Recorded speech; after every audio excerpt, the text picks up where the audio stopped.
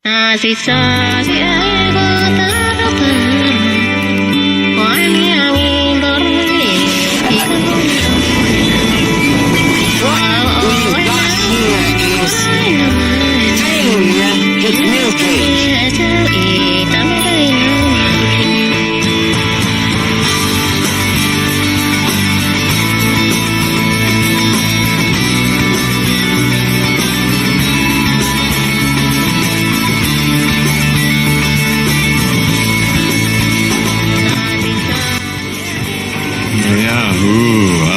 That's how it always starts. But then later there's running and screaming.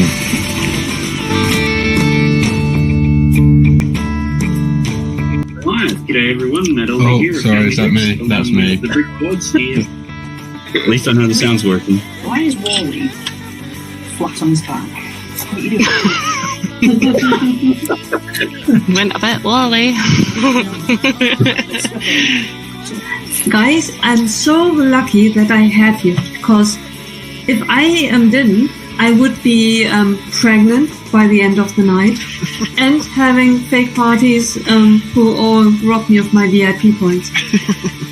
Yeah, I suppose skeletons really not going to cost you an arm and a leg, are they? To the Leicester Square store, and they had 3 people stood around feeding bags for the whole time I was there. What are you doing? I was terrible at feeding those bags. I just can't. I was. I had security in Sainsbury's. Was it Sainsbury's? Morrison, all looking at me. And Tom said to me, I think we're being watched. I said, I'm not bothered. I'm not doing anything wrong. I'm feeling bags. But I haven't got a Woody. That sounds dodgy. I haven't got a Woody minifigure. There's 2 now! It doesn't matter! Good evening, everyone. Good morning, good afternoon, depending upon where you are. And to our American friends out there, happy Thanksgiving. Hope that you're having a good one wherever you are and in the world and whatever you're doing. Welcome along to this Family Bricks live stream number 40. 40 or something like that. Great to have everyone in, and hope everyone is going well. And do the usual social media stuff, share, like, subscribe. And shout out to the replay gang this week. I think it's Brian's Bricks and also Trevor's videos. So if you happen to be watching this back, leave a comment around it and I will give you a shout out on the next stream like I've done just then. And usual sorts of goodness.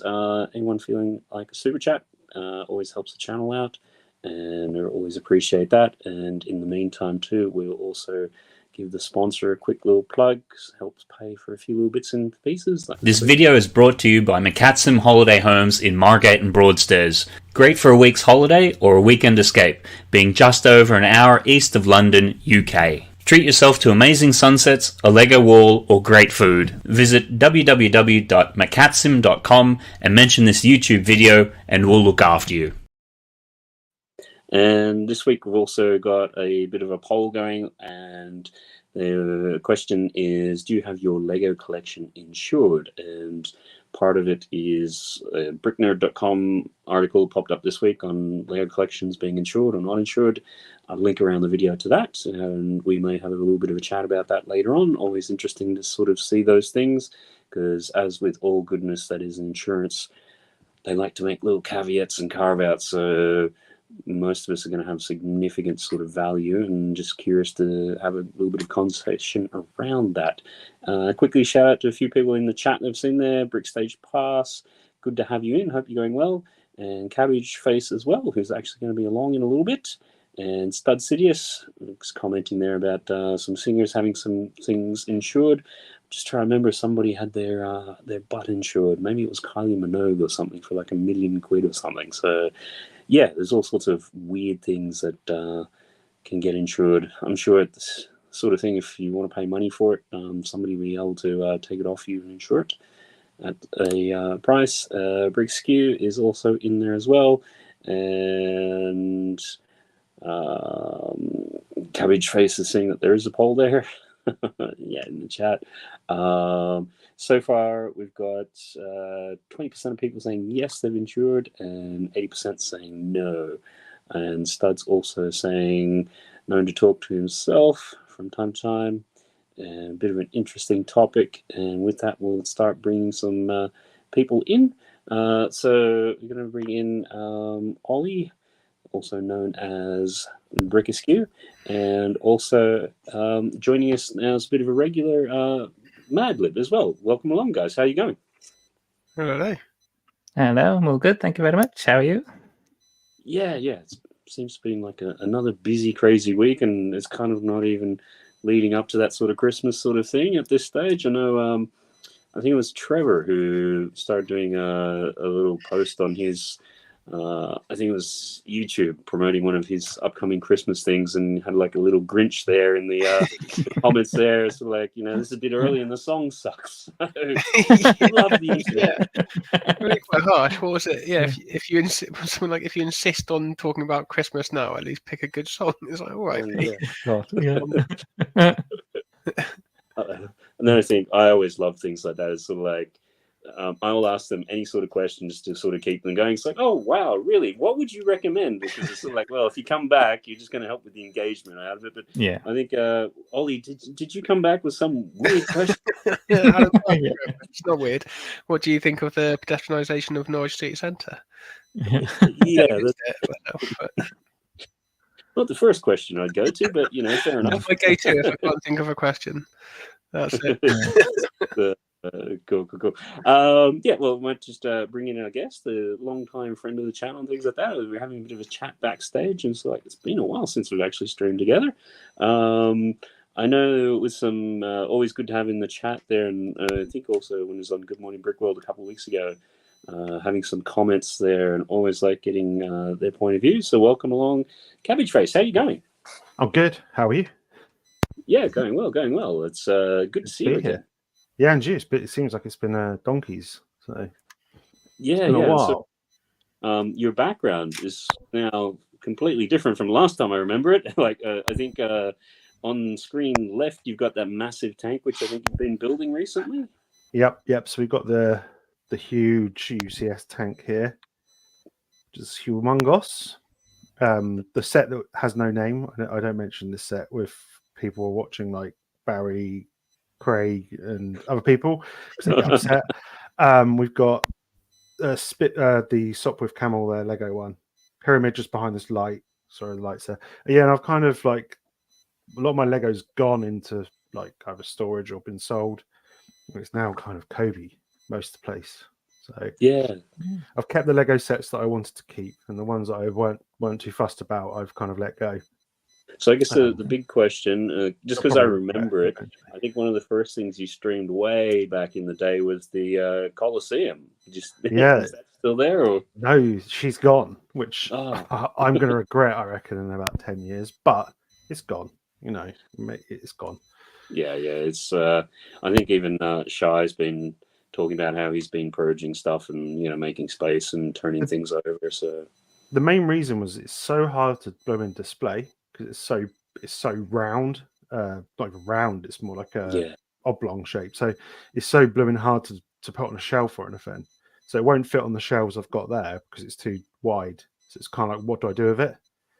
And I suppose I could have broke it down and put it in the box, put it in the loft. But then I thought, I'm probably never ever going to rebuild it. So as long as I sell it for the same amount of money I got it for, I'm happy. Mm-hmm.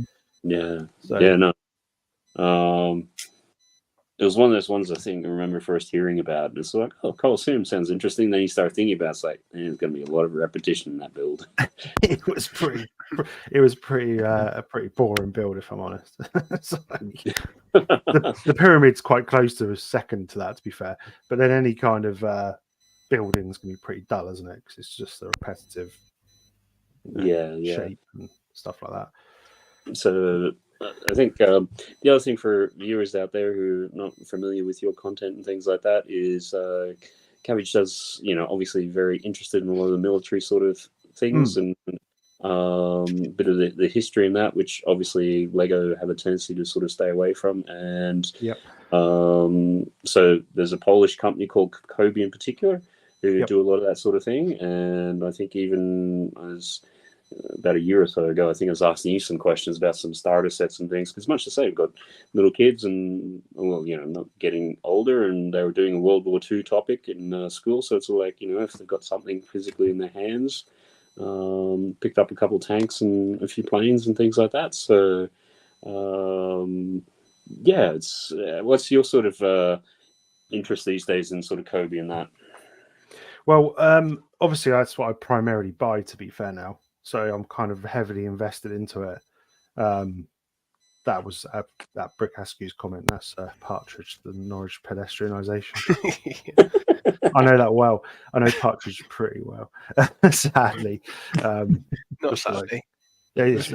Whenever I go to London, I just think of that thing, Disappointment Central and all that stuff. Scattered Dreams Parkway and that. Yeah. Anyway, I'm off on a tangent there, but yeah, it's pretty much all I get now as Kobe. To be fair, I've always been interested, like in World War II military history stuff, and when I got back into Lego, I kind of Googled it and was like, oh, I really would like a tank in Lego, and there was like two choices: Brickmania, which was just too expensive, or Kobe. And I thought I'd try a Kobe set, and it was like about £35, I think, for a little tank, and I just really enjoyed it. I mean, the minifigs are not everyone's cup of tea, to put it politely, but you can swap them out if you're not fussed, if you want to mix stuff around. But ever since I've been kind of going down this rabbit hole, the stuff's just getting better and better, and the quality's just getting better and better with it, which is great to see, to be fair. It's not quite, if you build a lot of Lego, it's not the same. You can feel the difference, but it's the closest out of all the other brands. So I've built loads of crap, as people say. I've built Mega Constructs, all sorts of stuff, and Kobe and Mega Constructs probably the two that are closest to Lego. They still struggle on certain things, but they're catching up, as it were. Yeah, I've played with I think Funhole's been one, a couple others sort of, competitors and things. And there's always, it's interesting when you see other brands, because then they just do things like different from what you're used to, and you can kind of see a different way of thinking. And then some of the pieces that they come out with are quite, interesting. You go, actually, that makes sense. And I think, as in any industry, having a level of competition, particularly when we see some of the things that come out of it, it's like, I think Kobe, that's all printed pieces, is it? Yeah, so at the moment it's all printed. Yeah, they used to do stickers, but they've gone over to printed. Admittedly, there's less prints they have to do with a lot of the sets, because there's not an awful lot of prints on a tank or a plane or whatever, but it's still all printed, which is nice. And it's pad printed, so it's not like a cheap, I think it's similar to what Lego probably do, pad printed. But I get why Lego can't do it, because they produce a lot more than what Kobe do. So I kind of get why it's harder for Lego to do it. They can't set up all these machines to pad print, because they'd have to have a factory the size of probably Russia or something, to do that. I know it's a massive gripe of Lego collectors that they get stickers, but would you rather have the output of sets or stickers? That's what you got to look at, I guess. Yeah, and I suppose Ollie can probably appreciate it too. It's, if you do have the printing, then if you're breaking down and doing mocks, then sometimes those pieces actually become, you just can't use them. Yeah, 100%. Yeah, you kind of sit on either side. I mean, Ollie or Martin, have you guys played much with any other sort of brands or anything like that other than? Not yet. I've got one build down to my right. I've got an up house by. It's a proper rip off the Chinese thing for DK. Yeah, I have no idea what it's like. My brother. Sorry. One second. One. Right, so it's either going to be ridiculously difficult to put together, like too hard clutch power, or there'll be none at all. There won't be any happy medium in there. I've got a feeling I did start having a look at it, and I don't think like the bags are numbered right and stuff like that. I've got a feeling it's like I'm just gonna have to tip everything out and then go from there. Yeah. So that's the same with Kobe at the moment still. So they've got numbered bags, but like bag one will just be a lot of stuff because they haven't got the process down like Lego. They've got huge infrastructures to be able to go like bag 1, 2, 3, 4, 5, 6, 7. So when you do kind of bag one, it will be like the main part of the tank, and then like 2 will be the turret, and that's how they do it. So you tend to have Right. you get really good at like, Yeah. having a table full of bricks and being able to find stuff. Okay, I'll prepare myself. Thankfully, it's only a small build. So. Yeah. Yeah. The Chinese sets are weird. Like I've done comparisons with like between Kobe and there's another Chinese company that do tanks and stuff, and I've had like such a hit and miss experience. Sometimes they've been brilliant, and then sometimes it's like, what on earth is going on with these bricks? They won't even go together. You know, Yeah, like, really. Okay. Yeah, because my brother basically convinced me to get it because he buys it from China because he has a kid and can't afford Lego. But he wants the sets, so he gets them. Basically, gets the knockoffs, and he says they're fine. But then I guess you've got to compromise. I suppose it's what you're used to. You know. Sorry. Yeah. Well, I actually got the Wall-E knockoff one from, I think it was Temu or Wish or one of them, and I think the instructions are pretty much just following the same instructions as what Lego have, but again they're slightly different. They have the grayed out bit, which is the part you've already done, and then the coloured bricks that are showing you the next level. And yeah, you can definitely tell the difference in the plastic, and as you say, sometimes the clutch power isn't the same. But the finished item was actually very, very similar. I think I don't have the original, which is why I bought the knockoff one, because the original, I think it was around £40 or £50, and then to buy it on resellers, it was hundreds of pounds, and I was like, I'm not paying that much. So that's why I bought the knockoff one. And then, I think the only difference is there's a slight color difference in the yellow from the Lego one and this one. But, I've noticed a difference. To look at it on the shelf, I mean, you wouldn't really know the difference anyway. So I'm fairly sure that most of the bricks come from the old Lepin factory. Most of these companies use that factory. I'm not 100% sure how accurate that is, but I think even Funhole and those other companies all use it's either Go Bricks or something like that they're called, which used to be Lepin. I might be wrong on that.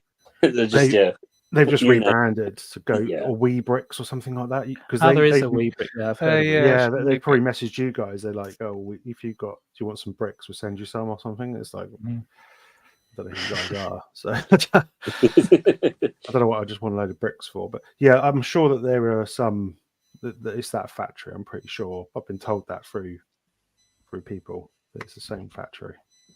Okay. Which is interesting, you know, because there's going to be so many factories in the world, can't there? Yeah, and I think some of the Chinese ones they repurpose, or not repurpose, but they'll be the same. If you're particularly on the studs, if you're not stamping a name on it, then you can service multiple companies. So well, that's the bit that's not got the trademark anymore, is it? Or the copyright. The minifig has, but the bricks doesn't. So that's it. Yeah. That's why you're seeing a lot of these companies move away from the standard minifig. Like Funhole brought out their own minifigs, which look like Playmobil kind of thing. And then obviously American Constructs have the really cool Action Men kind of figures. I really like their figures, actually. They're really cool. And then Kobe have their kind of weird possessed people. So it's kind of like they all kind of stay away from like the normal Lego. They just know that's what they can get them for. Does that copyright run out soon for minifigs? Well, I hope so. It'd be bad for Lego if it does, doesn't it? I don't know. I thought there's something about that, which it's going to at some point in the future, but it's like soon that there'll be a way to do. What they'll do is they'll change something very small, so that's how companies get around it. Yeah. So I think they'll still have it. It's sort of like the patent on it might sort of cease, but I think they've also got like a trademark on it as well. That's what's going to hold it. Yeah. Something slightly different. So you might be able to do it, but you just won't be able to call it minifig or something like that. But I can tell, because there's an example of this. This is really sad, right? So Neff do an oven that the door disappears into the oven. I don't know if you've seen this. Like on Bake Off, right? On Bake Off, Bake Off. So that's a trademarked and patented thing by Neff, so no one else can have that. Now, when their patent ran out, they slightly changed it. So, like, they changed like a screw, and then they got the patent extended, so no one can copy it again. Yeah, okay. So that's all they do. Similar to the Ford heated windscreen, you know, they just change something very small in it, and then it kind of extends the pattern. Yeah, it's one of those. Why do I know that? It uses information. Is it ever going to Just come up though. You've been able to extend the conversation and educate us. Yeah. So why is that in my brain? Used to work for a tech company, and they're very big on doing those things with patents and things like that. And a lot of it is just games, like in terms of they're playing the patent game. So you'll take out a patent on it, because then if somebody infringes it, you can threaten them to sue them. And then it's only if the other side has got the legal resources to go, actually, wait a minute, your patent's nonsense. Like, what are we talking about? You just changed the screw. So, yeah, it's all a charade, really, Yeah, it's all sort of that way. And a shout out to Solar Brick Builder. Hopefully you're going well. Yeah, no, messaged me a little bit earlier. I think he's going to Ollie. This might be something that you're interested in. He's looking at, and I hope this isn't letting the cat out of the bag. Doing "Are You Mocking Me?" and getting back into that. So it's yeah, basically it's a time challenge on the live stream. Last one was you had to buy the same set, so like a microfighter or whatever, and then you get like 10 minutes to mock something from it, or 20 minutes, and then you get judged at the end of it. Nice. Yeah, I think, did you guys do the same format on? We did Wheel of Mock Tune, which is slightly different. Right, okay. Where you spun a wheel and it gave you a category. You just had a pile of bricks for that. Whereas Darren, you're solo, sorry, you go and buy the same set, so you all have the same set. Right. You got the same price starting point. So it's something which I think, again, it's one of those things. Solos, I think, had life in between, but it's been a couple of years, and he used to do it, and it's quite fun. So I think we've still got I think Sol and I were chatting years ago about doing the same sort of Technic set or something, and then doing like a rebrickable off it and seeing who could do it the fastest or something like that. So, and yeah, he's saying, yeah, a bit of fun for me at least. So, yeah, cool. But I think, unfortunately, the date that he's proposed, I'm actually probably going to be in Paris or something like that. So, yeah, same. I can't make it. So it's kind of like, but yeah, definitely want to do that. And what's Brick Stage Pass? Like building a castle out of an Aston Martin Speed Champion. Sorry, Baz, I'm sure there's an in-joke with that one there. But yeah, no, just behind you there, when you're doing the intro, Cabbage, you were saying, obviously, I think it's Castle Grayskull. Because I think this time last year it went on for like a crazy deal, and I picked it up and still got to get around to building it. So. It dropped down to like, I want to say 90 quid, like 90 to 100 quid. 90 quid or something like that. Yeah, so it was down from like 230 to like 100 quid. I've mentioned the name, and yeah, it was it was too good to not really go for it. To be fair. It's and I'm waiting for Snake Mountain to do the same or go similar. Like because that's also quite expensive as well. That's a couple hundred quid or something like that. So yeah, definitely if that one drops down, make sure you let me know about that, because certainly when I got that delivered, I sort of opened it and it took me back to like the packaging is kind of similar to the 80s, and it's like, wow, this is really nostalgia hit sort of thing. So. Yeah, and I really love their minifigs because they're like posable action. Like they're like shrunk down kind of mini action figures, so you can like move all their arms around and their heads and stuff. They're really cool and they're really different. They've got a really collectible market as well, believe it or not, just the minifigs in America. Yeah, because I think it was. I'll grab one. 2 seconds. Yeah. Steve. Aussie Steve, I'm just trying to remember, is Steve Batcave or something like that? Yeah. He a couple of weeks ago on his Instagram, he posted like just a picture, and in the background he had like a sizable collection of all the things displayed. It looked pretty awesome. Yeah, so they're like completely posable, and they've got knee joints, arm joints, their heads move around and stuff. So that's old. They're like skeletal. Actual toys. So they're like the proper Mattel toys, which is really cool. It's really cool and different for a minifig. So that's quite nice to have that difference, Yeah, it's the thing with the minifig is because we're so used to it. Like, unfortunately, I can remember prior to minifigs, you get so accustomed to it that when you see anything that isn't like it, it's like, well, this is all weird. And it's like, well, the minifig itself is actually really weird to begin with because it's only like 2.5 heads high. Whereas normally if you have a person, coming from the art and illustration sort of side, you're usually 6 or 6.5.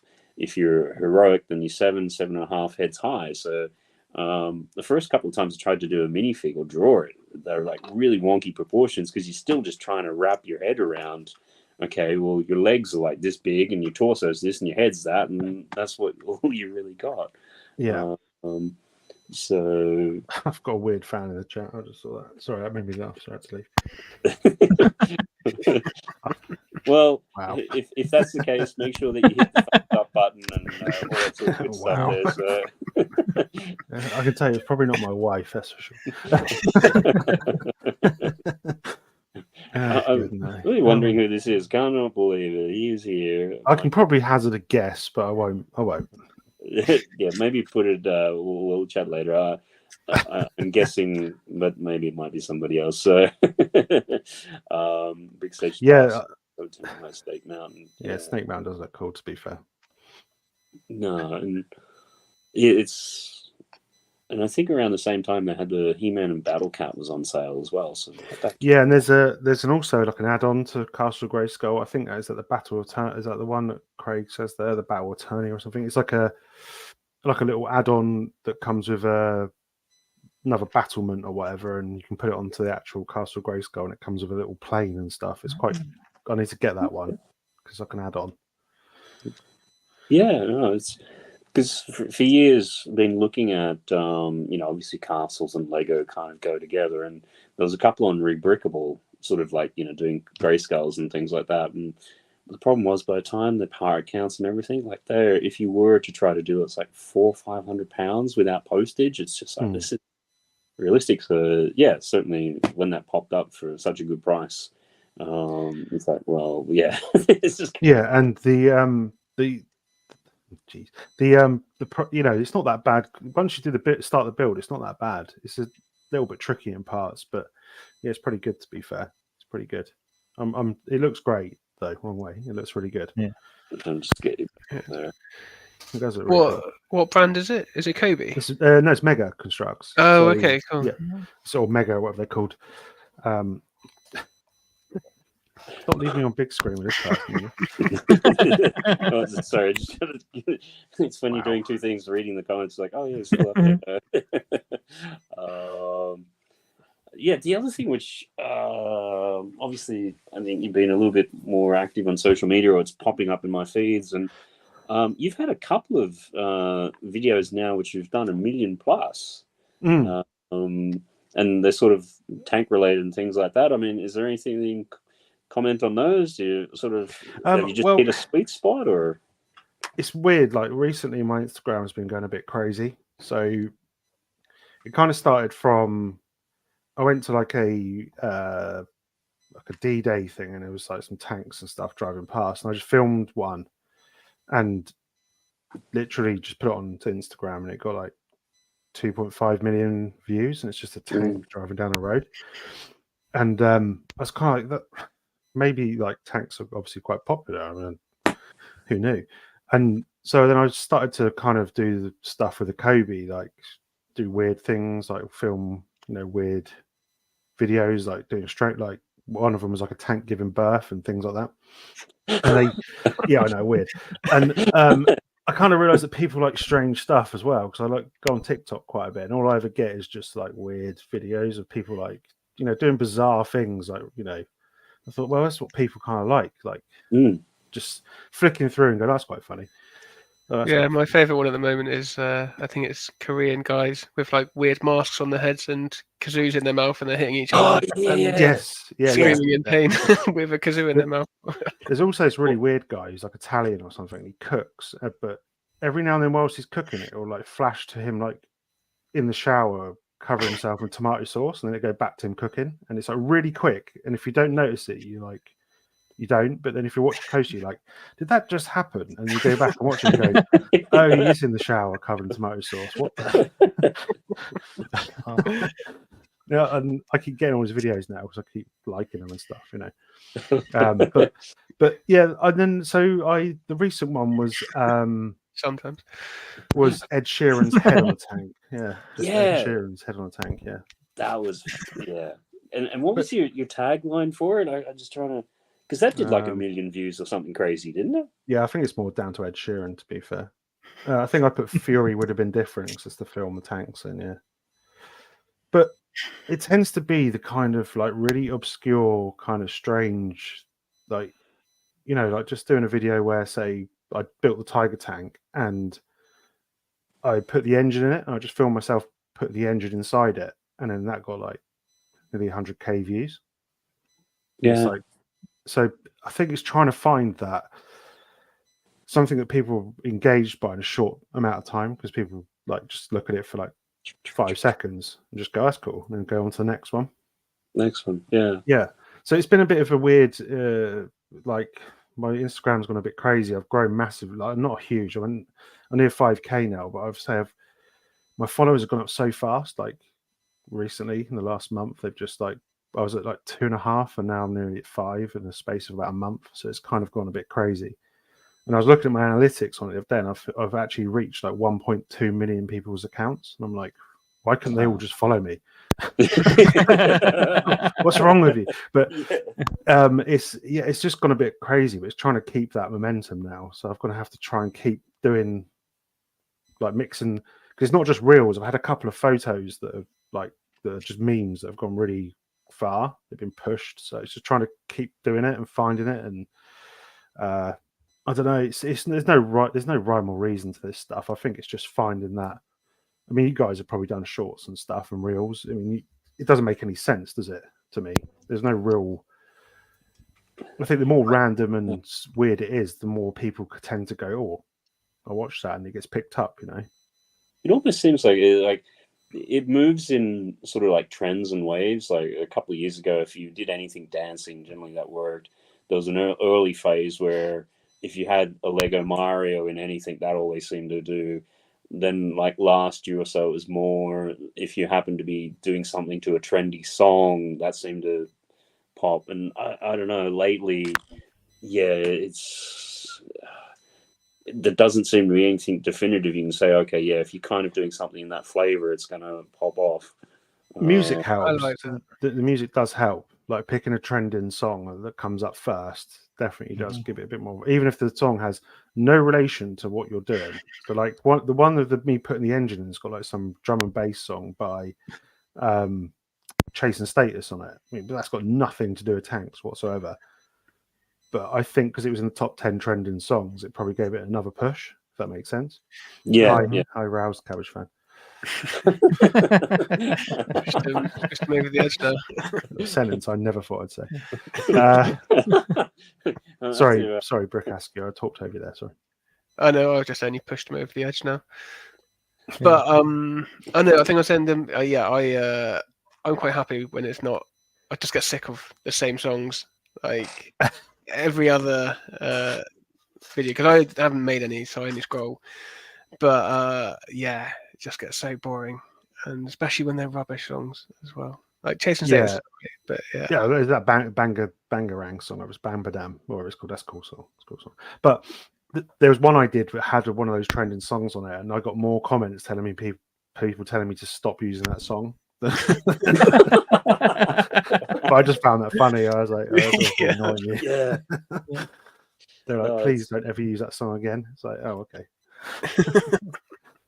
It counts as engagement. What would you suggest? I know. It's all. I don't think there's, like we all say, it's just luck, isn't it? You know, I suppose that's all. Like all social media, really. You got to have a little bit of luck and just keep and consistency. Like consistency and luck. I think there's a thing to be said for consistency, because certainly, I mean, there's a number of people who started doing, in the Lego space when we sort of started many years ago, and a few of them have, Emmasaurus in particular, and a couple of the others have gone crazy. But you look at it, and they were doing like reels and things like one a day, every day, consistently for months before it sort of hits. So, and it's taking those opportunities that present themselves, you know. So if you get any kind of opportunity to do something for someone, you got to weigh it up whether it's good or bad. But generally, it's worth the go, isn't it? You know.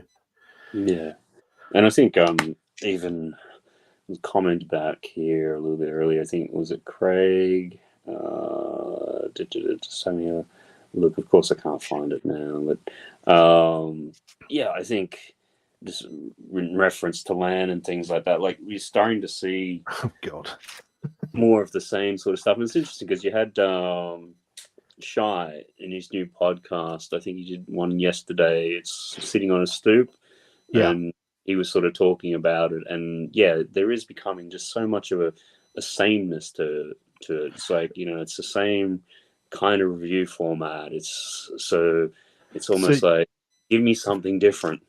If we're talking, sorry, I'm seem to be the only one kind of talking over everyone, but the thing with LAN that LAN's getting to a bit of a point where I think it's stupid now. Like, no offense to anyone that's in it, but a lot of the people that are in it have the same followers, so they're not really attracting anyone new to the brand. So what is the point? Like, and they are very similar. Yeah, they are. So what like Danny Bob's very different, but then will she be able to carry on doing that stuff when she's got a time limit of when she needs to build a set by and do this? Is she going to be able to do the crazy videos she does with that time constraint? And will she get to pick and choose? It doesn't seem to pop up on my feed anymore. No, but you know, she was doing stuff like throwing, you know, sets off the downstairs and things like that, you know, right. Which kind of get a lot of engagement. Will she be able to pick and choose to do Star Wars sets only, or will she kind of been given like a random set that's not her cup of tea, and then she's got to do something crazy for it, and that might stifle your creativity, you know?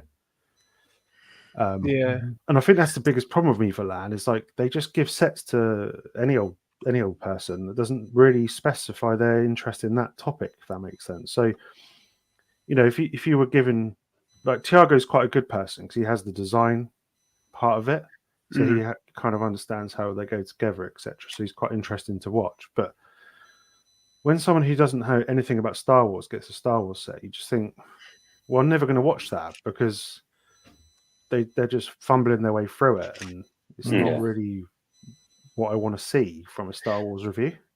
Yeah. I think you had your short about when Rivendell came out, didn't you? Was it Rivendell? Rivendell? Yeah. Hit the nail on the head, really, didn't it? I know it's taking the mick out of it all, and people have worked hard to get there, which I fully appreciate. Everyone's worked hard. It's not like I got in because I don't know anyone. They've worked hard for their social medias to be that stage, etc. But they all tend to have the same followers, so I don't get the.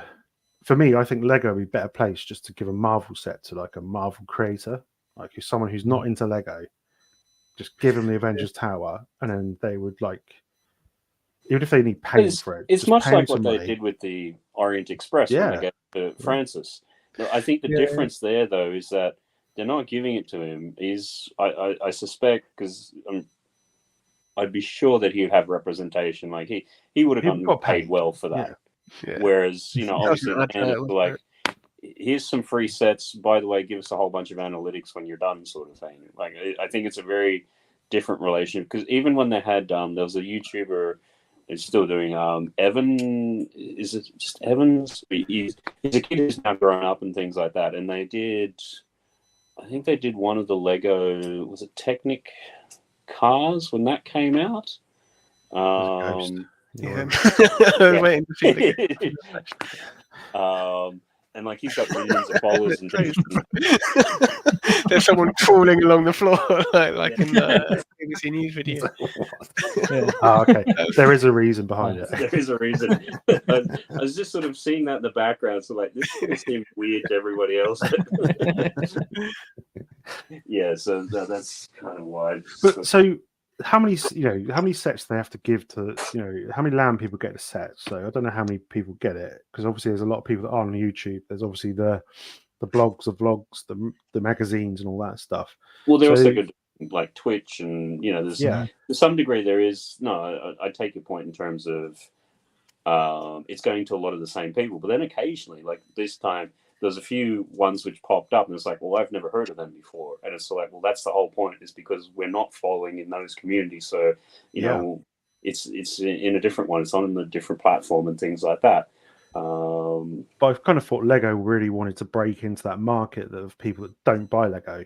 So at the moment, they're just advertising to people that buy it all the time. You know, like they watch Tiago's review, they're going to buy it probably anyway, eventually, or they're going to buy another set. Lined up already before they even watch the review, right? Yeah, 100%. Or, you know, whereas the guy who did the train thing, he's going to be watched by train spotting people, people that like to scale model, and they might go, oh, Lego do trains, oh, I'll buy that. Yeah. And then they go, they do tracks, oh, I'll buy those.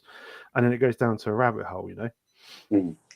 Yeah, I think that's a much better exposure for them. I'm not saying get rid of land completely, but kind of need to work out what purpose it has. It'd be interesting to see how, because there's a couple of, is it Preston Builds and 2 gay AFOLs have just got on to LAN, haven't they? Yeah. And Yeah. to be honest, I don't really know what 2 gay AFOLs content's like until fairly recently, but Preston Builds, I don't think, he does lots of kind of like shorts and stuff. Yeah, really. And like almost like memes, right? And he does like the voiceover kind of thing. And it'd be interesting to see how, if at all, LAN will affect what he does, right? Because it doesn't seem to focus on particular sets a lot of the time. No. Your issue is you get, say, for example, like I would say if I got into like Kobe had one and I got given this Tiger tank like a week before it's released or 2 weeks, and they're like, you've got to get it built, get a review, get that done for this date, and that's all your other content stops because you've got to do that. So I think is that great for your channel or not? The Avengers Tower, I think, from what I can see, had that issue where they're like, right, we're actually bringing the embargo date forward a week now. And because somebody got it early, a massive lead time. So it's kind of like, it's how does that factor in? Because something like that, it's gonna have time just to build it, to shoot it, do whatever you want with it. And if you're giving it to, I don't know, you're using it as an example, as a Danny Bob who's doing something crazy or creative with it, it's kind of like, well, it's gonna either mess up your schedule, or it's the sort of thing where I'm not going to have the time to do the crazy thing. So the safe thing will be the review that everybody else does. and let's kind of be honest about it. A lot of the people get the views because they get the set first before other people do. So if you look at the Avengers Tower, for example, Ryan somehow got the set. However, he got that set, and we can probably hazard a guess. It's kind of either come from a shop in the Far East or someone in LAN has probably sold it to him. Now that's what I'd hazard to get 2 guesses as. He got a review out before everyone else. He got loads of views, and as soon as their reviews come out, nobody's probably watching them as much as what they would have done in the first place. They still get tons of views. I'm not being naive to it. You know, the bigger channels than mine and stuff, but that's what they're banking on, is the clout of being first. And that's why it's just a generic review, isn't it? And then I haven't watched any of the others because you know what they're all going to say exactly the same thing. 100%. It's going to be, oh, look at this Easter egg. Look at this Easter egg, and you're like, oh, I've seen this already. Yeah. Whereas someone needs to shake it up and do it a little bit differently, like, I don't know, do it upside down or something. I don't know how to do it differently. But there's cynical. How do you do it different? I don't know how you do a review differently. It's so hard. To you think of a format of a review, it's kind of generally like, here's the box, here's the speed build if you want to bother, and then here's the set. I'm going to talk about it, and hopefully I talk about it in a different way to someone else. Yeah. So it's kind of difficult. I don't know if for me, the guys that probably should get in are the ones that do these, like, I flooded my Lego city and all those, like, I like that things. Is it Science Bricks? And there's another guy. They may be in. I don't know. I'm not fully up on it. But if not, they ought to be. Especially that science. Yeah, science because guy. He does is amazing. He's probably like reaching kids that have probably never bought Lego before. And they've gone, oh, I can do this with my Lego. I can, like, see if it floats, and I can do it with that. You know. It's an interesting thing, LAN, because I think it's just getting to a point where it's just getting saturated with a lot of influencers that influence the same people. So it's kind of like, what's the point of that now? I think even the way that it's named is people are getting things mixed up because it's not actually LAN per se. That's it's RFLM, registered or recognized fan media. Yeah. But they access, from what I understand, the LAN network or in terms of the forum and things like that. And no, I think everyone sort of does it. So it says LAN, but it's sort of like, well, recognized media. Like it's saying in the first two words what this is. Like, there's no sort of sugarcoating it. And I think much to what you said before, so like for anyone who's put in the work and gotten in and have no issues with that, power to you, great. But it's a form of marketing, and that's what it is. And sometimes when you're looking through some of these ones, and I think a little bit was the Preston Builds and whatever, a little bit like Brixie and things, and to some extent Amasaurus, they have got these ridiculously massive cities, and they're building in and around it, sort of thing. So it is promoting that aspect, which I'm sure Lego want to see. That, like, if you're buying every module that comes out, and a Bugle and an Avengers Tower, and you're putting some cars in, some lights, and like. I get the Preston. It's like it's the kid, it's the dad and the kid building together. That's exactly what Lego want out of Lego, the family experience. Amasaurus is great. She probably hits a massive female audience that probably didn't have interest in Lego. Everyone has their place in it, but I think they need to give those people the sets that's more specific to what they do on their content. Like, I don't know if they get to pick or whatever, but sometimes why would you send a Star Wars set to Amasaurus? It's just absolutely pointless to me. Well, I think for that, palms them off to Ross now, doesn't she? Yeah, but just like say palms them off. I'm not a marketer or anything, but seriously, wouldn't you just send a city or Friends sets, that kind of stuff, or the ideas or creator sets, those kind of things, Harry Potter, that kind of thing, Yeah, it does seem like it gets like when they get to a certain level of popularity, they'll get sent sets regardless of whether they actually want them or not. I don't. Yeah, I don't know how it works. I don't know the ins and outs of it. Well, I think it's thankfully part of it. Again, it's all third-hand information. It's like you obviously there's two tiers. So depending upon how much you're in which tier, you kind of put in for, I guess, your themes or the sets that you might have in order of preference, and then sometimes they give you whatever anyhow.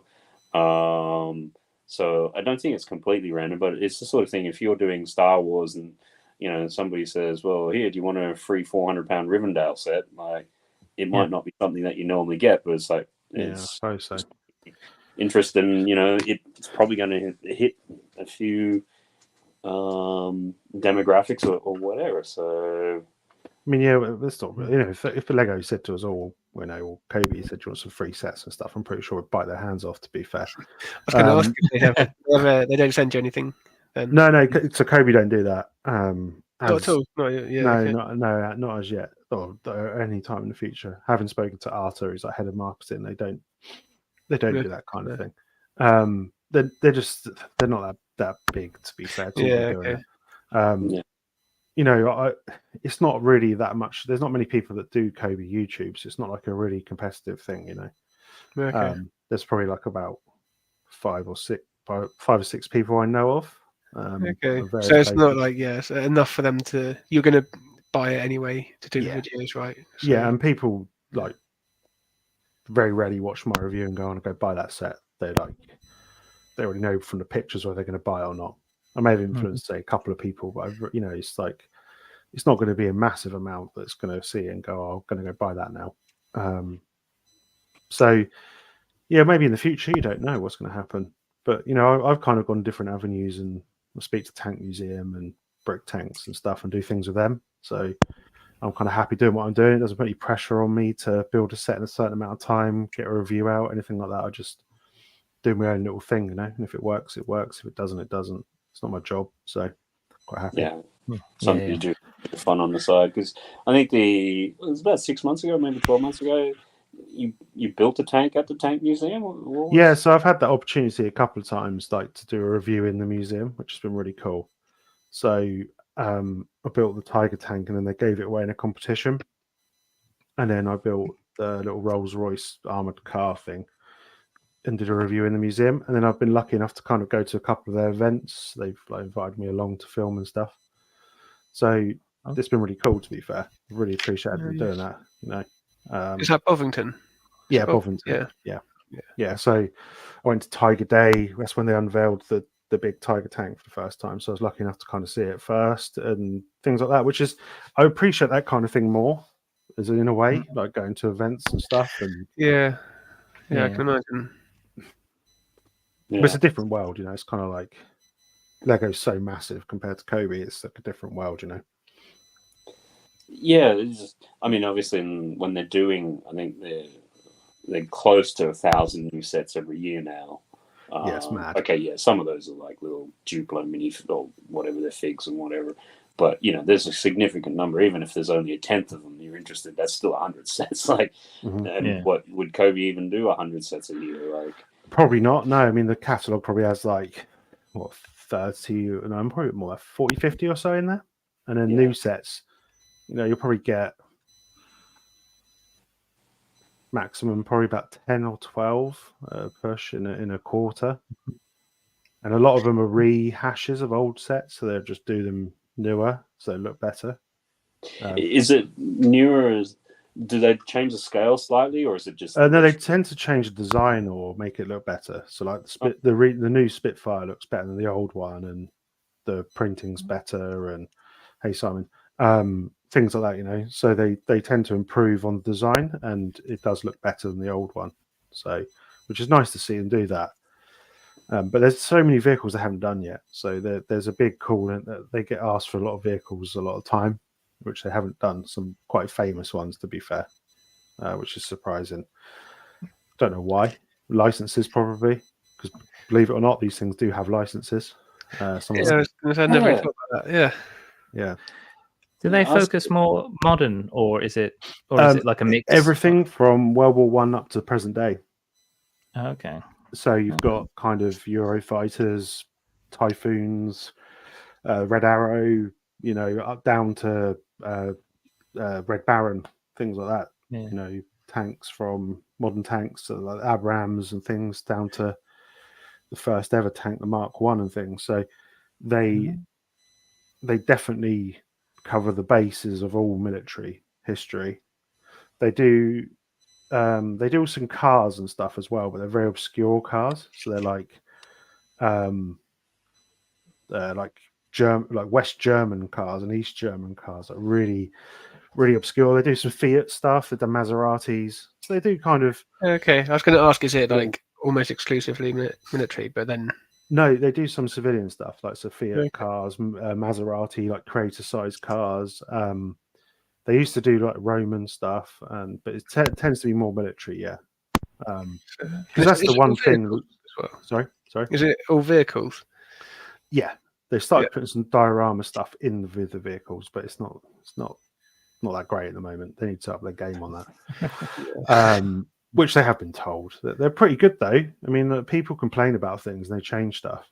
So like for the big tank example, a lot of people complain about the color and they changed it.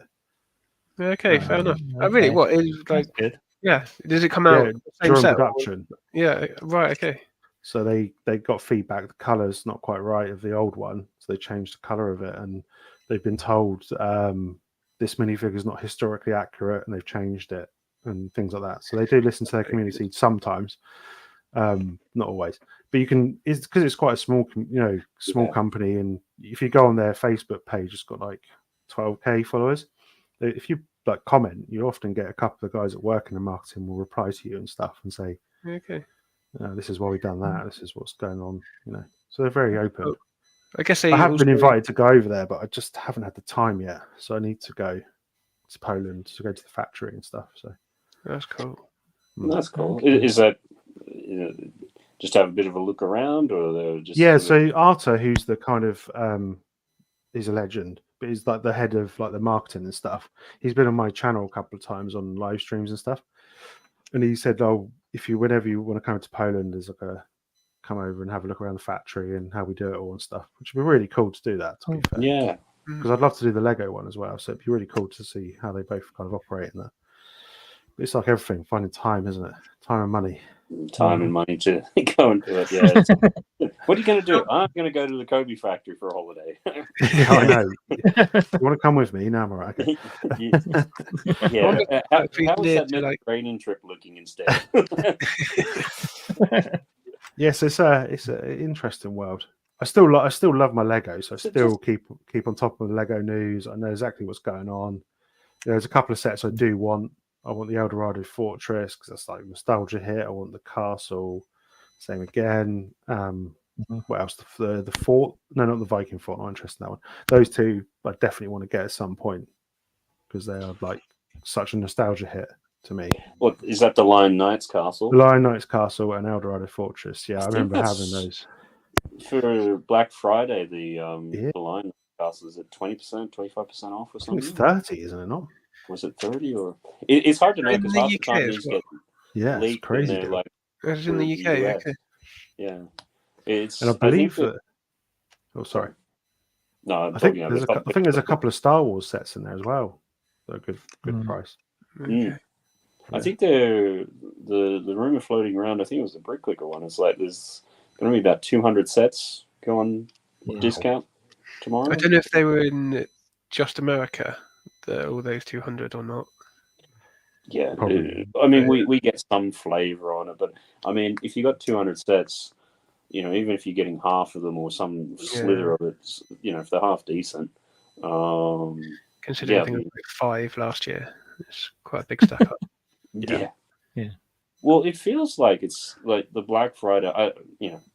We might get disappointed in about 4 hours anyhow, but it seems going back to like the Black Fridays of pre-COVID, when they would have significant discounts on retiring sets to get rid of them. So your Black Friday, you have what was it like 30% off Welcome to Apocalypseburg. We want that gone. Like 30% off your modular because we want that gone. Like so we'll see. Because the last couple of years it's been just rubbish, isn't it? It's like 30% off some set you just no one's ever going to buy. It's like, what is this? You need to at least like 70% off that, so someone might go, I'll buy that. It's a really obscure set, but it'd be interesting to see how it goes. The website will probably crash, I can guarantee you that, and then people will be annoyed. Because what did they do last week? It was the VIP thing went down on Friday. Absolutely. The insider thing. Yeah. And it was just like, come on, guys, because there's something I wanted to get off it. I got frustrated. I started tweeting at them at the end, and they started responding back on that. And it's like every single time there is a sale, it's like it goes down. And this has been going on like throughout the whole of COVID when everyone's stuck at home. And it's like, they still haven't fixed it. And get a better server. That's what it is, isn't it? It's not like they can't afford it. It's not a difficult problem to fix. I mean, it's like if you've got 1,000 sets being released every year and there's a couple of hangovers, what's your product catalog? Okay, forget about the bricks and pieces thing because that could get stupid. What, maybe a couple thousand sets? That's your whole website. Or do like other websites where you queue to get on. We're like they started to do that. No, I don't know if they handled it very well or not. Because that's like I've had that experience. Where something's coming out on a website and you get chucked in a queue and you're like waiting, and then you get on there and you're like, oh, cool, sorted. Yeah. Well, it's the sort of thing with the Lego one. I had a couple different browsers open or tabs, and one of them would put me in a queue, and then because I'd already queued up the other one in a shopping cart, I hit refreshed on that, and it let me go straight through. And it's like, okay, well, I'm not quite sure. So yeah, it's the sort of thing. I think if there's anything you're interested in, to have it like actually open on the page or put it into your cart, so you can just refresh that one. Have another page over here. But you look at it, Amazon literally has, I think, each like Amazon UK has got 1.5 billion products. When was the last time that crashed? Like, I don't know. It never does. It crashed on me when the PS5 came out, but that's for Amazon to crash, who are in charge of all the servers, or like however many servers. Yeah. I think if Amazon crashed, he'd probably like sack everyone that worked for him, wouldn't Yeah, either that or it'd be like, you know, the company within seconds loses about 10% of its value. Like, you know, billions are wiped off its share value. But that's the thing with it, though. That's what they have to be careful of, because people will stop using Lego.com if they keep having bad experiences. Yeah. And people will be And like, if I can't there's be been- arsed with this. Yeah, Oh, when you there's sniffs. like a big event, like Black Friday, and if you're only going to go to Lego on the big events, or like the 1st of December, 1st of the month, yeah, you're not going to use it anymore, are you? Well, the only reason I did that one, because I've always had that horrible experience that goes wrong, customer service calls, whatever. But it's because you could only do this online. And so like, if it had been in store, I would have gone to the store, because, you know, at least whatever. I take it they're not carrying those discounts in stores, and it's just online. Yeah, because it was one of the like Ninjago City Gardens or whatever, like it was 25% off or something. But you could only you had to first of all redeem a coupon code, which of course wasn't working, and then I wanted to do it on Insiders points because it's got like basically to do the whole thing on points, and that wasn't there, and it's just like Lego Insider, what a name! Double Insider weekend. Really? Didn't think that through, did you? Say it's the other half. It past any English people, at least. Yeah, it's Lego Insider weekend this weekend. She's like, no, it's not. Because what was it's a British brand? Is it like Dickens cider? Yeah. And they deliberately do that. Yeah. So you got someone said that Chewbacca, Real Madrid, and Black Panther. Yeah, I mean they're pretty obscure. Yeah, I mean that table to football. I don't get the point of that at all. But I mean the Black Panther bust is okay if you're into Marvel. Real Madrid. I mean the stadiums never sell well, but they won't because it's a very niche pool. You're asking to buy that. We were saying Chewbacca would make a good tree pack on a good enough discount. Yeah, but I mean that's already been discounted by 30% normally. So you know, and that sometimes becomes the thing. It's like, okay, you're going to discount it by, or Lego's going to discount it by this, and it's like, well, Amazon for the last 6 months has been doing better discounts on that on the right day. Like, you know, I mean sometimes you're better off just Amazon, Smiths, Zavi, Yavi, or it's called. All those places pop up with good deals, don't they, every now and then?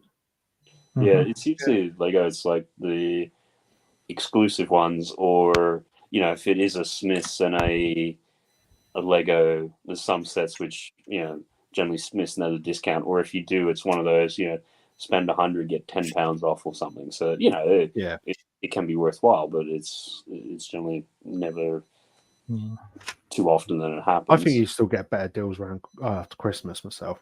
With Smiths, definitely. If you go in there, you get some really good deals inside. But it depends if you're that committed to the VIP points or insider points, so they're called now. You know, if you like collecting those, you're stuck with Lego, aren't you? Yeah. The challenge with them becomes when you go to redeem them. I mean, apart from the fact you couldn't, but you're generally going to do it on a Lego exclusive set, and you're going to be doing it at full retail anyhow. So it's sort of like, yes, it's better than nothing, but it's that's what you say. If you can get it elsewhere, and then half the time recently, like Amazon Germany, as long as you stay under the 180 euros, even with postage, can be much cheaper. And the last 3 or 4 days, I think Amazon France, some of the stuff that they've had is just kind of crazy. So the other thing, do you think you guys are going to take a plunge tomorrow and buy some stuff? Is that you're going to go for it? I know you said you're going to get on a midnight Mad Lib. Are you going to? Yeah, I'm going to. I've got a couple of things in my cart already, and I'm just going to see at midnight if I can get on the website. If it, if they drop in price in the cart as they are. So, and then what have you got out of interest? I've got the bookshop modular in there. Oh, nice. And I've got Diagon Alley as well. So I'm just going to see which one of those is probably better buy-in. Better value. On there. Yeah. And then, but then again, like say, like if it's Black Friday across the board, I'll get Amazon open and all the other tabs as well, and I'll go for the best price overall, to be honest. So yeah. I don't know if it's a bit of a fad sometimes, though. Black Friday. Yeah, whether things are actually that much cheaper or not. Yeah. I'm very skeptical on this. It's like I had a Yeah. TV come through the other day, and it was like 110 quid, down from like 600, and I was like, I've never heard of that brand before. I'm never sure they've been 600 quid. That's what I always thought Black Friday used to be. It used to be them shipping out all these like non-known, brands and stuff from these massive supermarkets and stuff, and carried over from America. But everything's on sale so much throughout the whole year now that it's hard to tell what is. That's what I find Black Friday with Amazon. There's a plugin, Keeper, which you can do, or it's similar to Camel, and you can actually see the price history of something for like pretty much ever since it's been released. So if you don't know, okay, was that a good discount or was it not? At least you can pull up some of these charts and go, okay, well, the cheapest it's ever been before is about £30, and it's now 20. Actually, this is a good deal. Then sometimes, it's like, okay, it was retail of like 100 and now it's down to 50. It's like, but normal retail was only ever about 70. So like, because Amazon can be bad with that sometimes. I got that plug-in, and you got to be careful. Sometimes they'll just bump the price up just before their sale, and they'll make it so like it's a big discount, and you're like, oh, that's good. But if you look at like Matt said, you look at it, it's not that great deal. And it definitely helped with Castle Grayskull, because I saw, wow, that's never been that low before. Yeah, there are some good deals. Like the mini Hogwarts castle was 100 quid. Yeah, it's 150 from Lego, which that's a massive discount for something that size. Yeah, even the Technic, I can never pronounce the name of it. It's one of the race car ones, which recently usually it's like 170, and George last week had it for like 99, and Amazon today had it for like 91. Like, it's just like, actually, did I pick up my George one yet? No, cancel Amazon. The place that annoys me the most is Bloomin' Argos, though. You'll go on there and it'll be a cracking deal, and the only place that has it is like Inverness. And you're like, and you're like, you can't get it. It's like, what's the point of like coming into my inbox showing me this like Lego set for like 10 quid, and there's no one that's got it? It's like, what is the point? It used to be good when John Lewis would price match it, because you just basically then go over to John, because it would be like, that one place in Aberdeen, it's got like this £100 set for 20, and you just go to John Lewis. It's like, they got this here, and pre-approved, and they go, we'll do that, and then you get it. It's just like, okay. But I think they got wise to that, and they stopped doing that. Yeah, that's why they stopped doing that thing now, haven't they? But Sainsbury's has been the one recently that have been doing some mad stuff. Yeah, I missed out on them. But then you go in, but it's all been cleared out, and you're like, you're not surprised. Like, one set was like down from 40 quid to about 10 or something. They were doing like 50% off, wasn't it? Like the Dreams Treehouse was 90 to 45, and Botanical Garden was 35 quid. The Friends Botanical Garden. They were just like, we're having a clear out. So blimey. Yeah. Unfortunately, all the Sainsbury's around us are just those ones which you have like 3 little sets, and it's like, well, why bother? Like, but by the time you get there, because it's been on all over the socials, they're all gone and they cleared out. Yeah. So it's not happening. So the other thing, Cabbage, because I think it popped back up on your socials, you've got the ET Lego Ideas. Is that still ticking along? It's still ticking along. I can't think where it is at the moment. It was about 6K, I think. About 6,000, yeah. Let's have a look. It's slowed right up. But we are like, Martin does a lot of shows, so he's getting quite a lot of Martin's Boom Bricks. He does like a lot of mock shows, he's taking mocks along and stuff. He does a lot of that, so he's been we're 5,700 and something, but we're all going to Bricktastic next year, so we're going to really push it there. I'm going this year as well, next year, which is, I'm really looking forward to it, because it's going to like meeting a lot of people I've never met, that I've only spoken to online. Because I know quite a few people are going to it. Loads of people are going. I'm gutted I can't make it, but there's so many people going. I'm actually kind of displaying with Martin. So we've built some stuff together, and we built it on studio, and then he's built it in real life. So we're kind of like going to have a table together, me, him, and Stu, and do some bits and pieces, which is quite exciting. And yeah, I'm looking forward to seeing everyone's stuff, like Craig and the Brick Bods and Jake's there, and there's loads of people going, isn't there? Absolutely tons of people. Bricketeer, Tech, IT Toys. Yeah, it's going to be like a Greg. Obviously, he's going to be there. It's going to be crazy to meeting all these people in real life. It's going to be like a bit overwhelming kind of thing, but it's going to be fun. And I'm going to be a bit of an imposter there, but it's going to be fun. No, it seems like everyone's really friendly and welcoming though, right? I think so. I hope so. It's the impression my experience so far, at least. Are you guys going for a day? I know you said you weren't. Sorry, Brickaski. Yeah, I'm going up on the Saturday for the day. Oh, cool. Yeah, so I'll be meeting everyone for the first time as well. So I did say on a. Hope you all don't run and hide. And then Kerry was like, "We'll be stuck behind tables. We can't go anywhere." And I was like, "Okay, good enough." So yeah. It's going to be finding out how tall people are. That's going to be the freaky thing. Yeah, because I went to Steam and met a lot of people, and Ollie being one for the first time in that. And yeah, it was sort of like everyone you would go, actually, you're quite tall. Maybe it's just because we get the cameras and it's always like angling down or something. So it gives you that impression of people being short. But it's, because I think everyone that I met for the first time was quite tall. You just look and it's like, wait a minute, I had the impression in my head you were about like 5'5". I know, it's weird. It's like floating heads. You assume they're a certain size. It's cool. But it's gonna be exciting. I'm looking forward to seeing all the mocks and stuff because some of them look pretty impressive. Yeah, Steam was great for it, and Booktastic's meant to be like a fair bit bigger, I think, isn't it? It's the biggest one in the UK, isn't it? I believe. Mm-hmm. Yeah. Craig will tell me if that's right or not, but I think it's the biggest in the UK, which is pretty sizable where it's held. I think everyone I know staying in that Premier Inn that's like next door to it as well. Yeah. It's like thousands of Lego fans are staying in that Premier Inn, which is going to be interesting for them. It's going to be funny. Remember, there's someone in one of the shops by Steam who was like, every year on this weekend there's all these bloody Lego people coming.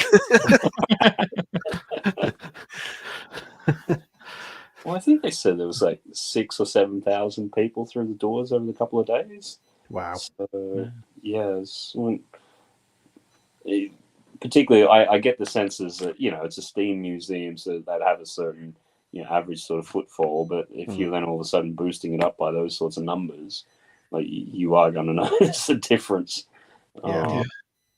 So was that for Booktastic? You say sorry, or for Steam? I don't know how much for full Booktastic gets. No. Yeah, I mean, interesting one. Unfortunately, can't because that's February next year, isn't it? Yeah, end of Feb, like 23rd, 24th, is it? I think. Mm-hmm. Yeah, because we've got a collaborative build in March, the Space Center. So it's like I think the weekends are very close to each other and just can't justify the cost of both of them. So I have to try for the year after. Yeah, it's going to be a good one. It's going to be interesting to see. I've never been to a show before, even as a punter. So it's going to be cool to see all the people that are so good at building. It's going to make you feel quite like, oh wow, because some of the mocks people come out with are just incredible, aren't they? Like proper incredible. Yeah. And then having done it, it's also to a matter of not only have you done something like fantastic, you've been able to transport it here, and I don't that's an art in itself. Yeah. I mean, when you see the size of some of them, you think how and why. We hear about people taking them on public transport, like Minark and Sam Smith, that's stressful. I don't know, because that's possibly what I would have to do in displaying. So now I have to think about designing my mocks so I can transport them in a suitcase or something like that. Yeah, and having recently used public transport quite a lot, it's utterly shite. So to put it nicely, and so I don't know how they're just overcrowded, late, horrific. Yeah. So fair play to anyone who does that on a train. Yeah. Mm-hmm. And you just don't want one of the weekends where it's like, oh yeah, strike. Yeah. And they wonder why everyone drives everywhere. You're paying all that money to not sit down. It's not good. Yeah, and do you still have the Munsters coach? Is that still an No, idea? so that dropped off. Dropped off. It didn't make it. So we just decided not to worry about that one again. I think we got to a point now. If they don't make it, we're not going to do any more ideas because. I don't know, again, I find that we found that the ideas platform is very difficult to, unless you're like a previous 10K or you've got the big enough social media traction or you get the right person to tweet about it. It's very difficult to get to that. Is that the thing? Threshold? Yes, it does seem to be like some people get to 10K in a day or whatever because they've got a following or get the right people. There's very similar names that kind of get there quite a bit, which is fair enough. They've built up that kind of traction. So and their stuff they produce is fairly decent, to be fair, or really good, you know. So, but the platform does need a bit of an overhaul. I think it's getting to a point where you only get like 1 or 2 picked out, or sometimes none out of a raft of 50 odd, which seems a bit like a waste of time, really. You've got such a low percentage chance of getting through. Like when you're getting 1 or 2 picked, and there's like 8 to 12 submissions getting through. Seem to make sense. But when, as you say, when you're now getting 50 or 40 pretty consistently, and you get 1 or 2 out of that, it's like, well. Before you blink, you've got a 2 or 3% chance. I know people have submitted them twice. Like Hocus Pocus got 10K, got rejected, then did it again, and it got accepted. Yeah. Which is obviously like an IP issue or something. But surely they can work out what IPs they can get and can't before they let you submit them. Yeah. You know what I mean?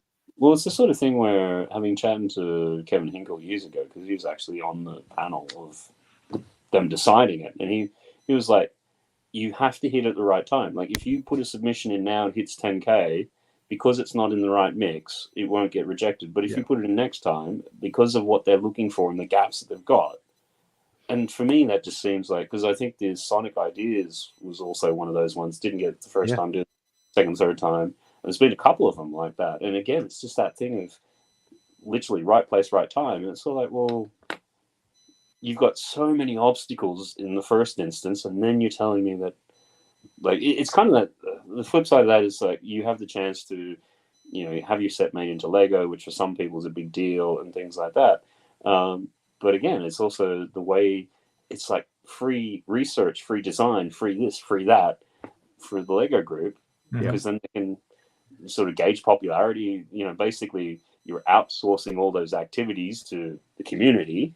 And it's a difficult thing. I mean, we had massive traction with that to start off with, and it got real fast up to the 5K, and then all of a sudden it's just really dropped off, and now it's just like ticking over, and we've got like 239 days left, I think it is. So it probably won't get to the 10K based on what it's getting each day. But Martin's built it in reality, so you'll see it at Bricktastic, and it's really cool. It's a really nice set. Even if it doesn't make it, he's got that set forever, which is cool. And eventually I'll get the parts and build it myself, and then we both have it, And same with the coach. The coach should be there, so you get to see the Munsters. If you remember the Munsters like car they drove around in, that kind of black hearse type thing. So we've built that as well. So you'll see that up there, which is really cool. Which is nice to do, kind of do it on studio, and then. Because he's got so much Lego, Martin, like so many parts and stuff, he can build them without having to walk out, which is great for him. But yeah, it's nice to see it in real life. When he built them in real life and shows you pictures, it's like, that's what cool seeing our creation come to life, But yeah, ideas I've kind of stepped away from massively because it's a lot of effort for sometimes not a lot of reward, which I guess is like a lot of things in life. You've got to try your hardest to get there.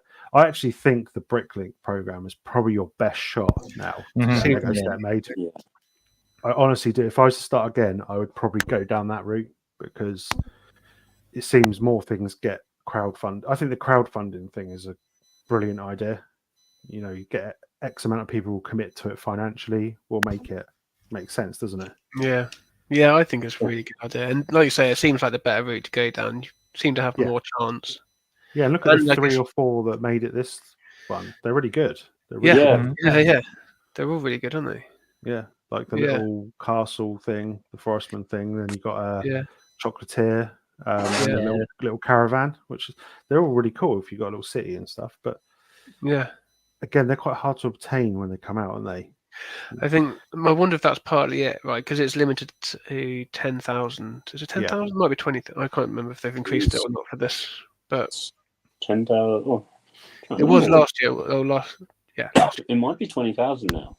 I think they might have increased it as part of this.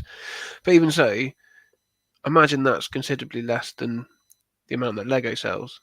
So it's easier to just do a small batch like that, I would have thought. Yeah, because you got to put your money where your mouth is, and you got to put your credit card details on there. And then yeah. That's get charged for them when they come out. Yeah, so someone commit to all 6 of them, and they like suddenly 10 grand down. That's the chocolate. That's the chocolate. The harbour. Yeah, that's like very much like the shack thing they did. Yeah, fishing store, right? Yeah. Which, I mean, if you can't get it these days, I'm trying to do everything backwards. And then, that's going to be popular, that one. Yeah, that one. Yeah, Is that by the same guy who did the Castle in the Forest? Possibly. Krakenator. No, I think it's different. It looks quite similar. I quite like that little one. I think it's quite cool. Yeah, I do as well. Yeah.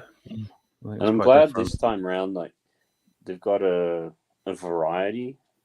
Whereas I think the last one, like, they're all big sets. So it's like Studgate, and then the Arctic Village, and then was it the Diner or something? There was a smaller one. There was a shack. There was a bowling alley, wasn't it? I think that was the previous one, but I think it was like 4 really big sets, and then the 5th one was a sort of beachside shack or something.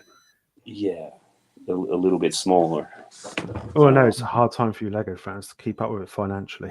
I've given up even trying now, and I'm buying even less than. That's what I've just. I go, that's a nice set, but then I'm like, no. I'd love some of the UCS Star Wars stuff, like the AT-AT, the Falcon and stuff. Mm-hmm. 1, I got nowhere to put it, and 2, it's just a lot of money. Yeah, that's it. Yeah. I mean, I have just got Rivendell, admittedly, but nice. Yeah, I can't wait to build it. But that's like Christmas presents from everyone I know, and then a chunk of my stuff that I've saved up over 2 months, and yeah. And did you manage to get that for a decent discount, or? I got it on double VIP with GWPs, and hopefully 13% cash back through Quidco, if that works. Nice. Okay. So that's like 100 odd quid off. Yeah, that's good. From it. Yeah. Which makes the GWPs aren't that bad at the moment. They're quite good. They're all right. I'm not too fussed myself, but I'm gonna. You could sell them for 15, 20 quid easy. Yeah. The Majestos.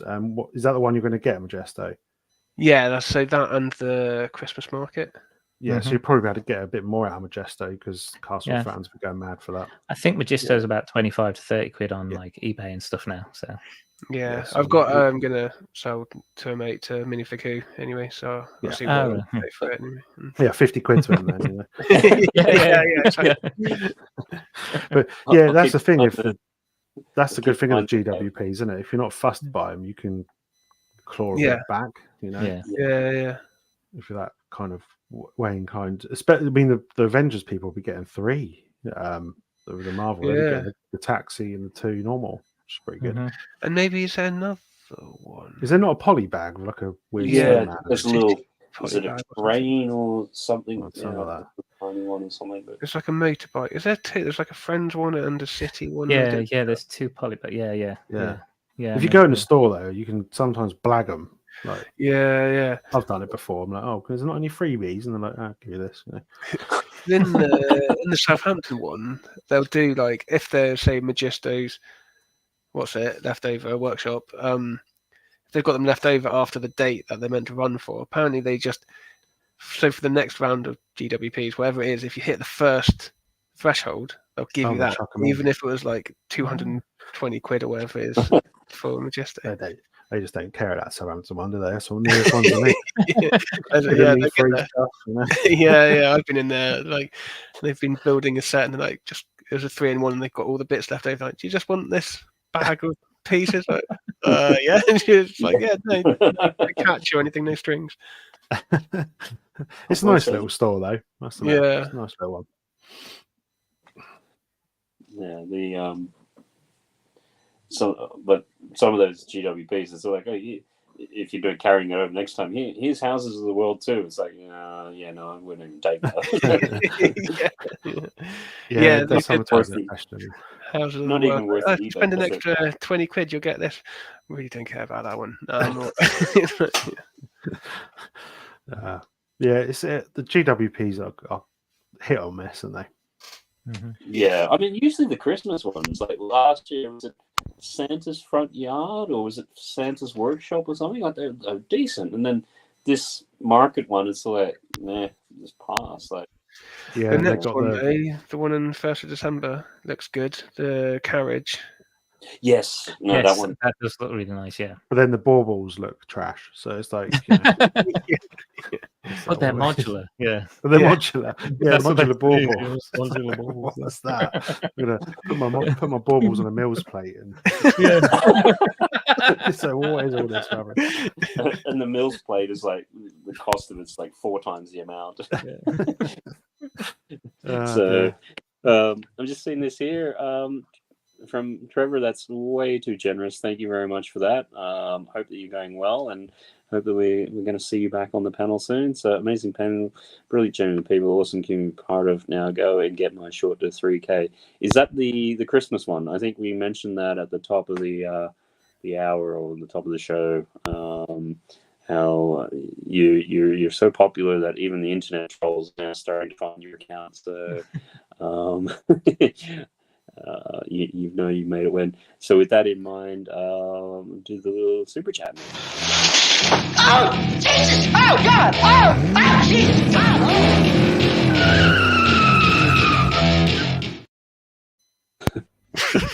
That was intense. It's like, what?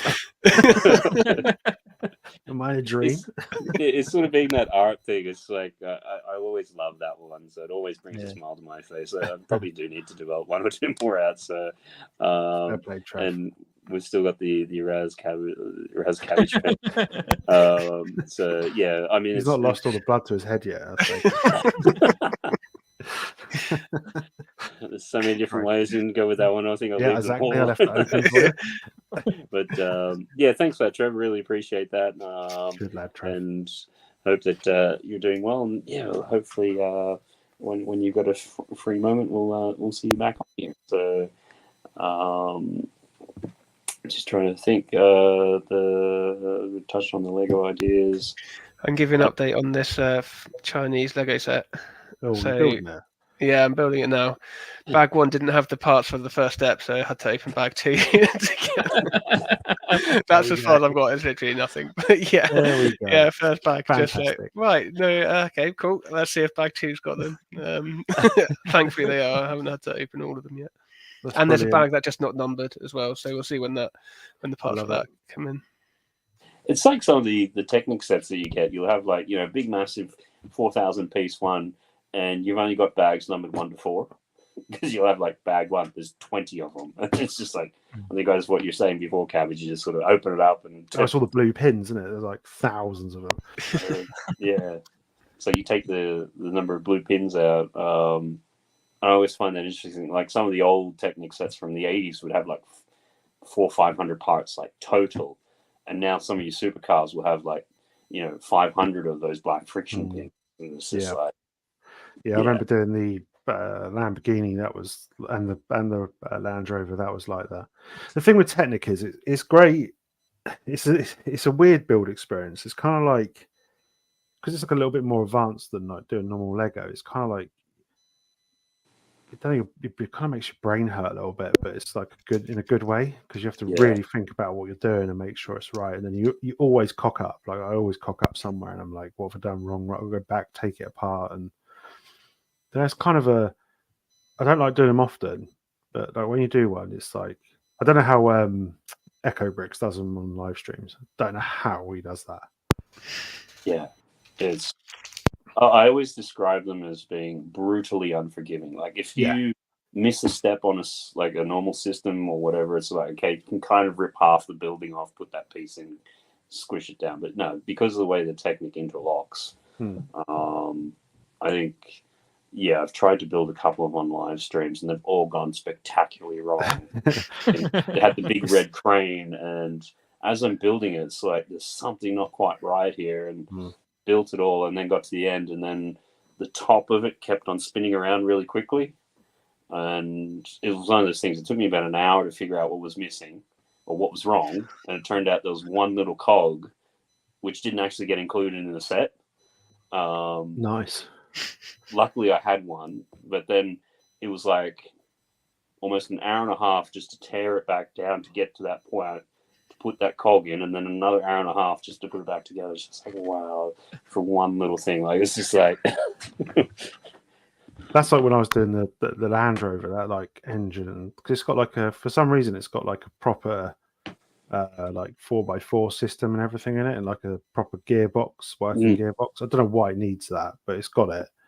And you do one thing wrong in that, it's just a world of pain later on when it's built. You're like, you don't know until it's built, and then you try and push it along, it doesn't move, and you're like, it doesn't move. You're like, oh, now I've got to take the whole thing apart. Great, thanks for that. Yeah, and then some of the bigger ones, like the Land Rover one, there's actually mistakes in the instructions. So when you get the bigger one, the first thing to do is type the set number in and type mistake, and to sort of see, because it's there. Okay. And then, because when I built the big orange Porsche, I got halfway through that and built the gearbox, and then I was just playing with it, and I put a motor on it, and it was going the speeds on it, because you can put a motor on it. It was like 1 first to third to second to fourth.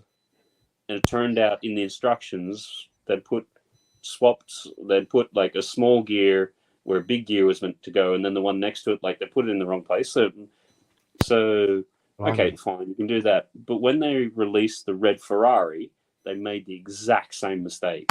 And it's just like how can you guys do that? Like, again? Yep. So, be careful. I'm gonna have to shoot now. Sorry, guys. Yeah, cool. No, it's great to have you on. Good to see you around and things. Is there any little thing you want to give a quick little plug to before you get going? I'm very unorganized, so my channel I do whatever comes into my head when I feel like it. So there's not really anything I've got planned at the moment. After building that tank and stuff on the live stream, I've kind of taken it easy, really. So I don't think I have anything probably until December on my channel. But I think it will be mock of the month soon for Kobe people. So Kobe fans do mock stuff. So that'll be coming on the channel soon. I was going to ask if that's a thing. Yeah, in the Kobe it's a massive. It's a big thing. People build different tanks and different vehicles and stuff. There's some pretty cool stuff out there that's been voted on at the moment. I'll get that out towards the end of the month. So then we'll try to do that monthly, just to kind of get the Kobe community involved and a bit more engaged in mocks and stuff. You know. Oh, brilliant! Yeah. Excellent. Well, great to catch up, and hopefully. Yeah, cheers, guys. It's a pleasure to meet you all, and hopefully we'll be able to come back on some point in the future. Brilliant, excellent. Well, thanks for that, and we'll see you soon. And cheers, details are all down below, so make sure you check out, and certainly on Instagram as well. We'll speak soon. Cheers, guys. Bye. See you later. Yeah. And just sort of sitting there. Nothing more in the tank, Cabbage. Take it steady. It's kind of funny. I'm sure Cabbage would appreciate that, because usually comes out with some really bad puns there as well. So cool. So I think it was down to then the three of us, and the poll. I'm just having a look here. We got, do you have your Lego collection insured? And we've got 13% now, yes, and 87% no. Again, there's a link down below to, I think it's Brick Nerd, which is sort of telling about it. And it's something which I've had in the back of my mind, and then that popped up, because most insurance home and contents, when you read them, if there is a thing in there, it will say, if you don't specify the collection, it may only be up to, 1,000 or 2,500. And then sometimes even when you specify it, then they go, okay, you're specifying it, we're adding this additional onto your premium. So I'm trying to remember what happened with, because I did take my Lego collection into consideration when getting insurance for this place, but I can't remember what came of it, because I did read through all the terms and conditions and stuff, because I was like, I'm sure this isn't like a normal thing. yeah, Like, it's like a sizable collection. Yeah, but I can't remember.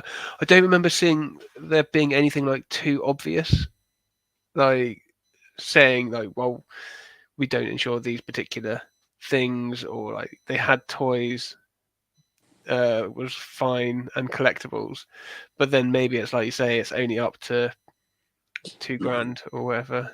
Yeah, there's usually some sort of limit. I mean, Madlib, do you any sort of thoughts, or you looked into it, or too early in the day?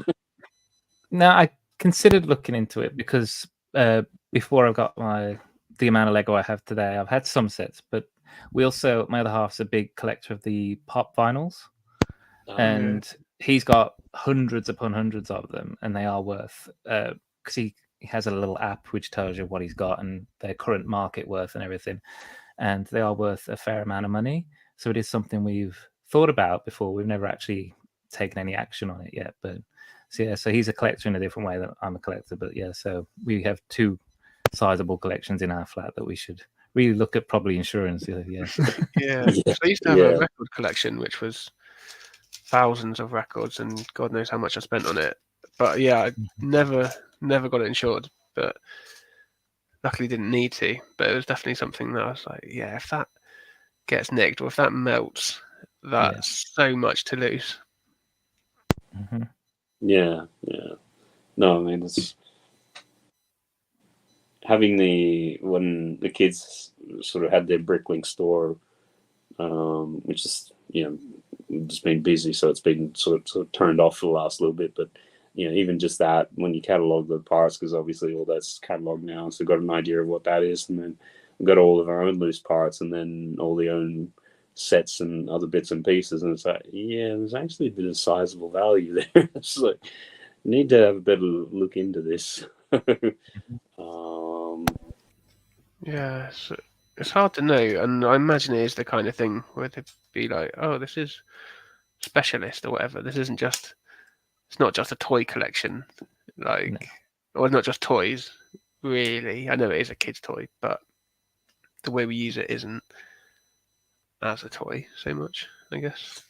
Yeah, and insurance companies are never like, oh, sorry, you miscategorized it. Here's a check. Yeah.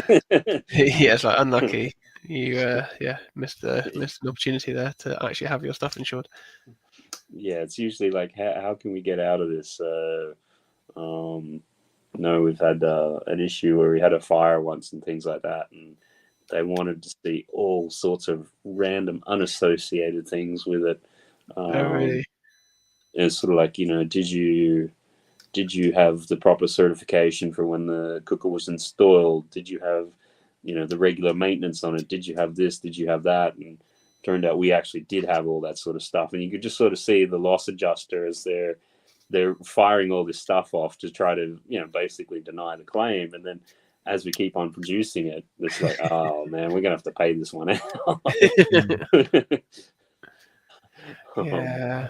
Yeah, thankfully I haven't had to deal with insurance ever. So it's the sort of thing where you just don't want to. I mean, they still did, because it was a kitchen fire and things like that, and it damaged some of the units, but it didn't damage all of them. So they're sort of like, well, the ones which aren't damaged, we're not going to replace. I was just lucky that we happened to know from the previous owner what brand it was. So then we could go along and go, do you still have these? And luckily they still made them, but they're like, look, this is the last year. So it's kind of like, at least you could kind of match it up, but it's never a fun process. So. Yeah, because that'd be a right pain if you had to change all of it. Yeah, because you couldn't just change the ones that burn away, if they're going to be different. They will be They're going to be different. And then because there's a fair amount of smoke damage, which went into quite a number of different rooms, they're then literally trying to limit that because you need to repaint, obviously, part of it and things like that. And so literally they're going into different rooms and trying to, no, you can't smell smoke in here. So no, there's definitely not repainting in here. It's like, what, do you have your nose blocked up? Like, like you've had somebody smoking 100 a day in here for 10 years. Like, what are we talking about here? But it's just like, how do you quantify that? It's like, no, it does smell. No, it doesn't. Well, yeah. Sydney comment here. Want to make it to Birmingham on the 2nd. Rail strikes. Wanted me to book tickets, but looking into. Oh no. What we said earlier, isn't it? Yeah. You kind of That was think, for I forgot they were still going on. Yeah, well, yeah, as long as it's not then. That would be a horrendous weekend to take. Because I think Trevor was going to pick up. Is it it's either the Orient or the museum? Yes. The Orient. The Orient, yeah. So that almost don't want to joke about it. It's kind of ironic that the train strikes are on train. The trains are on strike for you to go and you can't get your train. It's almost a bit of karma with that. So just trying to think the new releases for the week or things. I don't know if you saw it. We had there was a teaser trailer for Fortnite itself, which had the Fortnite llama built out of Lego in it. I saw something about that. So I'm not too fussed about Fortnite myself, admittedly. I'm not going to be. Yeah. I think I played it once, and so I just have no idea what's going on in that world. No, obviously it's massive, but I played a few seasons, but once you try and like keep up with the battle pass and all that stuff, I was like, okay, no, and it will suck money out of you. And then unlike Lego, there's nothing physical from putting that money in. So you're just like, okay. That's always an odd one with games and stuff when you're paying 15 quid for a skin. It's like, what are you getting here? You can't quantify it. You can't quantify it, and then the kids are just completely into it. And that's how I even sort of found out, because they were watching it, they were fully into the trailer. Like, oh, you got to have a look at this, and you see this little tiny Lego llama off in the corner. And much the same. It's sort of like, okay, so if they're just constantly pestering us, like, can we have this, have that, have this? And it's like, what does this skin actually do? And it's like, okay, so you look slightly different, and then you might have an emote where you dance slightly different or something. It's like, what? And it's like, I'm old now. No. Because there's a similar. But they are doing what Lego's doing, and they are. Oh, go for it. There was they're doing what Lego does, which is getting the licenses, aren't they? I mean, on May 4th they had a big Star Wars event, and when new movies come out, they get movie skins, tie-ins, and all that stuff to happen. Yeah. So. Yeah, no, it's certainly like I get it. Like in terms of what was it when they had was it a recent Transformers movie and they had an Optimus Prime skin, and then May the 4th you had like the Jedi, Darth Maul, Obi-Wan, and something else, and whatever movie's coming out, they tie it in that way. It's for me, once you get outside of the battle bus and the reboot van, it's like, what is consistently iconic that you could do Lego sets out of? Because apparently they're coming next summer. That's the thing. Like, are they going? They can't really do, because if they're not going to do modern weapons, I mean, the whole thing is a battle royale. I mean, how are they going to? How are they going to put these things in when I don't. It's a good question. I have no idea. Wonder if it would be like a Dimension style thing where it's all the franchises. I don't know if that's sorry. I don't know if that's what you were just saying about. I was getting confused by this Lego, this non-Lego. I'm on step 4 and I've had to open 5 different bags.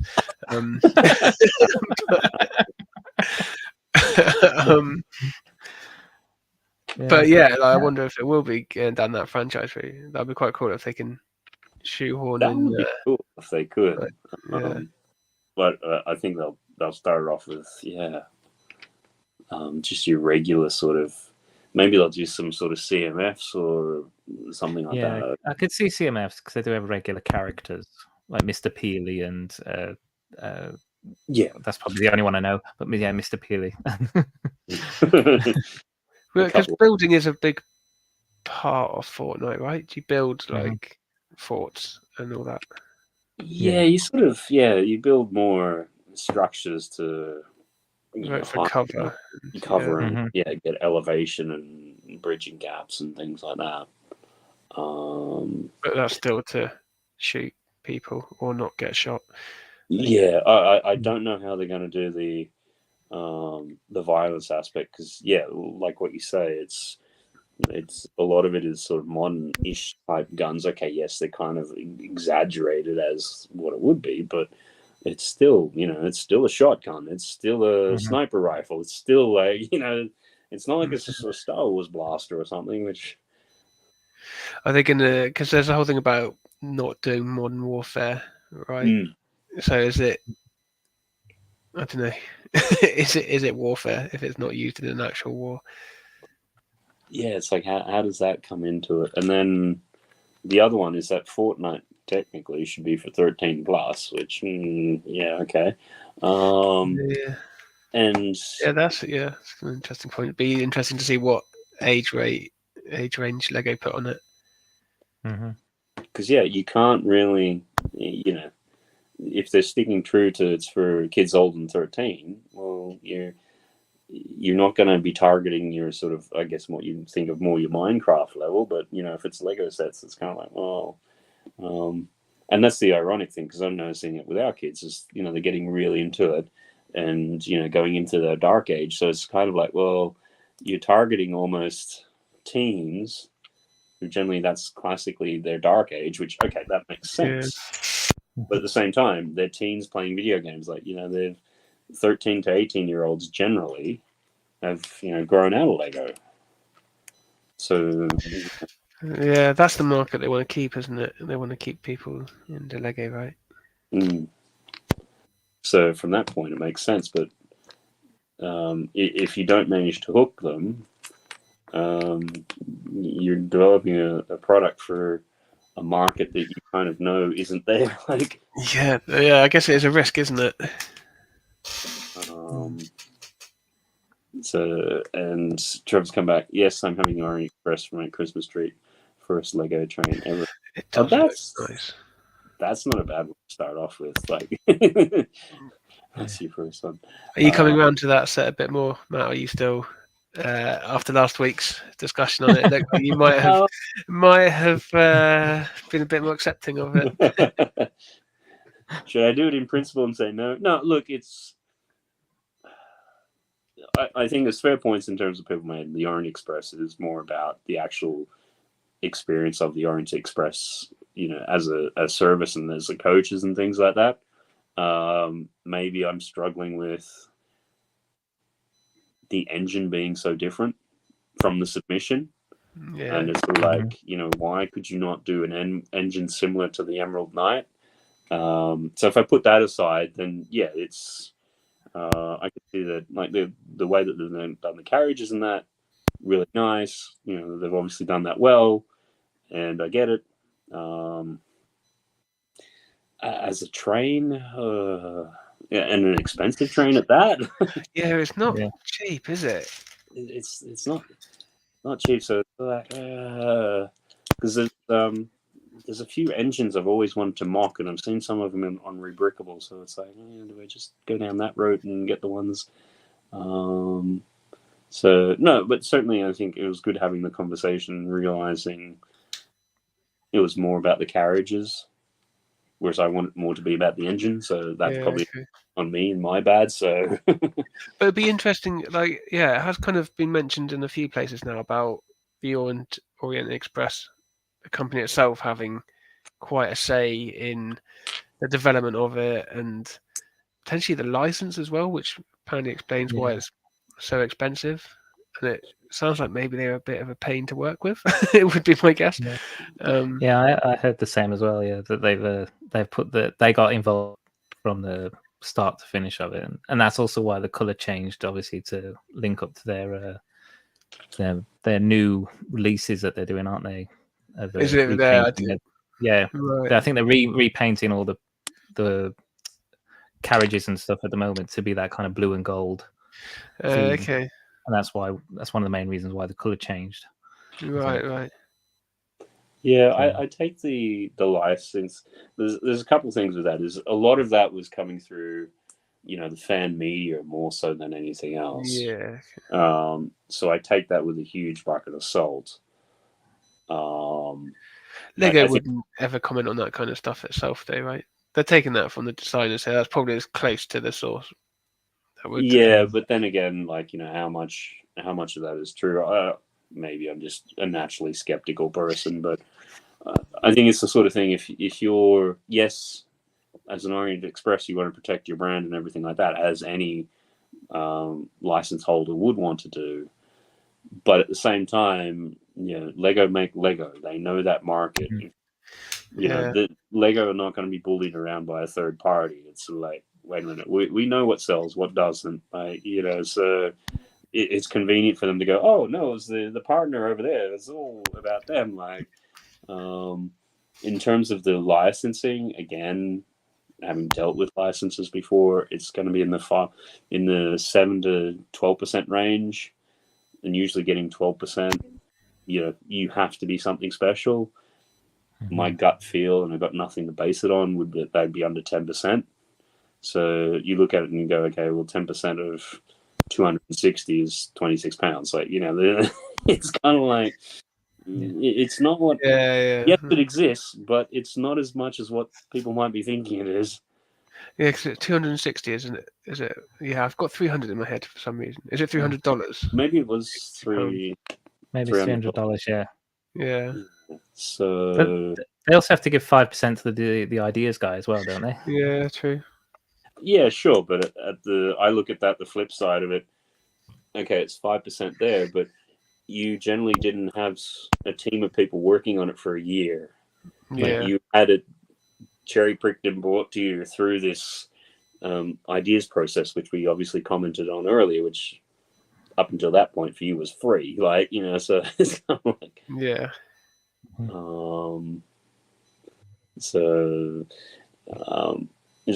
Look here, CabbageFace, thanks for having me, guys. No, it was great to have you in. Hopefully we can have you back on again.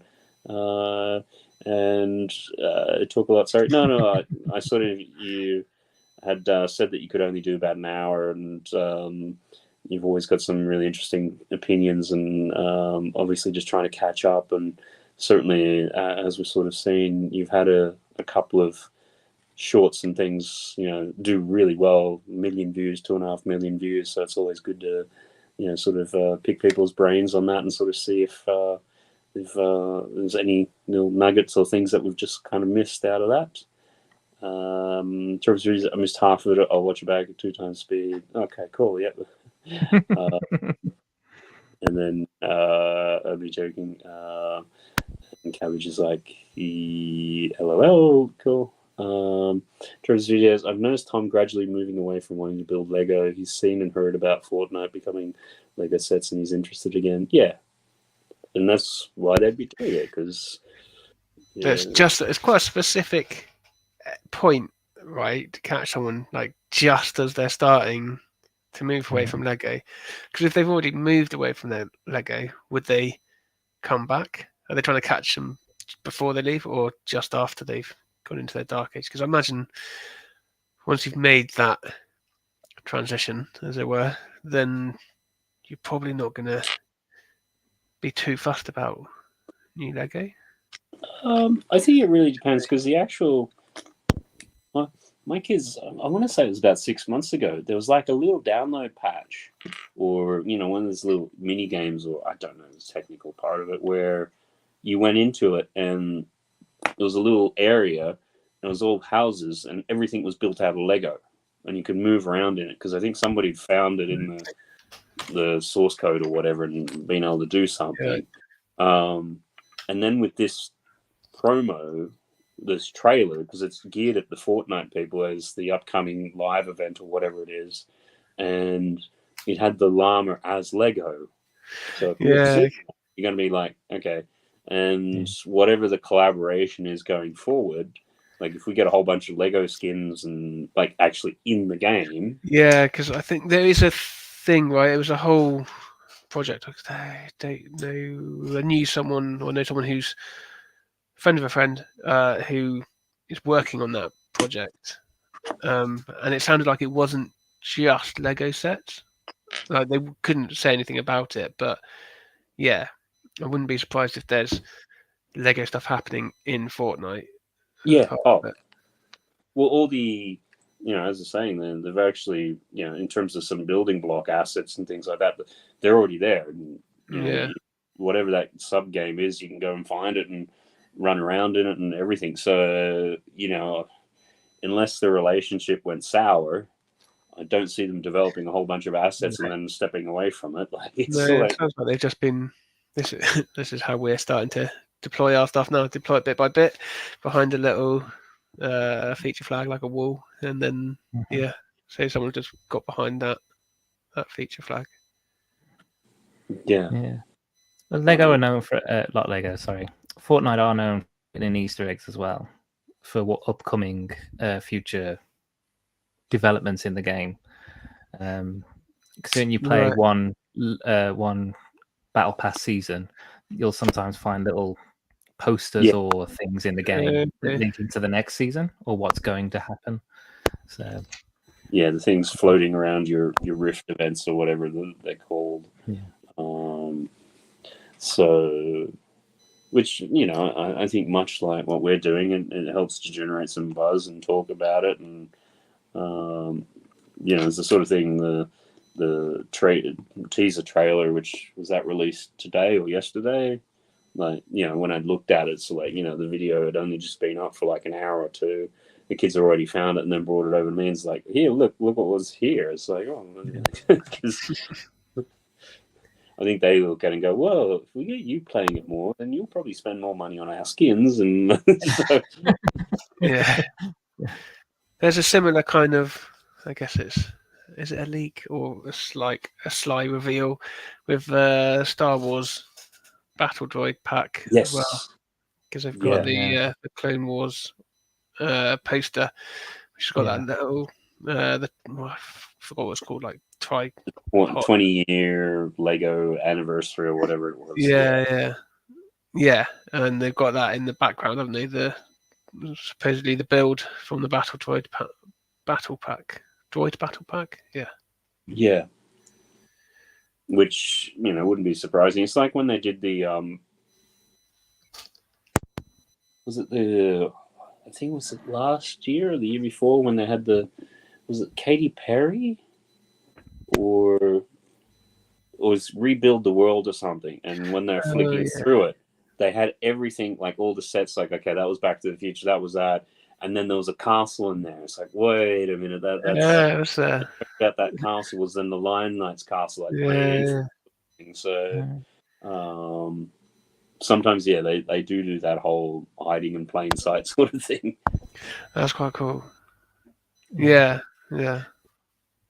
Did you notice on the that poster for the Clone Wars that is it one of the ships was flying backwards? Oh, was it? Oh, was it? No, I didn't see that. Yeah, the I can't remember whose it is.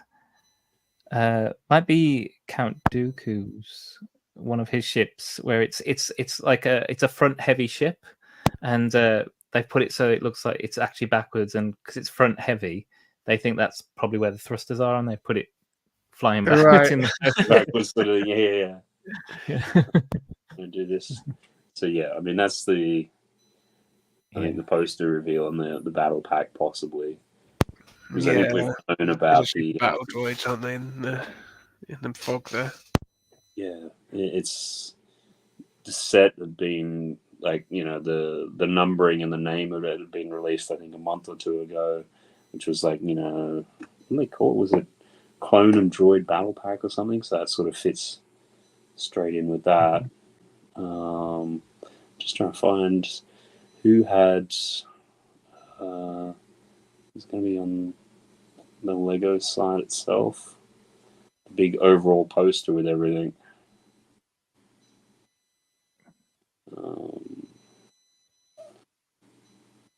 There we go. Here's the. Just pull me back up here. That's the.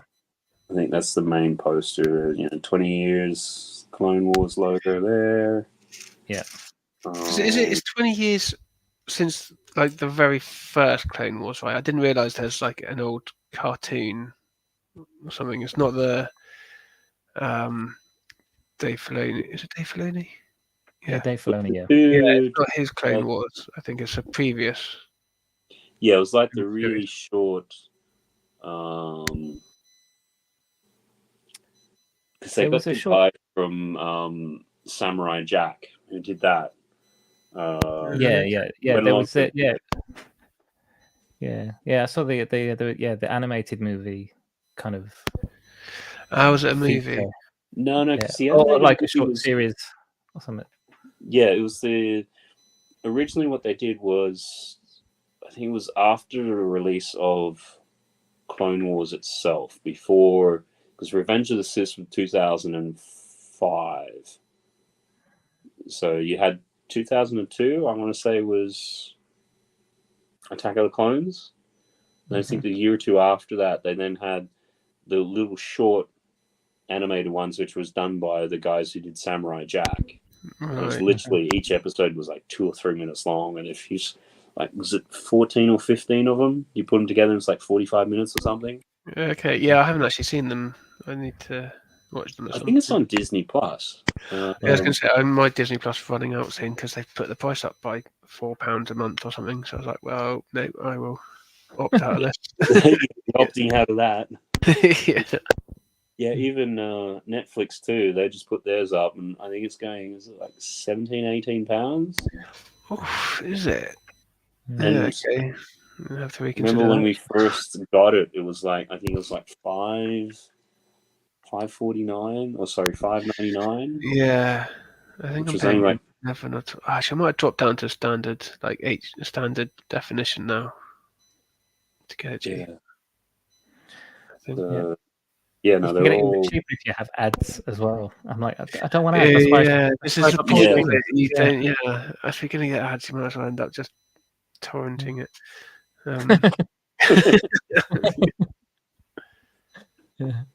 Which I'm sure was said for educational purposes. Yes, yeah. Nothing. I'm not condoning it. But sharing is caring. And then 20 years since the prequels. No, because the prequels started in 99. So, I mean, it's hard to keep up. It almost just seems like, can we just have a number for an anniversary? It almost doesn't need to make sense. It's, what was it, 40 years since, was it Empire Strikes Back or something? Return of Jedi was 40 years. Yeah, sorry. So, yeah. Pick your movie and just make up a number. Yarn Express will be cheaper when I use my insider points. That's if I can be tempted by Black Friday deals. Yeah, that could be the next thing to have concerns about. Because the other one, which they sort of announced, which and was the Ayrton Senna F1 race car. I was trying to remember. I was watching somebody's video, and they're suggesting that some of the bigger cars were the sales of them were slowing down, so they're trying something a little bit different. It's a minifix. This was Bricklicker, I think, was saying that.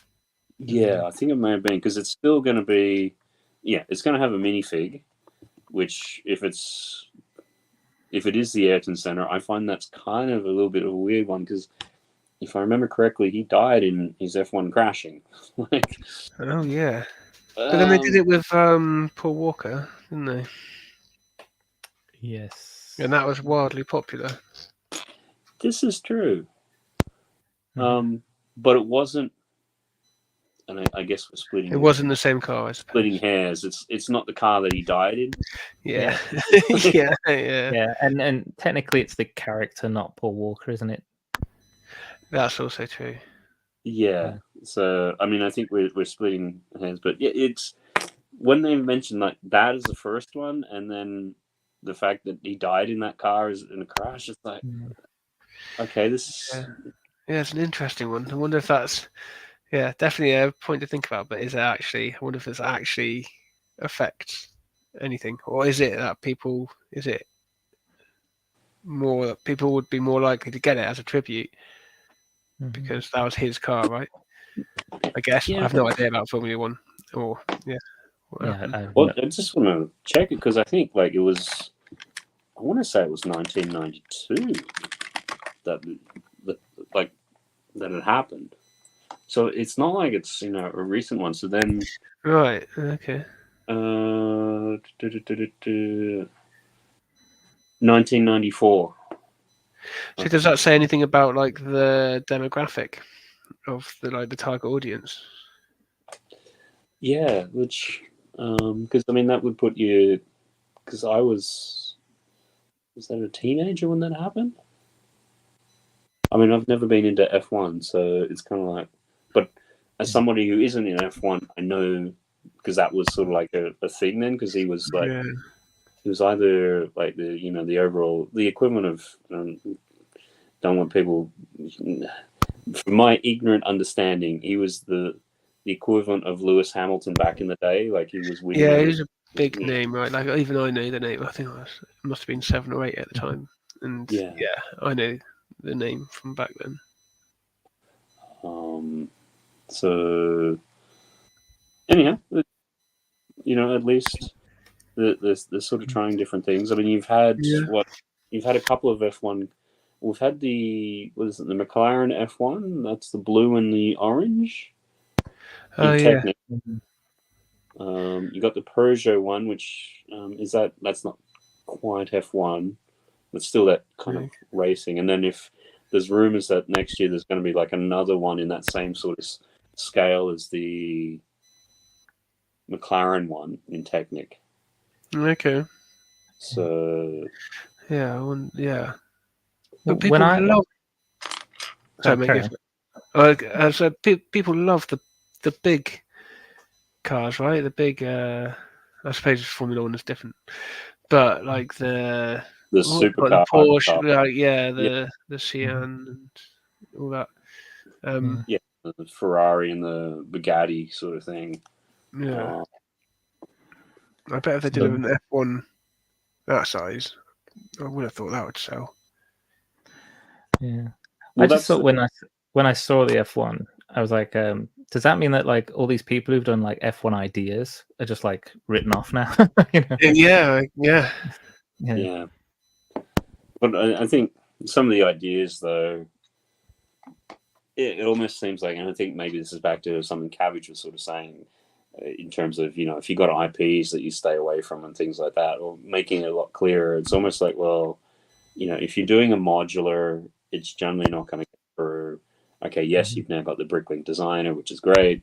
I think some things like cars and things like that, like if they're going to do it, they're going to do it under one of their either Speed Champions or a Technic line or one of the creator cars. Like it's like seems like the same kind of thing with like going for modulars in the ideas program. Like there's no point, or buildings, there's no point in submitting a building because chances are it's not going to happen.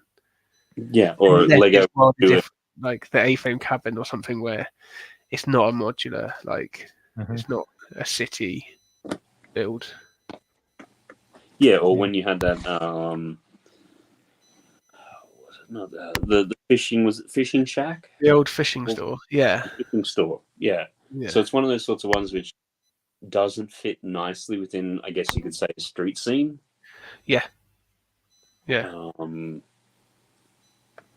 See, I'm just trying to think if you got the fishing shack. I don't think I've ever really done any sort of harbour type things. I was going to say it's kind of like I can't think what the name of it is, but it's like a rural American theme where it's like almost in the woods, or like was the like quieter end of America. You mean for like things like the A-frame cabin and and the old fishing store, like where it's more about outdoor life and not city, whatever that is called. Yeah, it's kind of funny that you mention it like that, because I know exactly what you mean, but what would be the best adjective to sort of describe it? Yeah. Words failing, not working at the moment. It's Thursday night, late on Thursday night, and my brain.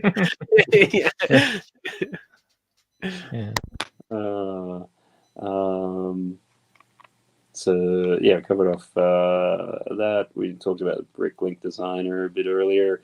I guess the other big kind of news was Dave Filoni being appointed to Chief Creative Officer for Lucasfilm. Oh, I hadn't heard that. Yep. So, it sounds like Madlib, you'd heard about that, or? Yes, yeah, because I was a bit of a Star Wars fan, so yeah, I'd heard about it, and I'm actually quite happy because I like what Dave Filoni's been doing. I mean, as it says, like 20 years now, he's been doing stuff like Clone Wars animated series. He brought in the character Ahsoka, which has done extremely well recently. So yeah, and he obviously created the Mandalorian, which again is out of the most recent TV shows. The Mandalorian and Ahsoka are probably some of the most popular ones. Yeah. He seems to have a good grip on what Star Wars is about. Yeah. I think the funny thing for me is, like, I didn't even know that was a position. What was the position he's been promoted to, sorry? Chief Creative Officer. Yeah. It's the same thing like Kevin. Like Kevin Feige is for Marvel. Yeah. Right. Okay, cool. That's kind of the same. The overall vision and whatever.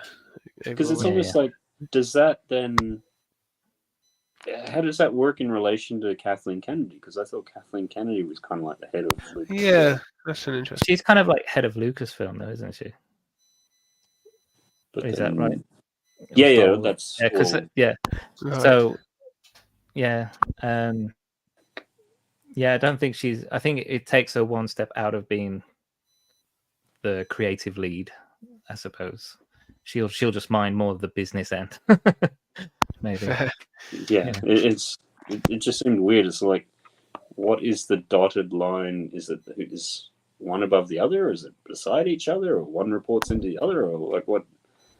Yeah. My guess is, my absolute assumption is that Kathleen Kennedy will stay in whatever position she is in at the top, and Filoni will report into her. Oh, that sort of thing. Yeah. Which, I mean, it might be something to do with a bit of a backlash over the sequels.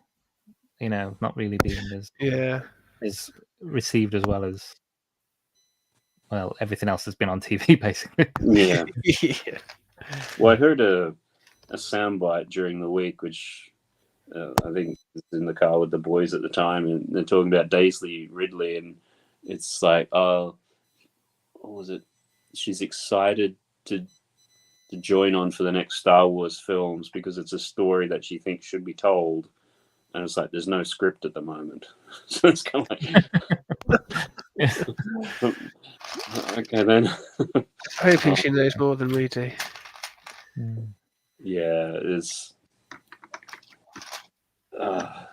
just not excited for another Rey adventure in Star Wars. Yeah, I'm a little bit wary. I mean, I'm going with an open mind and all that, but yeah. But I do think that maybe that's where Dave's going to step in. And he's actually going to have an actual story arc for the new films to follow, as opposed to what happened. He seems to be quite good at tying everything in together, right? Like all the shows have some connection. Like, If you watch Rebels, they'll have throwbacks to Clone Wars and stuff. And, and like Bad Batch links into Rebels as well. Exactly. I just started watching Bad Batch again the other day, actually. And I was like, oh yeah, Kanan's in this. This is Kanan right at the beginning. Yeah, was exactly. he? He's right at the beginning. Okay, might have to, because I only just came across Rebels, so watched Bad Batch whenever it was, a year or two ago, depending on which one. So it would have been one of those characters that flash up and he's like, I got no idea who this is. Because I think I watched Bad Batch before Rebels as well. And same thing. I think I just heard someone mention it one time and I was like, oh, right, okay, fair. Not sure what that means, but sure, fair enough.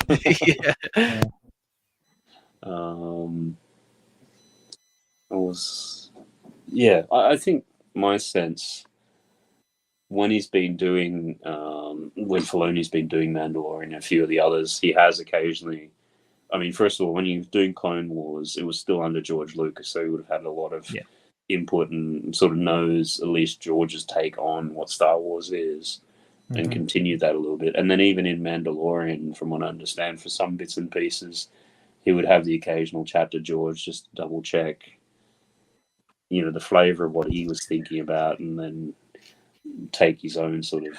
That's good that he did that. He didn't just completely run off and he was respecting like the original creator in it. I think, and that's why, because I guess there's always going to be the sort of thing if he's doing it in the vein of George Lucas, which is what people like from the first 6 films or whatever, and continuing that.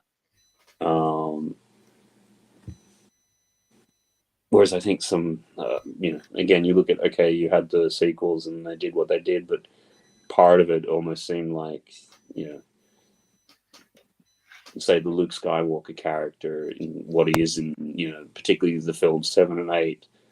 I just don't see that's the same Luke Skywalker as from 4, 5, and 6. No, it's not, is it? No, but then Dave Filoni did redeem him when he came back in Mandalorian. Then you got your old Luke back, and he came in and he just took out all those death droids. And he had his own corridor scene, which was brilliant. So. Yeah, that was cool. Cool little set.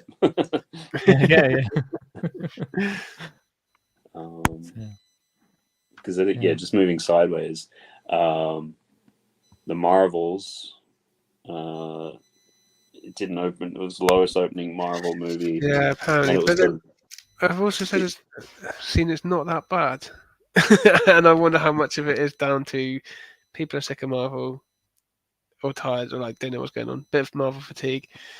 A bunch of sexism thrown in there, I'm sure. Because I do want to see it, but I'm just not going to go to the cinema. I'm not going to cinema to see anything. I'm at the same moment. I haven't been to the cinema in ages, and I do want to see it. And I am a Marvel fan, so this is it. Yeah, I feel like it's kind of. I'm hoping it's going to be a bit of a like kicking off point for the next Avenger films and stuff. Well, that's the interesting thing is that next year, like from now, next year the only film we're getting from Marvel is Deadpool Wolverine, or Deadpool 3, which is going to be Wolverine. Right. There's no Marvel films at all next year. Apparently, they've now, with the writers' strike, which was here, they then started to see some of the dailies from Captain America 4, and they're like, this is terrible. So they've trashed that, and they're starting again. And apparently Robert Downey Jr. signed back on. So is Chris Evans, and so is Scarlett Johansson. So we're getting them coming back somehow, which is so like... That's all going to be in the past. I think it's going to be something called... I think it's going to be the Secret Wars with the multiverse crashing together kind of storyline, potentially. Oh, this is how they bring back laser characters, isn't it? Because they could just say they were a scroll From when they died, alternate Earth and and all now that. they Yeah, bring back the real character who was Yeah. alternate universes, multiverse. Yep. Yeah, So I think as a short-term thing that will help steady the ship, but I think people are going to get over the multiverse concept pretty quick. Like it's Yeah. like, Well, I think that's what the whole secret. I think if I remember correctly, the whole thing in the comic books was because the multiverses were crashing in on each other. You ended up just with the Prime Universe existing at the end of it. right. Okay. It brought all these alternate realities and pulled them all back into the one mainstream. I think they're going to have to do it at some point soon enough because it must have lost so many people. I like it, but then I'm quite a big Marvel fan. I mean, with this storyline as well, they'll hopefully be able to bring in people like Miles Morales and stuff. And if they can bring in the X-Men, then I'm waiting for the X-Men. I want to see X-Men stuff. It seems like given how much of the latest phase is it phase 4 or phase 5? I think we're in 5 now, right? Are we in 5? Yeah. Whatever it is, somewhat questionably received.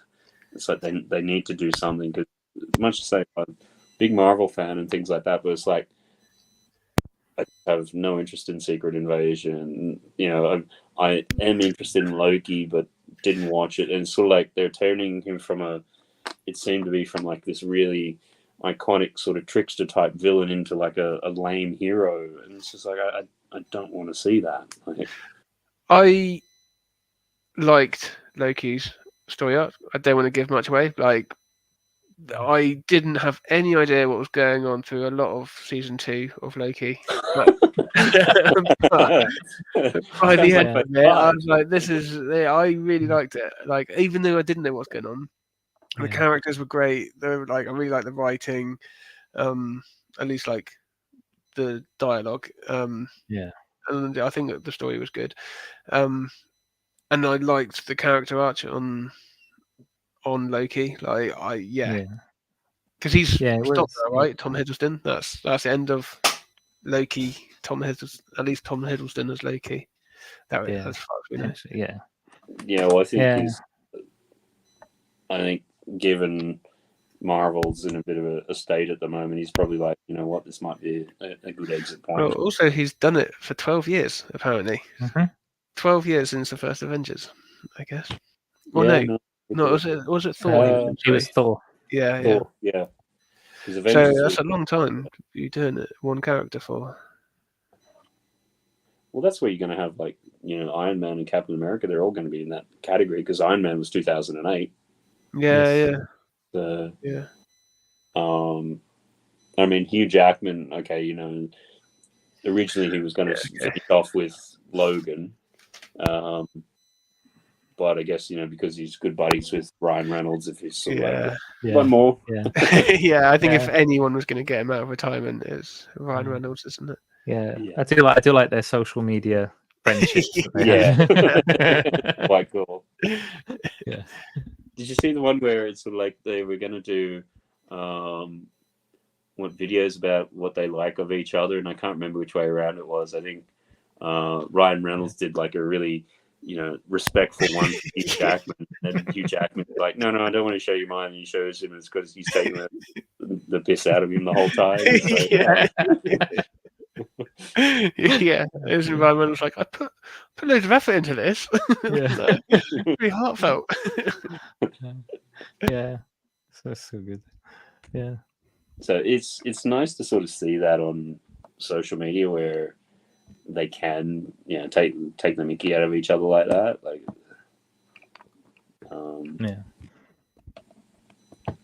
which I think, you know, before social media that was very difficult to do, whereas now, much like what we're doing, you just point a camera, you know, open it up to the world, and away you go.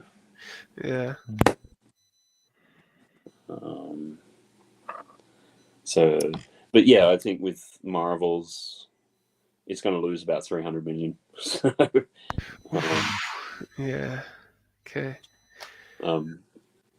yeah, and because Thor: Love and Thunder, because if you say Thor 4, it always sounds yeah. I never thought of that, but it's a very good point.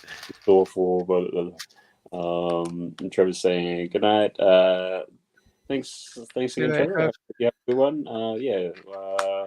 We'll watch back any of the bits that you missed and things like that. And thanks very much again for your super chat. Like, it's always really appreciated. So hopefully we will see you soon. Yeah, sort of Thor: Love and Thunder. I got about to the first hour. It's just like, I can't watch this. I went to the cinema for that, and yeah, it wasn't.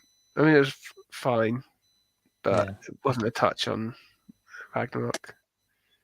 Yeah. I do think it's a shame because I do think Christian Bale's acting as that villain was actually really good. Yeah. It's just that. Yeah, it's such.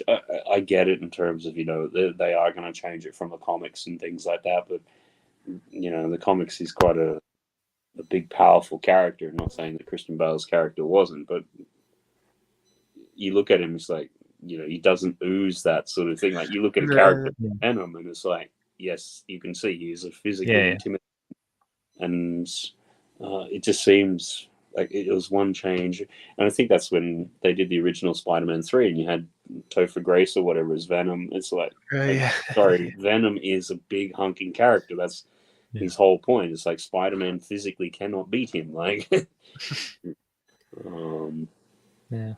Venom was done quite well in the last game, though. Yeah, I really like that game. That's really good. I wish you'd seen Carnage in there. Carnage was my favorite of the symbiote. Yeah, I'm betting the DLC, to be honest. Yes, yeah. They set it up, haven't they? So, Yeah. So, yeah, but yeah, Venom's awesome, and I really loved the take, like their take on Venom and how it was a bit different, and and it was also just quite brutal in places. I didn't expect it from the game, to be honest, to be as quite sick. Yeah, a bit visceral in some parts. yeah. Go on there. And during the week, I don't know if you saw it, they had a Madam Web trailer. So because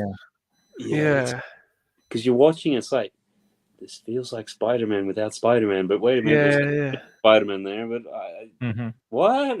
I'm really confused. Yeah, I'm intrigued. I'm very intrigued, but I don't know what it's based on. I've never heard of Madam Web before. I don't know if there's comics or anything, or if it's a whole new idea. But she was originally in the comics, but she was visually very different and elderly lady.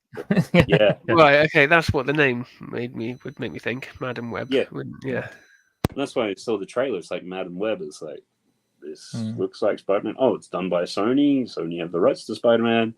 And then even like when you get a chance, watch the trailer and you'll sort of see it's like, there's kind of a Spider-Man-esque character there, but I did watch the trailer. I'm intrigued. I know we'll watch it when it's out to stream, but again, not going to go to cinema for it, especially with Sony's track record. Sony's track record with Spider-Man is and like that universe is a bit hit or miss. And then because it seems to be very much like the Morbius one, they're getting a lot of his kind of rogues or characters around Spider-Man and doing it. Because you had Kraven the Hunter, which has been delayed massively because that was meant to be out, but because that's Matey Boy from Kick-Ass, isn't it? He's Kraven. I can't remember his name. Is it Aaron Johnson or something? Yeah, that's it. Yeah. So it just seems like what they're doing with that, like you had Venom. Okay, I can kind of understand if you're not having Spider-Man in there because Venom's a cool character anyhow. And then it's like Mobius, Kraven the Hunter, Madam Web. Like, just give us a Spider-Man movie. Have they put themselves in a weird position with the MCU now? Because they loaned Spider-Man out, didn't they? Or whatever deal they had with Tom Holland. Tom Holland, yeah. Well, apparently there's a fourth Spider-Man film in the works with Tom Holland, but Okay. because I think it's the revenue split is 75% Sony, 25% Disney. So, right. It's not in Disney's interest to. Well, it is for it to be successful in the long term. Obviously they want the rights to come back to them or whatever. Yeah. Because I thought I saw something that Tom Holland had signed on for 5 standalone Spider-Man movies. Okay. Yeah. So, they've obviously done the 3 home ones. What is it? Homecoming, No Way Home. Far From Home. Far From Home. Yeah. It's the middle. Yeah. Yeah. Well, I mean, now's the perfect time for Sony to push the Spider-Man on as his own character, because everyone's forgotten who he is in the MCU. So these next 2 films could help set up more of that Sony Spider-Verse kind of stuff. Yeah, they've got Yeah, that's true. Because the way the third one ended off, they've got a really interesting, unique opportunity to sort of hit a soft reset. Because as you said, nobody sort of knows who he is and what have you. Although it's almost like if they didn't have, was it Mary? It was Mary Jane, and who was the other friend? Ned. Yeah, Ned. Something. They didn't have them in the go forward. Would that be a good thing or a bad thing? I'm not too fussed about either of their characters. Yeah. The only thing is that Ned in the comics, that character Ned, he becomes a hobgoblin. So okay. Which is why in that last film there was a lot of this talk about, oh, my best friend became a villain and all this stuff, and Ned made that promise about, I'll never do that to you, and then he was like, yeah, irony. Okay, We all know right. who you are. Because is Harry Osborn is Hobgoblin as well, right? The Green Goblin. Oh, so he's Green Goblin, right? Okay, and his dad's Green Goblin, so he takes over Green Goblin, right? Okay. Yeah. Actually, no, that's a good call. That would make it very, very good to be able to do it as a Hobgoblin, because we haven't had Hobgoblin as a film character yet. No, and in one universe he's more magic related than technical. So the Green Goblins in the previous Spider-Man were all obviously genetically enhanced with the serum and then the technology, but in the one version of the comics, the Hobgoblins actually enhanced more magically, like old folklore Hobgoblins would be, I suppose. So okay, and they set it up with the whole magic thing, haven't they? With his old thing. So, that would be interesting. Yeah, that could good be way cool. to do it. Yeah, because you've got the built-in history with the two of them. So it would really, if the Peter Parker character eventually, obviously Hobgoblin, usually the mask, and then realizes, hey, wait a minute, this is my friend who doesn't know he's my friend, sort of things. Could they set that up as well? Because if Ned doesn't know Spider-Man, maybe Peter Parker's his anchor to being good, and without him, he could go off the rails. Yeah. Oh, now I want that. Here we go. We've just done the synopsis for Spider-Man film. Yeah. It's definitely going to be that as well. Definitely, and I'll be utterly disappointed if it's not. Yeah, it reminds me of when had Carrie, and she's sort of like, oh, what would be good to see next? What would be Anakin flashback, and it's like, yes, you're right. That would be. That went to her head. I'm so disappointed if it doesn't. And she said it on, what was the other one? Because it was like the next episode, she picked it as well. Yeah, she did something else, didn't she? I can't remember. Yeah. Was it Ezra or something? But it was.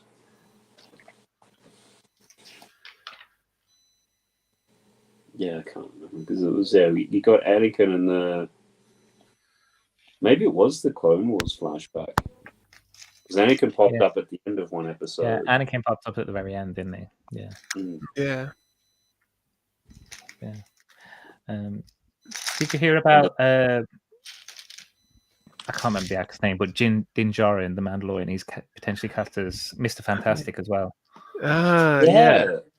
What happened with John Krasinski? I know he's in the multiverse, really whatever. good. I thought, like he seemed like a great cast for it. I don't know how I'd feel about. I can't remember his name now off the top of my head, but Jin, you know what I mean. Being Mr. Fantastic. Pedro Pascal. That's it, Pedro Pascal. Yeah. This is on the Din Djarin. That's not his real name. Yeah, because he like Mr. Fantastic's a fairly like all American kind of guy, right?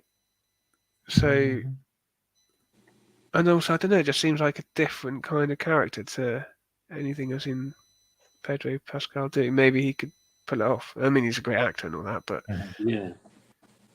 I mean, just going sideways. The other thing, which I don't know if you've seen, was that during the week, no, it was the previous week, they did the trailer drop for season 2 of What If. Yes, that's soon, isn't it? 22nd of September. And it's on every day. 9 consecutive days. Yeah. And when I looked at that, because they've got this little kid there who's all powerful and that, it's like, is that Franklin Richards? Okay. Yeah.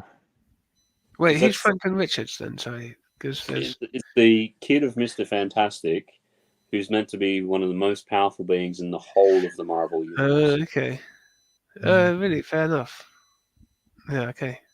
It's the kids that seem to be the most powerful, isn't it? Like Charles Xavier's kid is. He can like warp reality and stuff. Yeah. Yeah. And then you obviously have the Cable baby.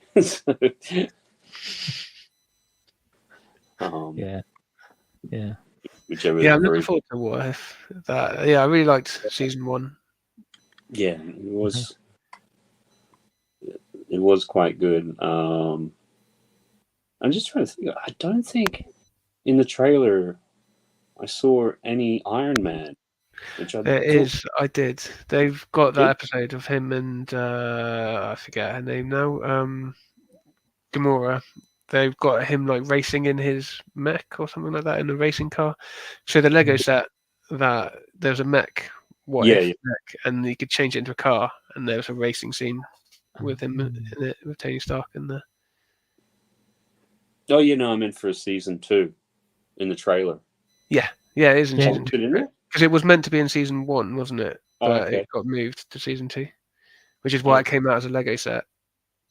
For the last season, but it wasn't in the show. And why Gamora was in the CMF Series 1 in the Thanos armor, and that's from What If. Okay, that would probably make a bit more sense. So it probably means when the episode sort of releases, then everyone will want to get that mech again. Yeah, probably. And now it's retired. I've got that one. Got one out, ready to build. It's a really cool mech as well. Yeah, I got it somewhere. I just never. Because the kids were really interested in the Iron Man stuff, and never quite got around to building that one. But whether he's Iron Man or not, I don't know. He might just be. Well, I know Tony Stark is Iron Man, but I don't know if he's going to be in an Iron Man suit or anything. Maybe in a mech suit, I guess. Guess we'll see. Yeah. So I don't know. Is it the sort of thing where multiverses only work in cartoons? Because obviously Into the Spider-Verse, that's very, it's built into the storyline. Like that. Yeah. Like you said before, they lean into it like this. It's as much of it's a character in the film, basically, isn't it? It's not a get out of jail card because we ran out of ideas and we want to back. Because I mean, what was the last Spider-Man? Was it No Way Home, where they brought back all Spider-Man? Like that was nice for the nostalgia and to sort of allow all of them to meet, sort of thing. But whether or not you'd want that as movies going forward. Yeah, I don't know. Because I think that's what started to have a problem with. And some degree, Flash suffered from that a little bit. Like, it's good to see Michael Keaton and have some of those sorts of things, but then after a while, it's like, okay, what's this actually doing to the story? Okay, none of this is starting to make too much sense. Yeah. Like, if people can die and come back, is there really a point in it? Yeah, undermines a lot of it, doesn't it? Yeah. But that is a trope, though, isn't it, in comic books? I mean, how many times has Captain America died or whatever? Yeah, Jean Grey. It's like exactly. Yeah. I mean, you used to have the only one, well, the two which sort of stuck, but then were kind of undone for the longest time was obviously Gwen Stacy, but now she's that Spider Woman, Ghost Spider. Ghost Spider. Gwen. Yeah. Always think of it as Spider Gwen. And the only other one would be Uncle Ben. Mm-hmm. I mean, generally every other death seems to have been undone at some point. Well, it's the thing about with DC, and they voted on it. The whole death in the family was Jason Todd, and everyone voted that he died. Yeah. That was years ago, right? I remember that. It was years ago. But then they brought him back, obviously, as the Red Hood. Right, of course. So, yeah. So that's one way around it. Just rename him. It's the same but different. Yeah. Yeah, that was in the late 80s, I think it was, and because he's such an annoying character. I mean, it was very close. I think it was like 86 votes or something like that was the difference. Like, it wasn't with, I think, thousands of people voted. So it's quite an iconic cover, isn't it? That one. Yeah. Beaten up and everything. Yeah, but it was very clever on DC's part, because it is even if you don't know about it, like even in the latest DCEU, you've got that image of Robin's suit in the case, in the Batcave, in the Batcave, and it's like Batman's biggest mistake he ever made, right? Because that was even in the was that in one of the Ben Affleck Batman scenes, like just in the background or something? Or he just had that there a little bit. I don't think it was subtle, because I think it had "ha ha" written all over it or something. Yeah, exactly. Yeah. So, but I mean, getting back to something you mentioned before, and something which was sort of saying, what was the last time you sort of went to the cinema? Or because I think we're so much now, it's like if it's not even close to being something you want to see, we'll just wait for it on streaming or something, because streaming these days is now it's getting really compressed. It's like 3 months later, like it really is. Last thing I saw was, so we've got a cheaper cinema near us, and I saw it's A Haunting in Venice. So not anything like Marvel and that, but like the Poirot, Kevin Branagh. What's his name? It's not Kevin Branagh. What's his name? Kenneth Branagh. Kenneth Branagh. That's it. Kevin Branagh. That classic Shakespearean actor. But that's on Disney Plus now. I saw that. Yeah. Like a couple of months ago, 2 months ago, in fact. And Indiana Jones and something else, and Mission Impossible. They were all in the same cinema, and because we can get a deal where it's 2 for 1 basically, so I think it's like £8-9 for me and my wife to go. I can't remember last time I went. That's really bad. What's this here? Traveling Noodles. Hi, Hand Pink Wave. I finally found a UK brick channel. Yes, you have. How? Welcome along. Just, I think we're sort of deviating sideways into Marvel films and things like that. But, we're talking about some Lego sets and things like that. How have you found us? Whereabouts in the world are you from? Always curious to sort of see. And cool, funky little name, Traveling Noodles. So yeah, I think the last film that we went and saw was Avatar, which was Christmas last year, actually. Whenever it came out, because we went to that in the IMAX just in the city. Right, yeah. Yeah, God, I haven't I been did. to another. I did. Yeah, that I have seen that one in the cinema because we went to the 4D experience with the moving chairs and all the stuff. The spray, Really? all the Okay. smell. Yeah. So, Oh, cool. I didn't know that was a thing still. I remember there was like a 7D cinema, like small. I was like, oh, what's all this about then? What does that actually mean? Yeah. Yeah. Like when you do the 4D cinema at Legoland or something like that. And they have, the water and the heat and sometimes the bubbles and the wind. Okay. I think during COVID, it was funny because when they sort of reopened partially, and you go along to the 4D, and they couldn't do anything with water because like whatever it's like. And then I think they were concerned about safety, so they weren't doing the fire. So it's like 4D with just wind effects. And it's like, okay, there's a little bit missing here. And Traveling Noodles, Lincolnshire, England, Lego Nut. Oh, cool. What sort of themes are you interested in, or what you like to build? Are you mock, or you just like, I don't know, modulars or things like that? Been watching so many US channels with amazing deals, but not so many UK ones. It's going to get interesting because in about 40 minutes, when things tick over to Black Friday, we'll sort of see, obviously, the American ones.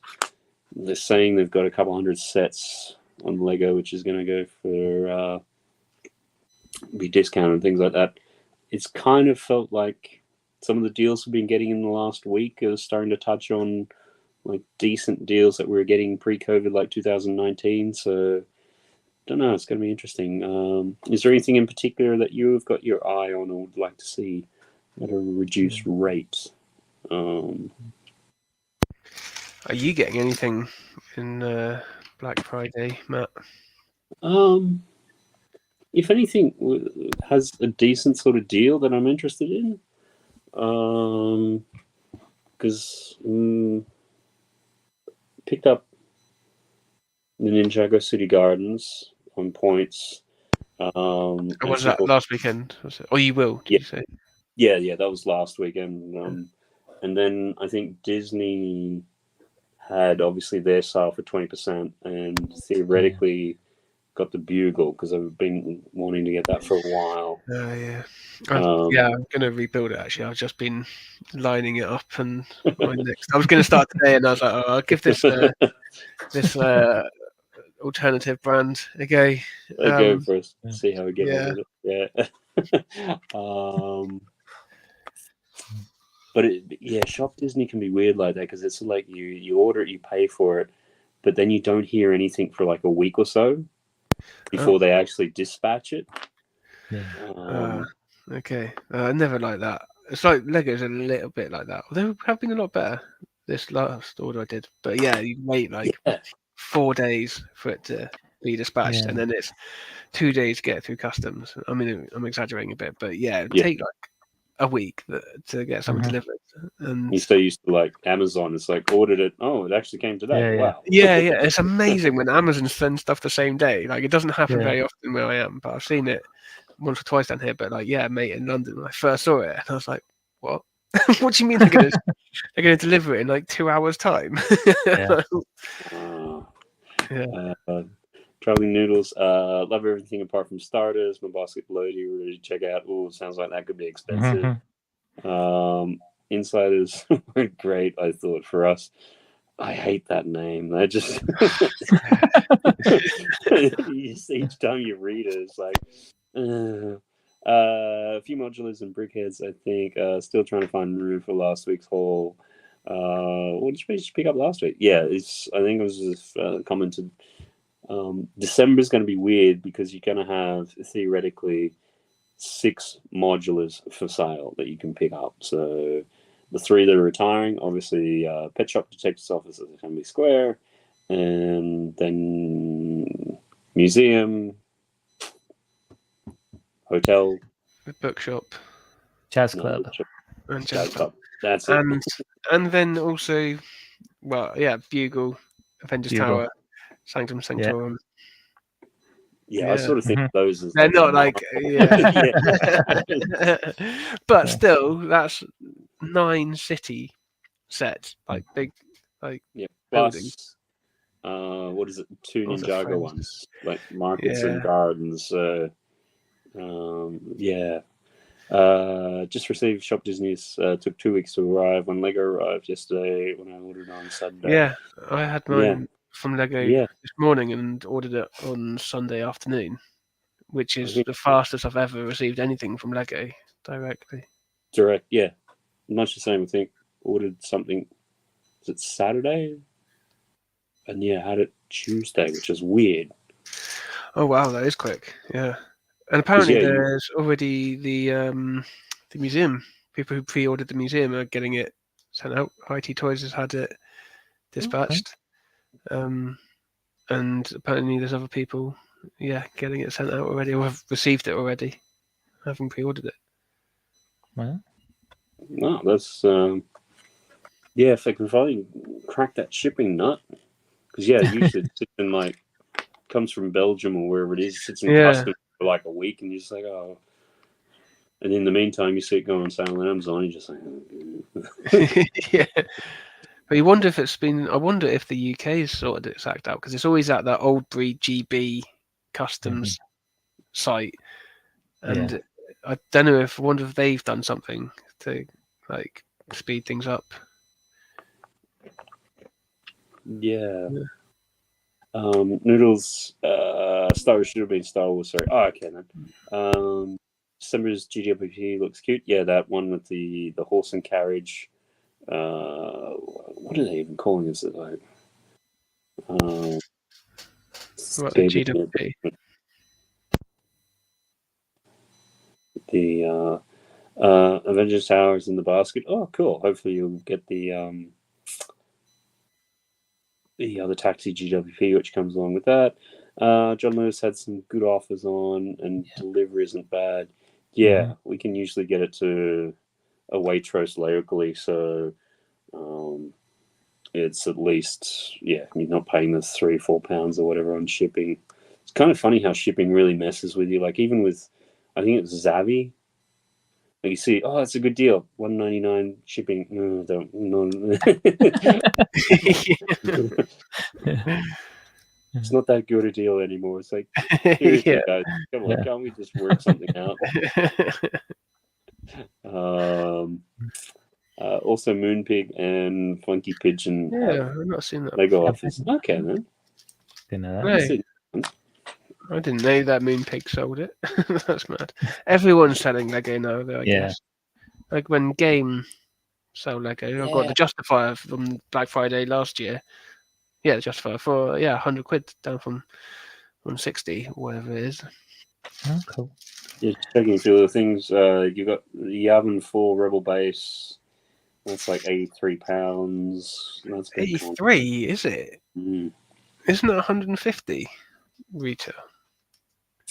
I think although I'm looking at this is a very one, so it's saying normally it's 110.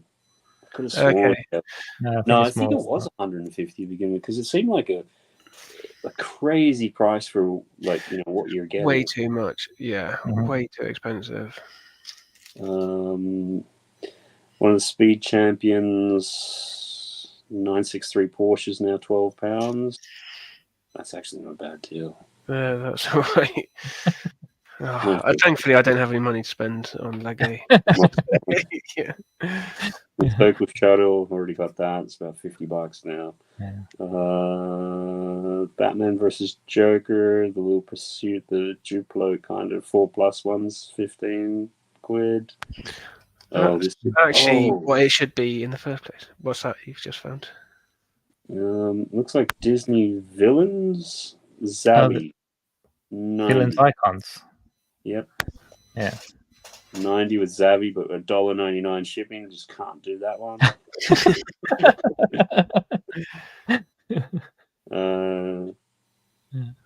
Harry Potter, The Big Castle's 310. Still can't pull that one because it's it used to be 300 before the price rise. It's like yeah, on sale for more than the original price. Kind of like Assembly Square, where I think even with the 50 quid off, isn't it still more expensive than it used to be? I think I got it for 200 quid. Did Assembly Square go up once or twice? I have a feeling it was. I think it's gone up twice. I think I got it after this first jump in price, but then it's been out for, is it 6 years? It came out 2000. Yes, 3 years. No, ignore me. 2017, I think. Yeah, I have 2017 in my head. But... Yeah. Apparently, there's a Sainsbury's with a 45-pound Hulkbuster for $13.50. Oh, okay. But apparently, it doesn't even stand up. I've got a Hulkbuster. I'm happy with my Hulkbuster. Yeah, it's got weird things on the knees. You got the Technic Yamaha bike for that's 114, but that's Costco. So I do want to go to a Costco. They sounds like they have some good deals in there. Yeah, you got to be a member and you got to be local. Yeah, it's like Mercury. There's one in Southampton, and my brother's got a card, so I could go relatively easily. But yeah, but you have half the time, depending upon the deal. Sometimes Amazon price match it. So okay, fair. And the Technic Quattro RS is £82 at Argos. The what? Sorry, Watcher RS. Did you say? The Audi. That's the Technic remote control. So it must have one that power up. That's probably why I know nothing about it because it's powered up. What else we got? Sunseeker UK 2. I never knew Minpig sold Lego. Yeah, I think of them as like cards or something. Maybe. Yeah. As well. Good to see you, Sunseeker. How did you find us? I think first time I've seen you in. What's your sort of themes that you're interested in with Lego? Hamleys also have some pretty good deals on here. Love building Hogwarts. Hamleys, do you know off the top of your head any sort of decent deal there? I'll put that off to one side for a sec. Where we got here? So yeah, Hamleys can be funny because sometimes they overinflate their retail price like significantly. So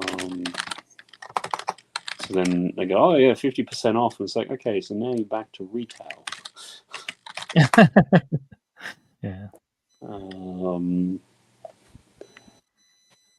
Asda have good deals on the Minute 2. I watch Travelling News and also haven't found many UK Lego vloggers. I'm just trying to think. Most UK Lego vloggers, is there any these days? Oh, really?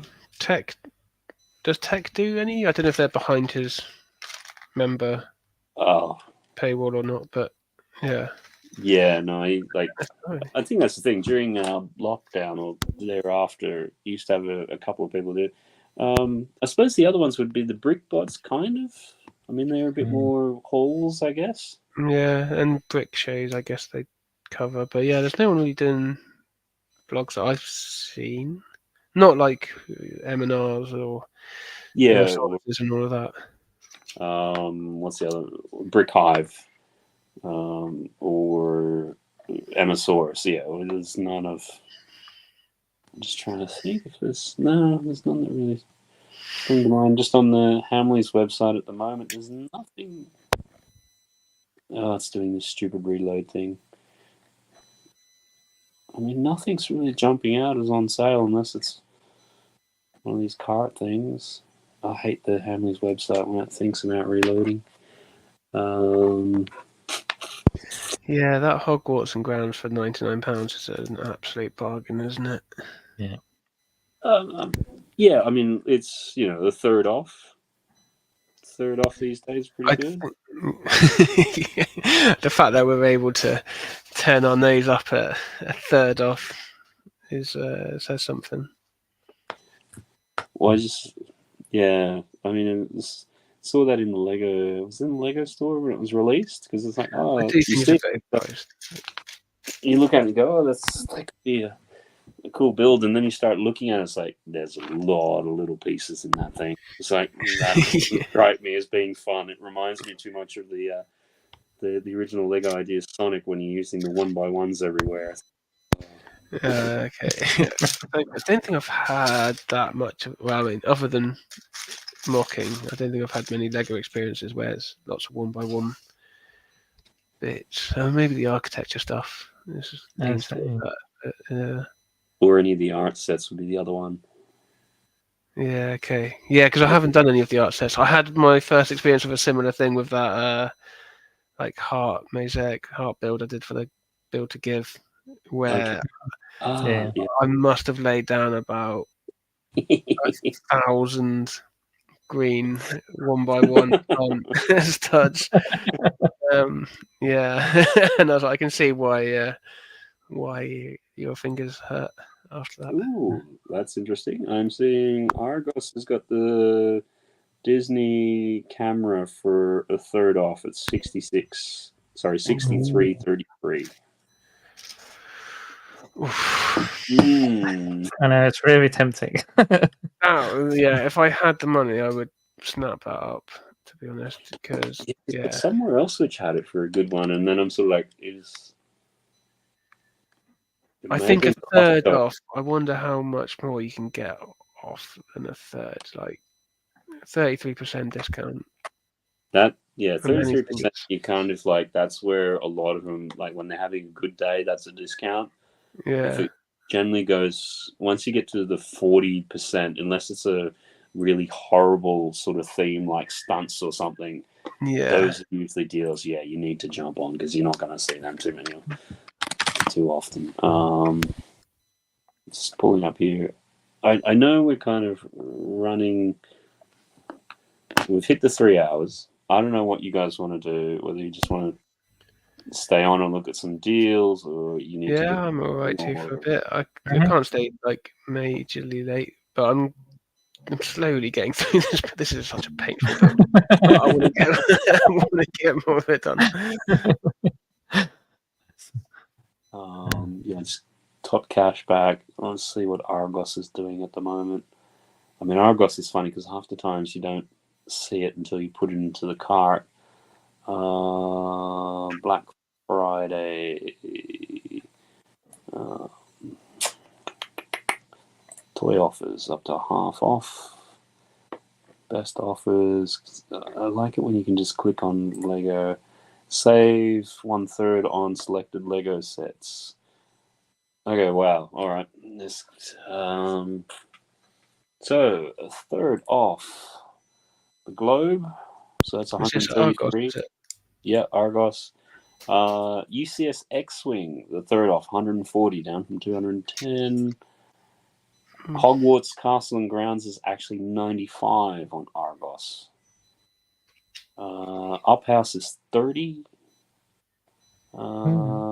Passenger trains 30. That's the best I've seen it, I think.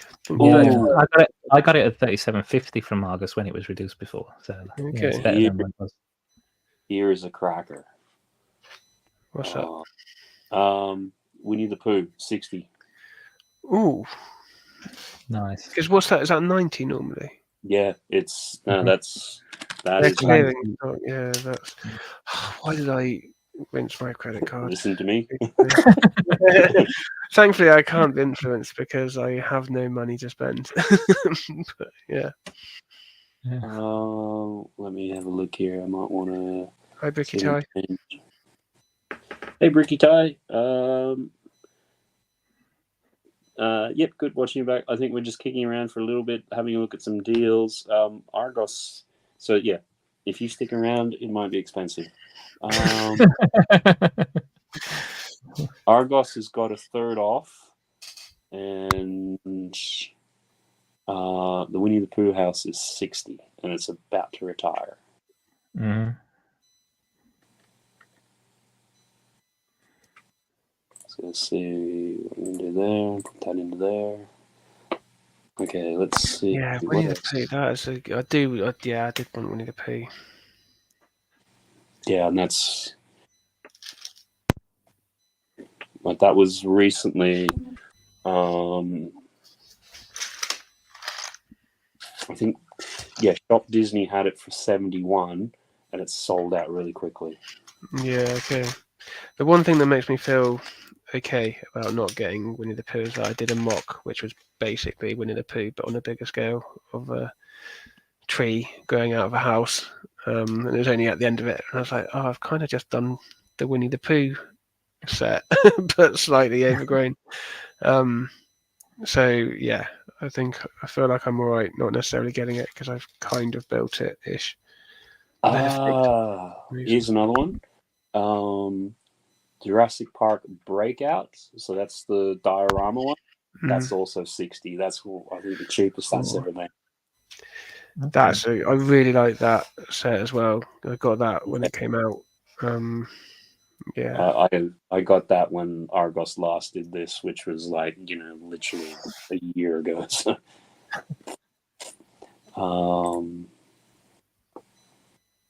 Okay, what else we got here?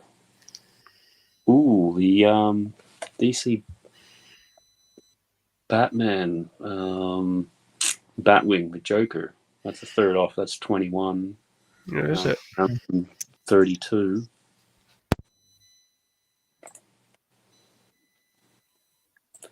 I'm just having a look at some of this. The usual suspects. Minecraft, the Harry Potter Expectum Patronum. Yeah. That's down to 42. And so I think the pick out of those ones is definitely UCS X-Wing. Yeah, that's good. I didn't know Argos. This is Argos, did you say? Yeah, this is Argos. Oh, yeah. That's it. Just trying to think now. You've got the TIE Interceptor and Mandalorian. That's down to 60 from 90. Is your Lego budget gonna get blown to pieces this month, Matt? We don't speak about that.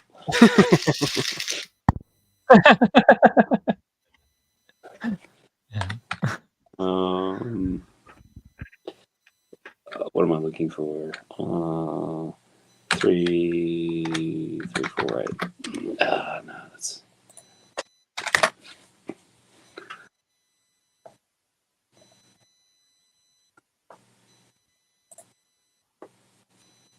Sometimes the problem with the backlog, it's like, do I actually have that already?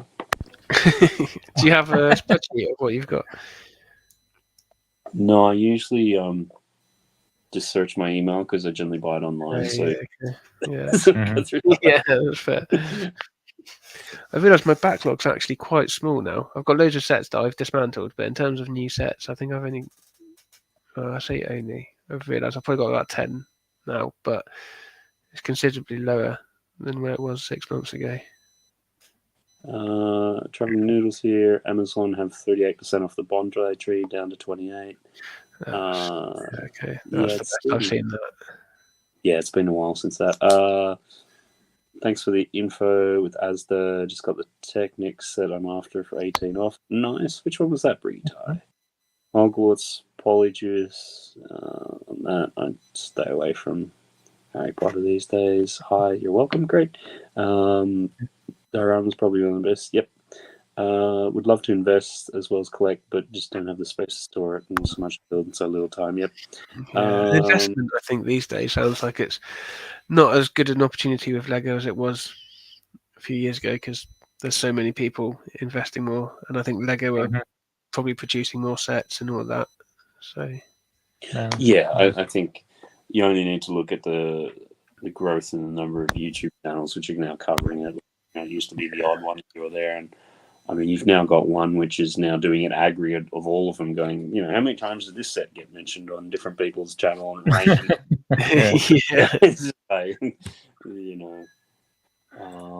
Talking of UK vloggers, Ian's Bricks might be classed as a vlogger. He does the odd vlog, doesn't he?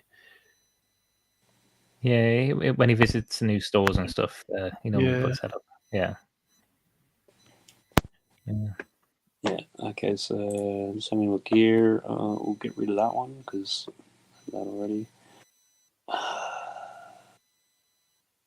Yeah, you do sort of looking at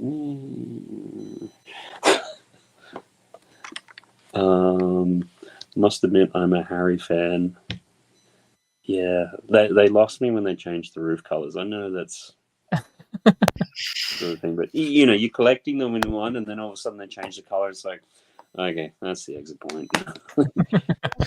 Yeah, fair. They seem quite good for medieval mocks, though. Having seen Johanna IT Toys mock at Steam, and she was saying that there's just loads of Harry Potter stuff in there. The stickers, especially. I do want to go and get some Harry Potter sticker sheets for medieval mocks. Cool. So double check. What's that one there? 7. I guess Heidi Toys. Well, Heidi Toys, she's not British, although she's got a very British accent. But yeah, she does vlogs, doesn't she?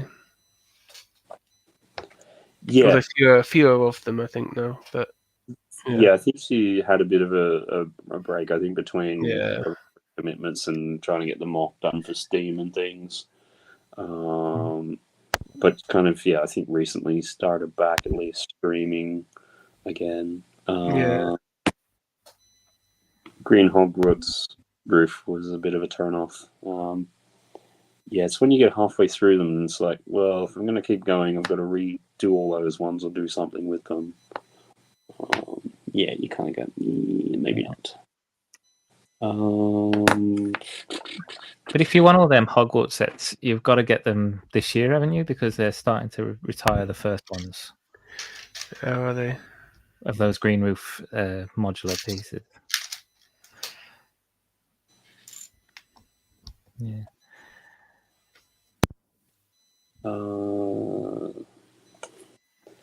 Winnie the Pooh third off is a good deal. Idea set, yep. Can't wait to build Winnie the Pooh hopefully next week. Yeah, I think the last time I saw it at that price was the first sale it had when it came out ages ago.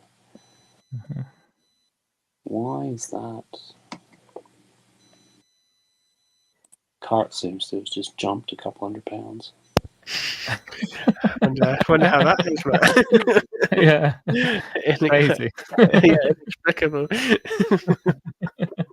It's like, okay, it's one price here, and then when you go to pay and collect, it's like,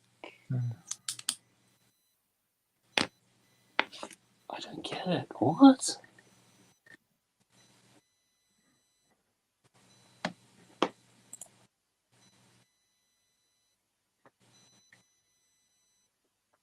Yeah, no, it's definitely.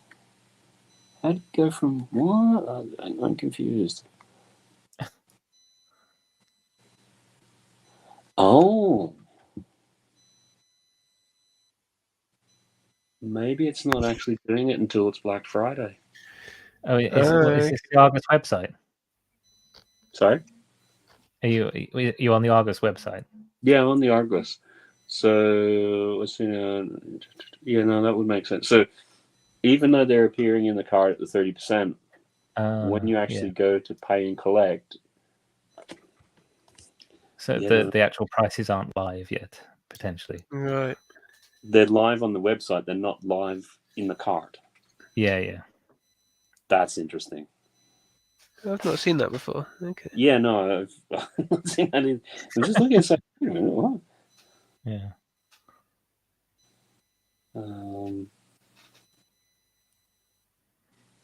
That's kind of funky. What else we got? Can't wait for the Winnie Pooh. I did get them, but no real to build them all. Yeah. My daughter's adding items to Argos basket. I'd be really curious if when you go to so you see the basket. What I'm seeing at the moment, when you have your subtotal, that's correct in terms of it's got the 30% off. But when you actually hit the pay and collect, when you go to the next page, it's giving you the price without the 30%. Which is, I've never seen that before. But that...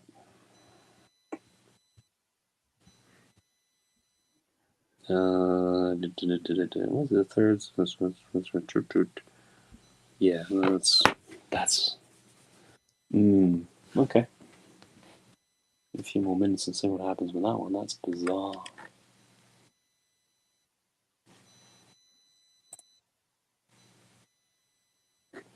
Seeing the trolley there. I think I'd check out after midnight, maybe. Yeah, nice.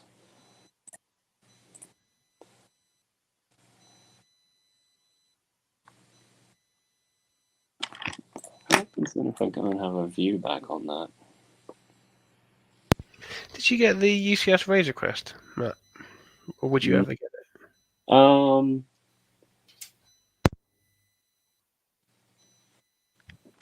It's something I'd like to get. Yeah. Those prices start just getting too high. Yeah. Like, kind of like, if the price starts with a 3 or 4 or 5, it's like... Yeah, Rivendell was, I was like, God, why is this a good decision? But I justified it by it. I was getting Lego vouchers anyway, so... Yeah. Yeah. Look, I think there's going to be something like that. Well, and say if you feel bad about that, I actually, I've already bought 3 UCS sets this month. Have you? What have you bought? Is it the Razor Crest, the okay, Falcon, and the gunship? So, oh wow, you went all in. Oh, wow. Okay. Yeah, I just went. Right, I'm getting them. So, yeah, no. I saw this thing. It must have been a scam. I saw this thing on Facebook where they're saying, is it Toyland or something was doing a promo where it's £3 for the UCS Millennium Falcon, and it must have been a scam. But there were so many people saying like, "Oh yeah, I've got this," and I was like, "These must all be fake accounts." But yeah, it did make me think for a second. I was like, "No, there's a whole thing of like, if it sounds too good to be true, it is." But I was like, could you imagine if that was a real thing? Probably like a glitch on their website where they hadn't put something in right or something. I don't know, but they're trying to get you to fill in the form. So I was like, okay, they and give us your bank details and yeah.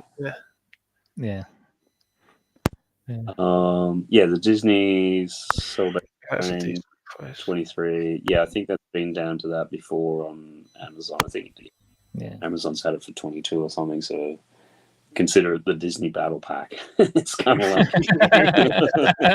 I was very tempted by it because it is a Disney Battle Pack, isn't it? Toys R Us online have deals on 2. Yeah, it's.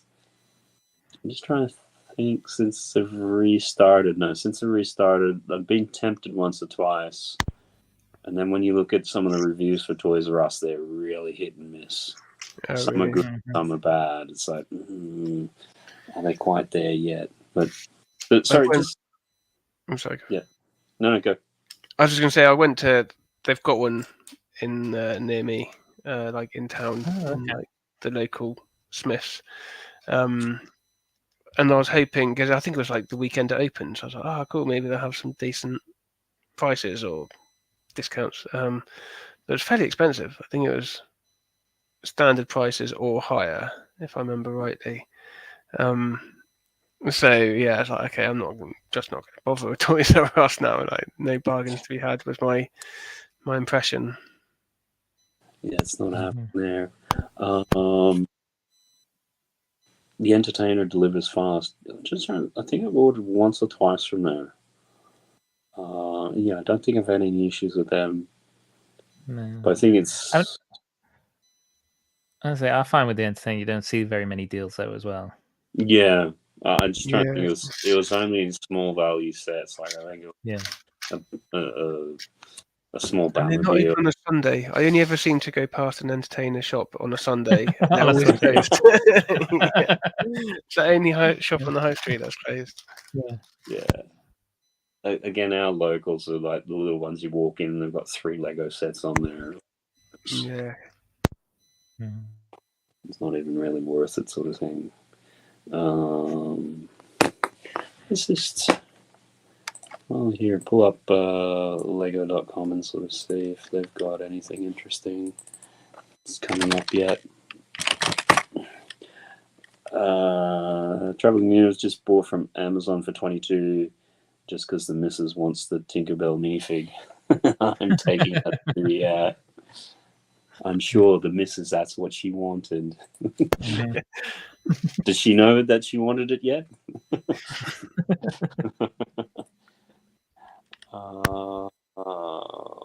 Let's see now here. 3 times points on those sets. I mean, those have been the ones that have been up already. 4 times on. Am I on the right? That looks like why am I on the USA? Why did that not put me on? That's bizarre. Yeah, that happened to my other half the other day. He says, "Why is this set suddenly gone up £70?" and realised he was on the US one. So all the advent calendars are 20% off now as well on the Lego site, aren't they? Yeah. It's a cute set. We picked up a couple. Match, of course she does. Merry Christmas, LOL. I'll keep whispering. Yeah. Just trying to see what else. I mean, all of those on Lego.co are all the ones with the redemption vouchers we've seen before. Trying to see. I'm not really seeing too much yet, but I mean, whether or not it hasn't updated. Are the UK deals the same as they were for the Insiders for Black Friday? Is there much the redemption codes one. Oh, there's redemption codes as well, isn't there? I'm just looking at the Black Friday page on Lego. Sorry, yeah, on Lego, I mean. Yeah, there doesn't seem much different so far than last week, other than you don't get double points. No, I don't think they're live yet. Yeah, no. Either. They've got the Black Friday page, though, right? Is it just that they give a preview of some of them? Yeah, I think if you go on the Black Friday page, it'll give you a rundown of what lists they're going to put on like sales, but they haven't told you any of the prices as yet. So okay, they've got. They've got the save £35 on the City Freight train, £35 on Captain America shield. Basically, all the deals they had for Insiders, £50 on the Republic gunship. This is interesting. It's mostly about Avengers Tower, which is not a deal. Yeah. Interesting. My Lego account won't let me log in. Oh, I'm logged into mine apparently.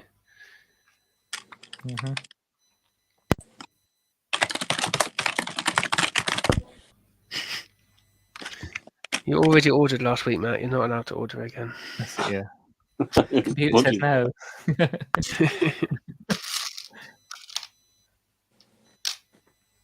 I don't know what's going on there. Hiya, Mayo. Where's the mayo? That's going well. I think we're just here. It's going to hit midnight in about 4 or 5 minutes. Just seeing if any Black Friday deals tick over.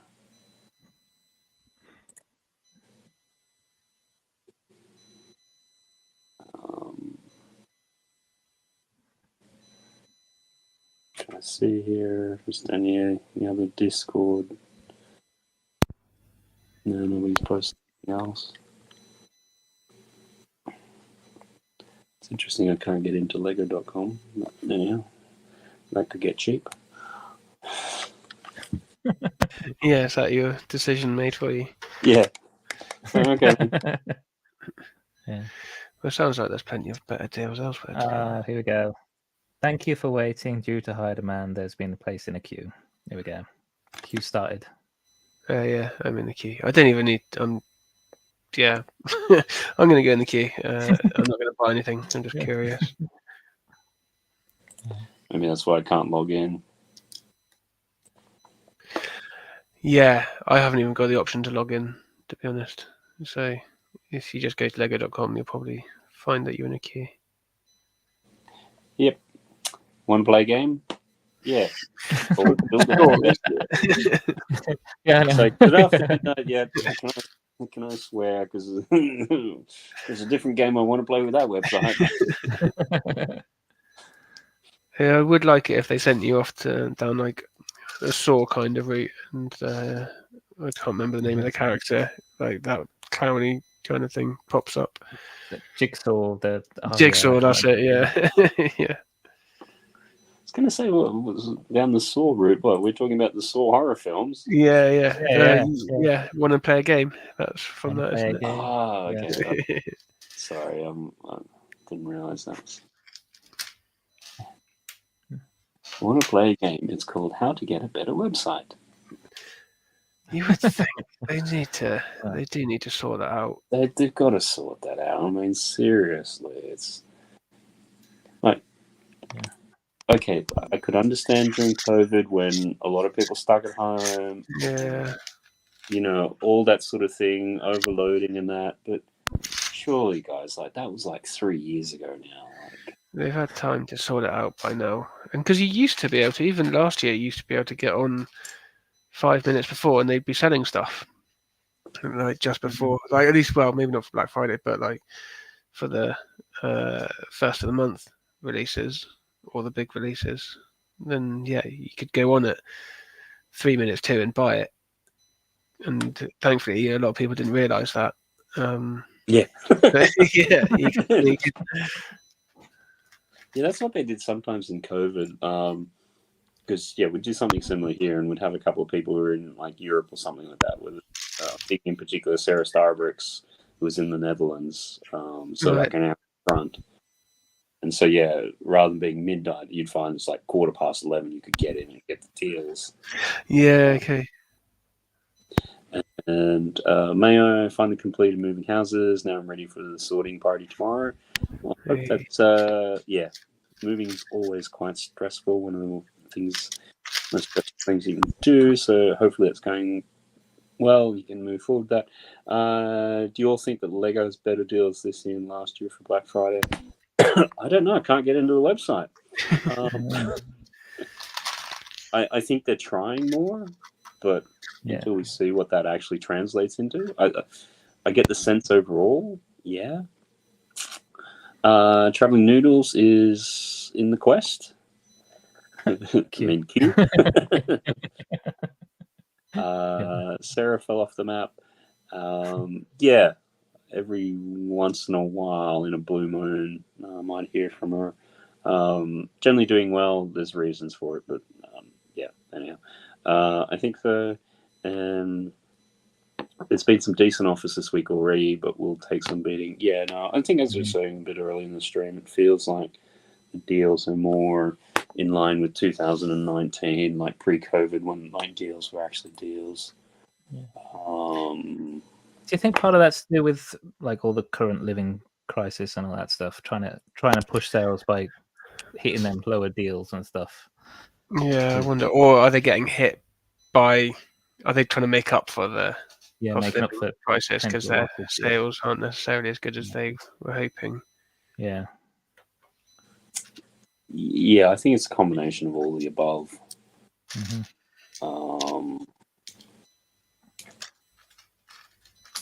Argos is still not.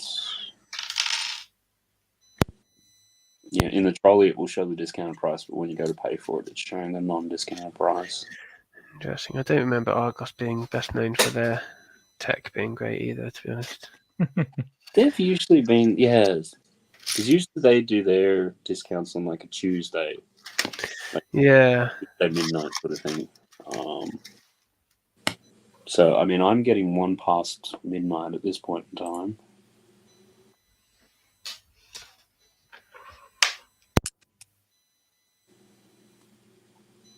Oh, it's still coming up with wrong price. I wonder if that's like a glitch which they're not going to fix.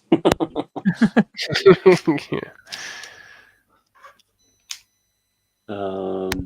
Mayo, I bought my Black Friday stuff last Friday. LOL. Yeah. Mm.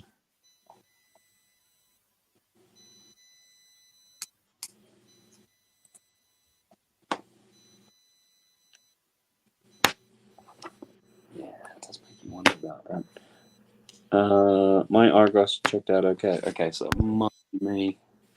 Clear your cache, maybe. That might do it. Yeah, don't want to do that just yet because when you do that, it will kill the top cashback thingy. Okay. Was it looking at there? Just need to write the set numbers down.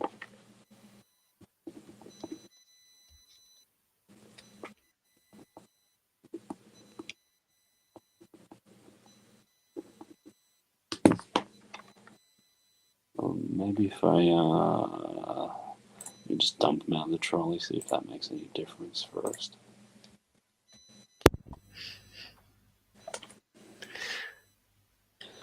Yeah. Just won't be Black Friday at all. It'll just be all year sales. Yeah, I mean it's going that way, isn't it? It felt that way a little bit earlier. Yeah. If we go here, do that.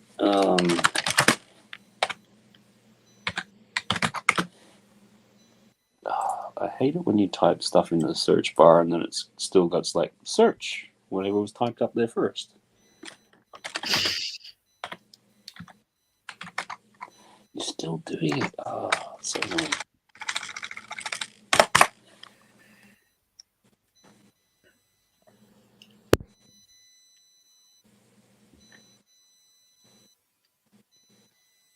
Did you get added? To Black November, yeah, nuts.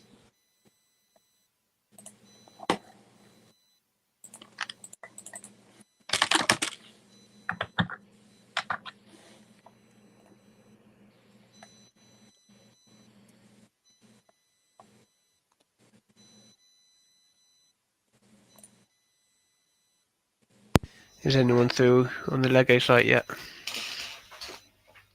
Still in the queue. Did you say you're getting Avengers Tower? Maybe not today, but maybe not today. No. Yeah. Yeah. I've had a couple of very big purchases already. Another one. Yeah, no, it's still doing it. That's annoying. Okay, yeah, we'll have to. What the trolley? Yeah, it's like the trolley. It shows the right price, and then you go to click on pay for it, and it shows the wrong price.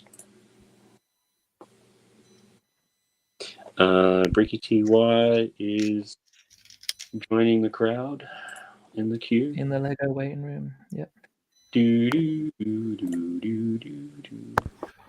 Let's see if there's any talk in anywhere around the. If there's any news on deals. Anyone who's managed to get into the site.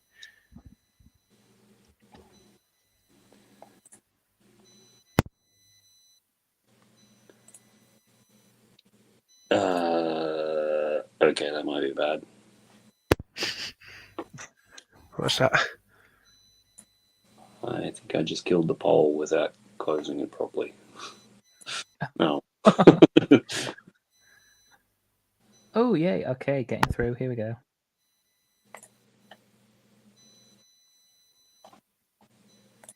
And no price changes. Yeah, is there any difference? Okay, right. I might as well leave the. Yeah, I got in and it's like, oh, this... No, it's just added the GWPs, but I'm getting distracted. I shouldn't do that. So last week was better. Last weekend was better for deals then, was it? I don't know.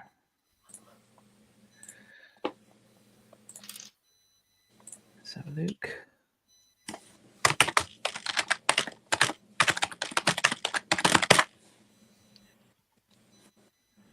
It could be worse. They could be playing god awful on hold music like fan people. Yeah.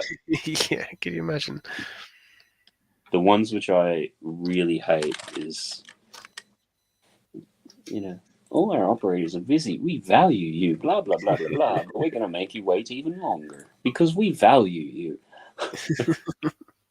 Okay, we got 119 products on the sale page. Okay. Yeah. So 30% off a calendar. Off the calendar? Oh, that was 20% off a minute ago.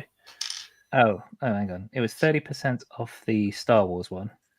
Yeah, that was 20% off a minute ago. Yeah, Oh, I do have some Lego points I can use. Okay, maybe. 20% off on the City one. But that one was cheaper anyway, I think, anyway. Yeah, 30% off. 21 30% off on Harry Potter calendar. Oh, this is dumb. You got 25% off Astronomy Tower, 30% off the banner houses for Harry Potter. 40% off the Disney 100th brickheads. Oh, ooh. And I bought them. 24 quid. Yeah.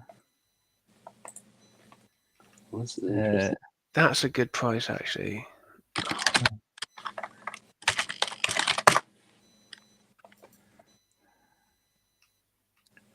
30% off that. 30% off the Hungarian Horntail. Oh yeah, I saw that. 40% off the Grey Puddle Star Wars AB1 versus Darth Vader. Oh, okay. Down to 27 quid. That's from 45 to 27. Which one's that? The Obi-Wan versus Darth Vader Grey Puddle. Oh, the Grey Puddle. Yeah. How much went to 20? 27 down from 45. That's 50% off. 40, but yeah. Yeah. Pretty much, yeah. Yeah. 30% off Optimus Prime. So is that 100? It's 112 from 160. So Iron Man Armory. I think it's probably been down this cheaper. 48 down from 80. 40% off. Mm-hmm. Finally. Yeah, that's the price it should have been to start with, really. No. Now you're things finally actually. No, it's playing nicely now. It's How's this Argos? Yeah, it's like the price which you can actually buy. It's at the price which it's meant to be. I've been waiting. I've been really hoping that the Black Panther boat set goes really cheap. I really want the figures in it, but it's only 30% off. I want it to be 50% off somewhere. Which one's that? War on Water. It's like a black ship. Yeah. So it doesn't look like a good set, but the figures are cool. Well, because I'm not getting the Avengers set, I've actually got in my basket just the Shuri's Lab, just so I've got a Black Panther. Yeah, okay. Yeah, I think I did get that because I want Shuri in the yellow Black Panther suit. That's what I want. Yeah. And no one has it on Bricklink in the UK, or if they do, it's a bit pricey. Okay. Well, it didn't last time I looked. Matt, your call's important to us. We'll answer the blooming call then. Yeah, I know. I love it when you like randomly call somewhere at like, some odd hour, and they're like, due to unexpected call volume. And it's all like, who is calling at like 5 a.m. on a Sunday? Like, what are you talking about? Employ people. Have all the dreams, I think all the dream sets have got 20% off, but you get better prices elsewhere. Yeah, well, you get better prices, yeah. I mean, the dreams ones, you can almost try to get it like 40% at sometimes. I think all the Mario ones, or loads of Mario ones, have at least 20% off. A lot of them seem to be 40% off. But, yeah. Okay, so you went into the sales section. There's no point in me looking if I can't sign in. Well, there is a point. Just I'm getting it. Yeah, we'll do that. Sign into your account. Can you remember me? I don't know if that page even has. Does it? I was going to say if it has all of the sales, but maybe it does. It's got like a Star Wars Black Friday section, and you go through it and there's no sales. Yeah.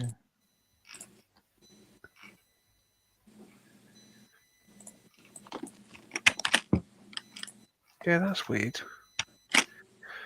What's even the point of that?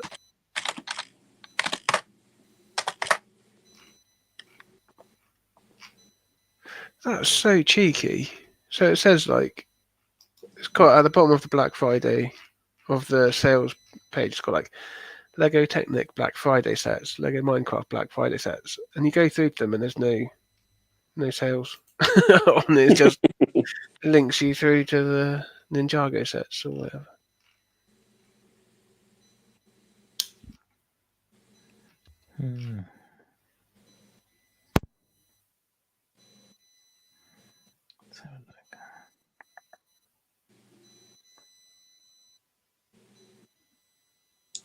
Well, at this stage, a little bit further with login, but send me a verified password or it's not sending. Where's that? This is for Lego, right? I wonder. Yeah, I wouldn't be surprised if they can't handle resetting a password at the moment. If they can barely handle. Oh, it's not resetting a password. It's literally just logging in. Oh, okay. Oh, that is weird. Oh, because that was the other thing they were doing today too. Apparently, like usually to get a £5 redeem on Lego Insiders, it's 800 points. Oh yeah. Apparently, it's on 200. Yep, Yeah. I need to go and check that out because I have points. Yep, let's go maximise our points because they only had limited numbers of them last year, didn't they? Yeah. And I think you could get 4. Yeah, Yeah, I think that's what I read last year. They get 4. So yeah, what is it? Is the rewards? Yeah, choose your discount. Yeah, £5 discount now, 200 points. Right, I'm going to get as many of them as I can. Rename. Yeah, you can get 3. Oh, it's gone down by 1, but still. So for the price of less than a £5, got it. You get £15, don't you? Right? Mm-hmm. Yeah. Okay, done. Yeah, your points are worth.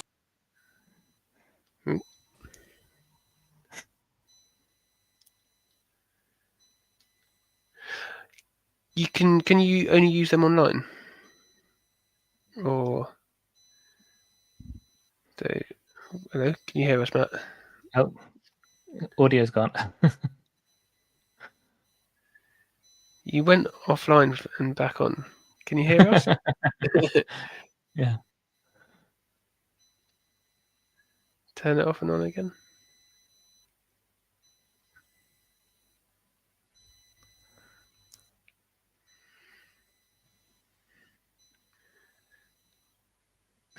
Cool. 2 minutes. Oh yeah, so you have to use it online. Okay, cool. Yeah. So yeah, okay, cool. My Lego site. Okay, cool. No, it's like. Can you hear me? Yeah, Yes. yeah, we can. Okay, cool. Because yeah, it was like both your sound, like all the sound dropped out. Yeah, okay. So I could see your mouse moving and things. Just like You got to somehow put everything on mute, or is it just me? Yeah, you kind of blipped out, and then and then came back in and couldn't hear you.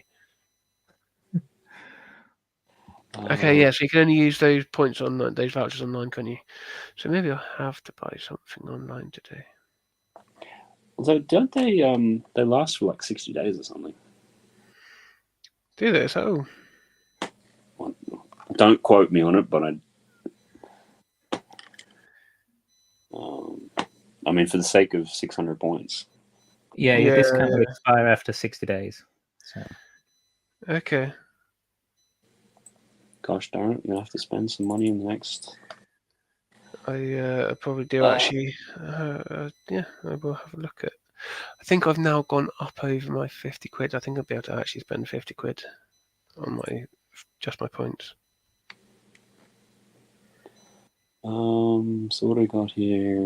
NGWPs. Okay, so looking at Atari is down. Chewbacca, no, I'm seeing that better elsewhere. Foosball tables, 40%. Optimus, some wooden drawers and things, whatever. I wish that Quinjet would go to something sensible. Yeah. How do you see more of this? It's showing me not a great deal.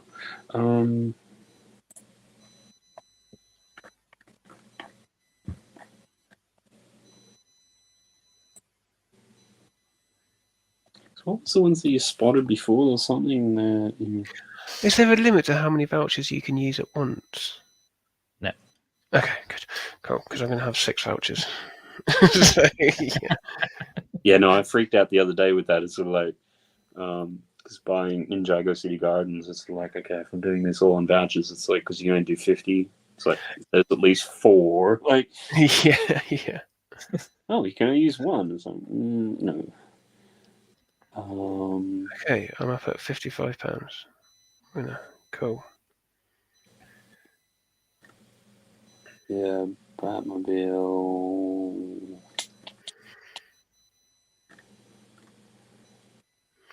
Maybe I will get that Disney 100th celebration. Is that the Brickheads? Yeah, £24. Down from 40. I do wonder about that puddle. I didn't actually surprisingly enjoy it. I think I got it on some discount and went in with incredibly low expectations, but yeah, it's got decent figs. Yeah, I do. I got the same. I got it on a deal as well. So. Yeah, no, it's paying full price for that thing. It's kind of crazy. See, advent calendars are each about 30% off. Well, let's make that Star Wars. Mm-hmm. 20, 21. In fact, I can't quite justify it. I've already got it. So, throne room, 40% off. I think Amazon did that better. The throne room's 40% off. Did you say? Sorry, the Black Panther one. Oh, okay. Oh, yeah. Yeah, as soon as you said it, it's like, oh, you're probably thinking of the Star Wars diorama. Yeah.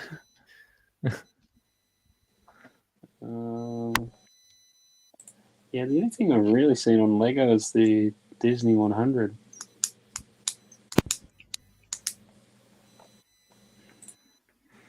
Mm-hmm. There's one of the Avatar sets, but I don't know if it's... I'm just seeing if there's any of the other ones. Usually all those ones have been on Amazon for sale at really good rate. Yeah, okay. Let's see now. Traveling Noodles, I'm in Yay. Woohoo, yay. Brickchat, although the Lego site is saying, do you want to play a game? Jigsaw is now running the site. Yeah, there we go. My Lego site is buffering. Matt is buffering too. I better use my bandwidth correctly. Bye, guys. See you later, thanks for stopping by, Mayo. I hope that you have some good happy hunting and shopping and all the rest of it. So, Yeah.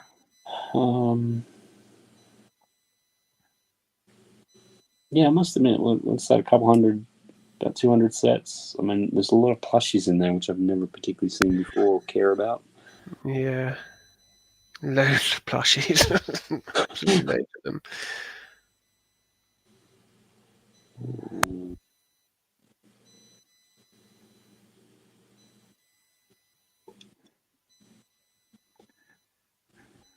So let's see if we've got anything here.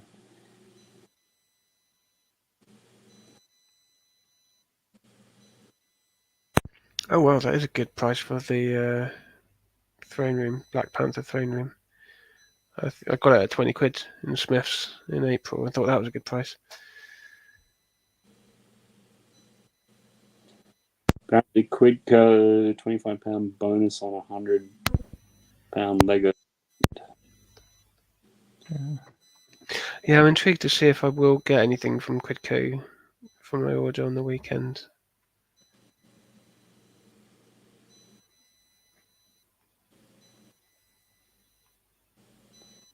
Apparently, same with Very, £20 bonus when you opt in and spend 100, and same with John Lewis, £20 bonus when you opt in and spend 100. John Lewis, I can never understand how you get some of those. Top cash back, maybe.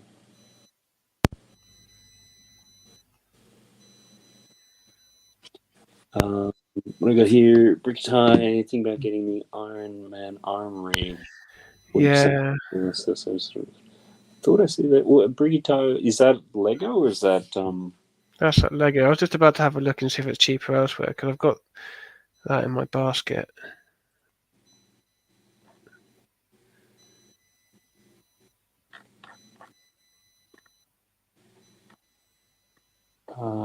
because that thing 47. I have a funny feeling that Amazon had that as a good price at one stage. Maybe that was recently. How much is saying? 47.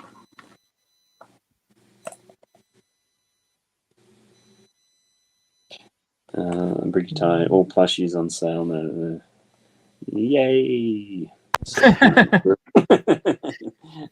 Yeah. That's just really bulking up the, what is it, 119 products on sale.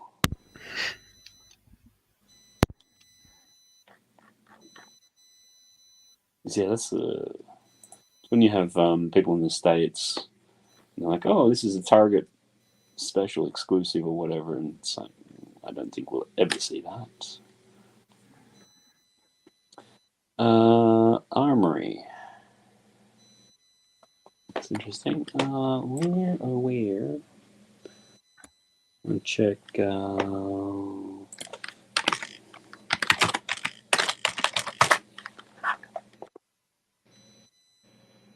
That's interesting.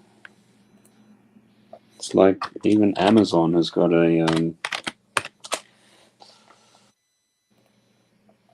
enter a code to get into the site. One of those CAPTCHA things or whatever. Oh, really? Okay. Yeah, actually, that's not a surprise because there must be so many bots running to snap up deals. Yeah, that's true. Yeah, just make sure you're real people. Iron Man Armory 76216.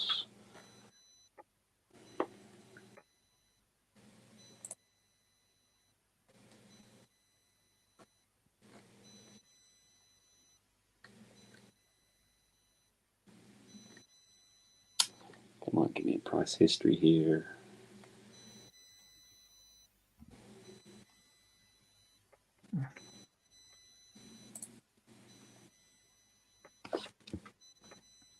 Yeah, that Iron Man Armory, Amazon price history.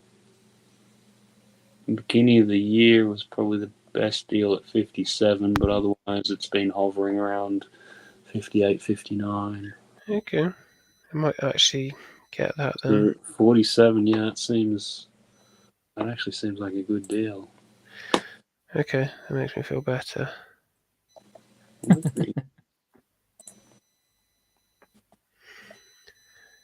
Now I just need to find something for £3 and a penny to get me up to free shipping. £2. If you can, it's like a CMF or a key ring. Yeah, that's it. I've already got the Marvel CMFs. Let's see. What is it? Maybe a key 6. CMFs are the cheapest thing, right? Generally. Usually. £3.50. Yeah. Unless I buy £3.50 of pab. Can you do that? I don't know if you can.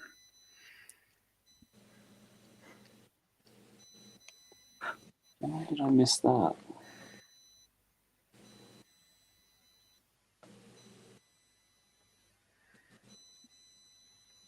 Yeah, that Iron Man Armory is actually at the best price. When's this? Oh, funnily, same as Black Friday last year. Is it retiring this year? Yeah, I'm pretty sure that one is, yeah. Because, yeah, Kiddo's a big Iron Man fan. Words.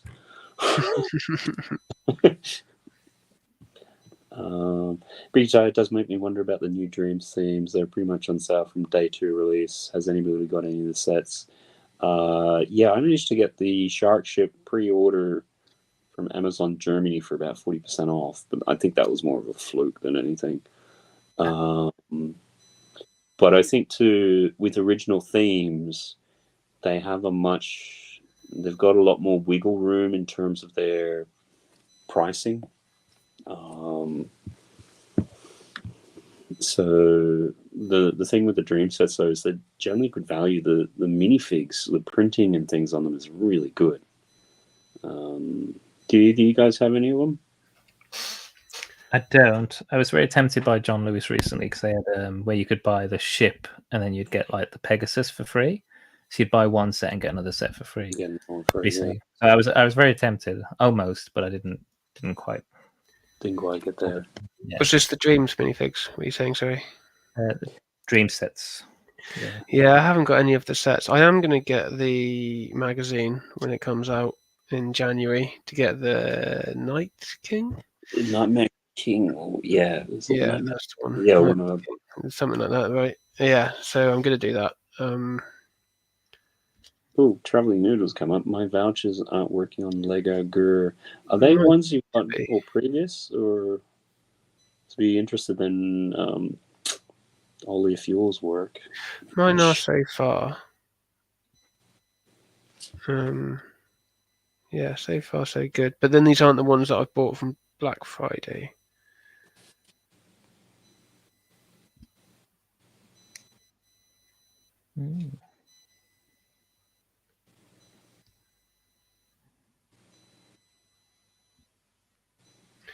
I'll see in a minute.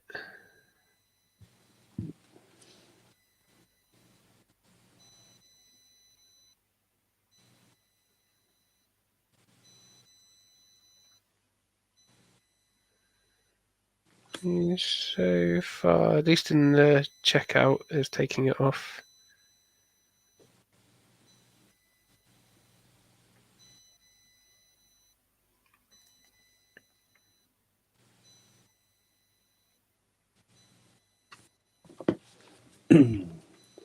If there's any other and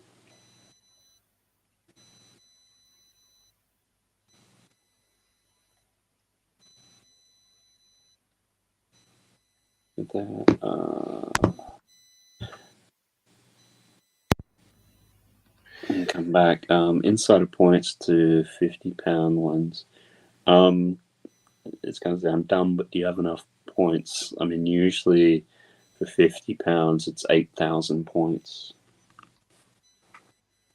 Yeah, because if you've got like 7,999, you then have to buy 2 £20 vouchers and a £5 voucher. Well, that's the most you can get. Because my vouchers, yeah, I was able to buy vouchers, and they're adding on. Wait a second. One hasn't.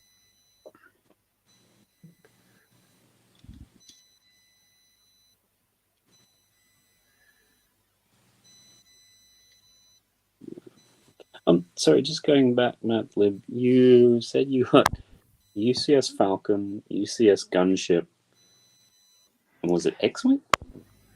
Razor Crest. Razor Crest. Okay. Yeah. That's a pretty. That's a pretty good haul. They were all on sale, so. Oh yeah. This month, so yeah. Yeah, they're still pretty sizable purchases at any given point in time. Yeah. Let alone together. So. Yeah, I mean, it's a little disappointing, the Lego sale, Black Friday sale. So, unless the bookshop modular pops up somewhere else at a really big discount, I probably actually won't bother getting anything right now. So. If I might be selling my bookshop modular, won't have many figs, but yeah, if you're interested, I will set it aside for you, and yeah, it will be a decent price. So fair enough. Yeah, as long as you're not fussed about the minifigs. Same with the Jazz Club. I don't know if you said you've already got that, did you? No, I just got the. I got Main Square and I've got the police station. Yeah, cool. Yeah. But we're going to be selling both of them if you're interested. Cool. I'll think about it. Cool. You want some minifigures? Yeah. That's interesting. I'm also a bit funny. Are you when you buy used? Because I've used once or twice, but I'm really particular about the stickers as well. So yeah, that's fair. There's no stickers in them, thankfully. No, but when I do, I don't buy sets second hand sometimes just because I know they've got stickers, and I'm just like, no, because nobody's going to put them where I want to put them. Yeah, that's fair. So yeah. Yeah, what's your sticker game like, Ollie? It needs to be top notch. Yeah. I don't. This is a point. I see what Travelling Noodles is saying. I think so. I think you can only use up to £50 of vouchers using your points, because I've got £55 of vouchers, and I can only use £50. Really? Wow, that's it's not letting me use my 5th voucher. It just keeps saying sorry, there's an error. Because I was thinking when I did it the other day, I had 4 £50 vouchers, and I could do that. Right. Yeah. So it was like 200. I mean, even when you purchase a voucher, because I've just done the 3 for 200 points. Yeah. And when you said about the 60 days, just under that it says we do not limit how many vouchers on the purchases. Oh, does it? Okay. So they're actually going against their own terms and policies. Yeah. No. Maybe I'll contact and see if I can get it converted, because I'm not going to make another purchase in the next 60 days direct from Lego. So I'll see if I can convert it, because I've got a screenshot of the error. Fair enough. Yeah. No, I was just having a look at the bookshop, because usually John Lewis usually carries them. And sometimes, at this time they're doing 25% off or something. But on John Lewis website, it's not available anymore. And on the page, it's like, we're unlikely to receive more stock of this item. That would tend to suggest that they're sold and done now on the bookshop. My price just went up.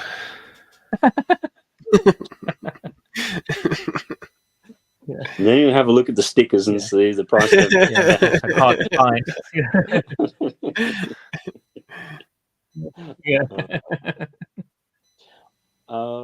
Cool. I think I might start wrapping it up there then. I think this is anything else. I'm just not seeing. I think Argos has got a couple of really good deals. Lego, if you're into a couple of the ones there. Did you manage to get the Argos shop? Yeah. It was a matter of dumping the cache. Okay. But it was really interesting because then I tried to go back through Top Cashback, and for the Argos, you type it in, Argos comes up, and it didn't actually have a button to click to go actually into the site. It's really interesting because they're like, because usually Argos is like 6% new customers, 4% tech, 1% everything, right? And you click on that, and it's got like things. Whereas this time, it said 10%, but there was no button to click, and there was nothing else. Okay. And it's like, for the sake of, usually it works out to like 1% of the sale. I'm not going to mess around with this stuff, but so yeah, short version, able to get, but I've never seen that before. No, that's a weird one. Yeah, it must just be server caching or something. Something like that, yeah. So yeah, traveling noodles, insider points for £50 one. I tried to convert points yesterday and have the codes. Guess I have to email them. Yeah. They've not been getting insiders right, have they? Yeah. Just even when you say that, it's like... Yeah, no, I realise. Let's see if anyone. His name is terrible. Like, yeah. Cool. All right then. Yeah. Well, hopefully, Traveling Noodles. We do the stream every Thursday, 8:30. So if you want to pop back next week, that'd be great. And just do all the social media, share, like, and subscribe. Just go over Mad Lib. If there's anything else you got that you want to promote, you got coming up on your social media? No, I'll probably be filming a video this weekend, and that'll be out probably Monday or Tuesday. And then I'll be back here next Thursday, hopefully, everything goes well. So yeah. Apart from that, no, just like CabbageFace. I don't really plan ahead too much, so it's just ad hoc as to when videos and stuff come out. So comes out? Keep an eye on my channel and stuff will come out. Yeah. Yeah, just want to have a look at that there.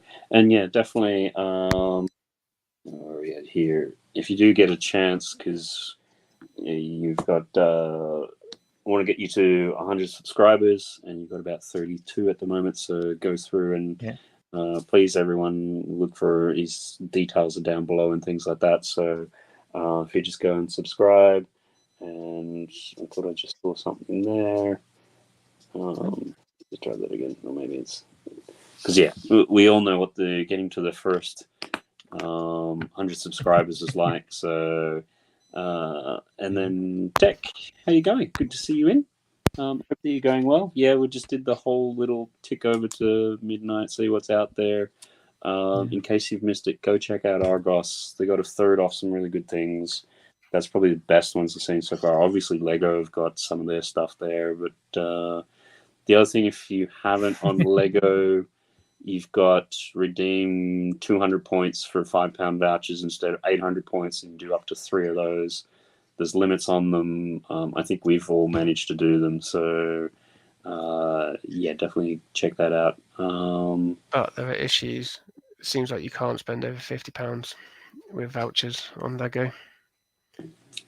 Yeah, so if you want to say that again, there's a problem with, what was it? With getting There's a problem with insiders. Insiders has problems. What's it? They've been having problems with getting insiders right. Yeah, and Traveling Noodles, first 100 took forever. Yeah, I know it feels like such a grind to get to that first 100. So hopefully, we'll keep plugging that for a little bit, and hopefully we can get you there.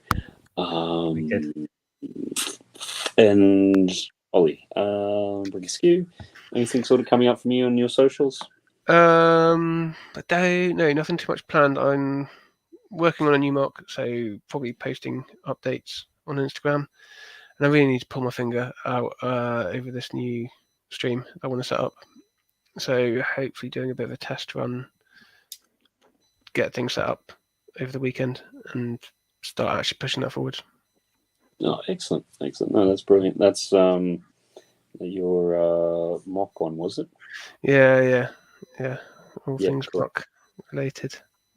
And definitely, you've been on your Instagram playing around with some new rock type. Yeah, with the new rock techniques, which is cool.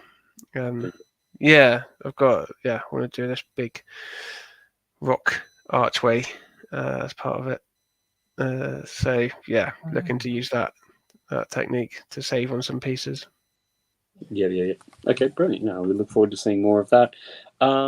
Usual sort of things. I think share, like, subscribe, do all that.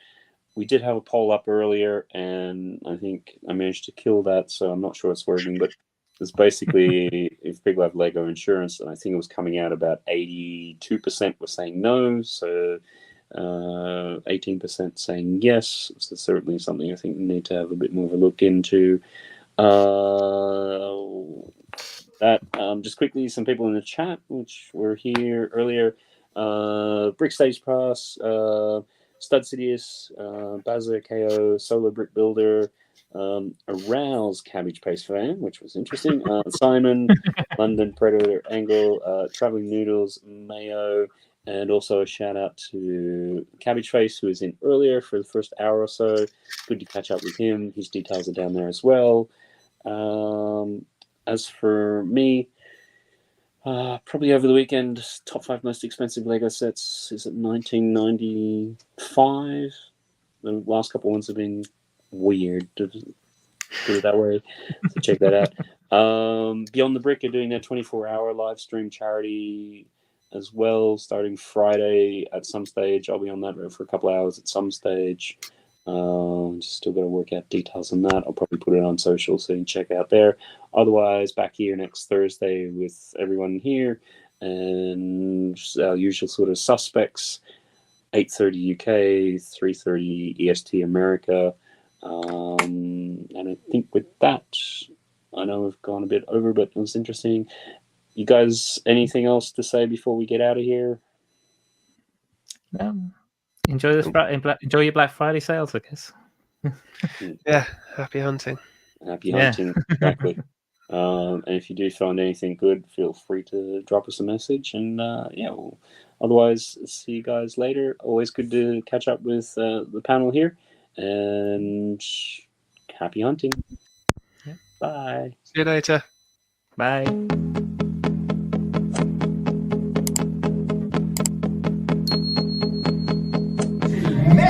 Mr. Bigger, give me a super duper.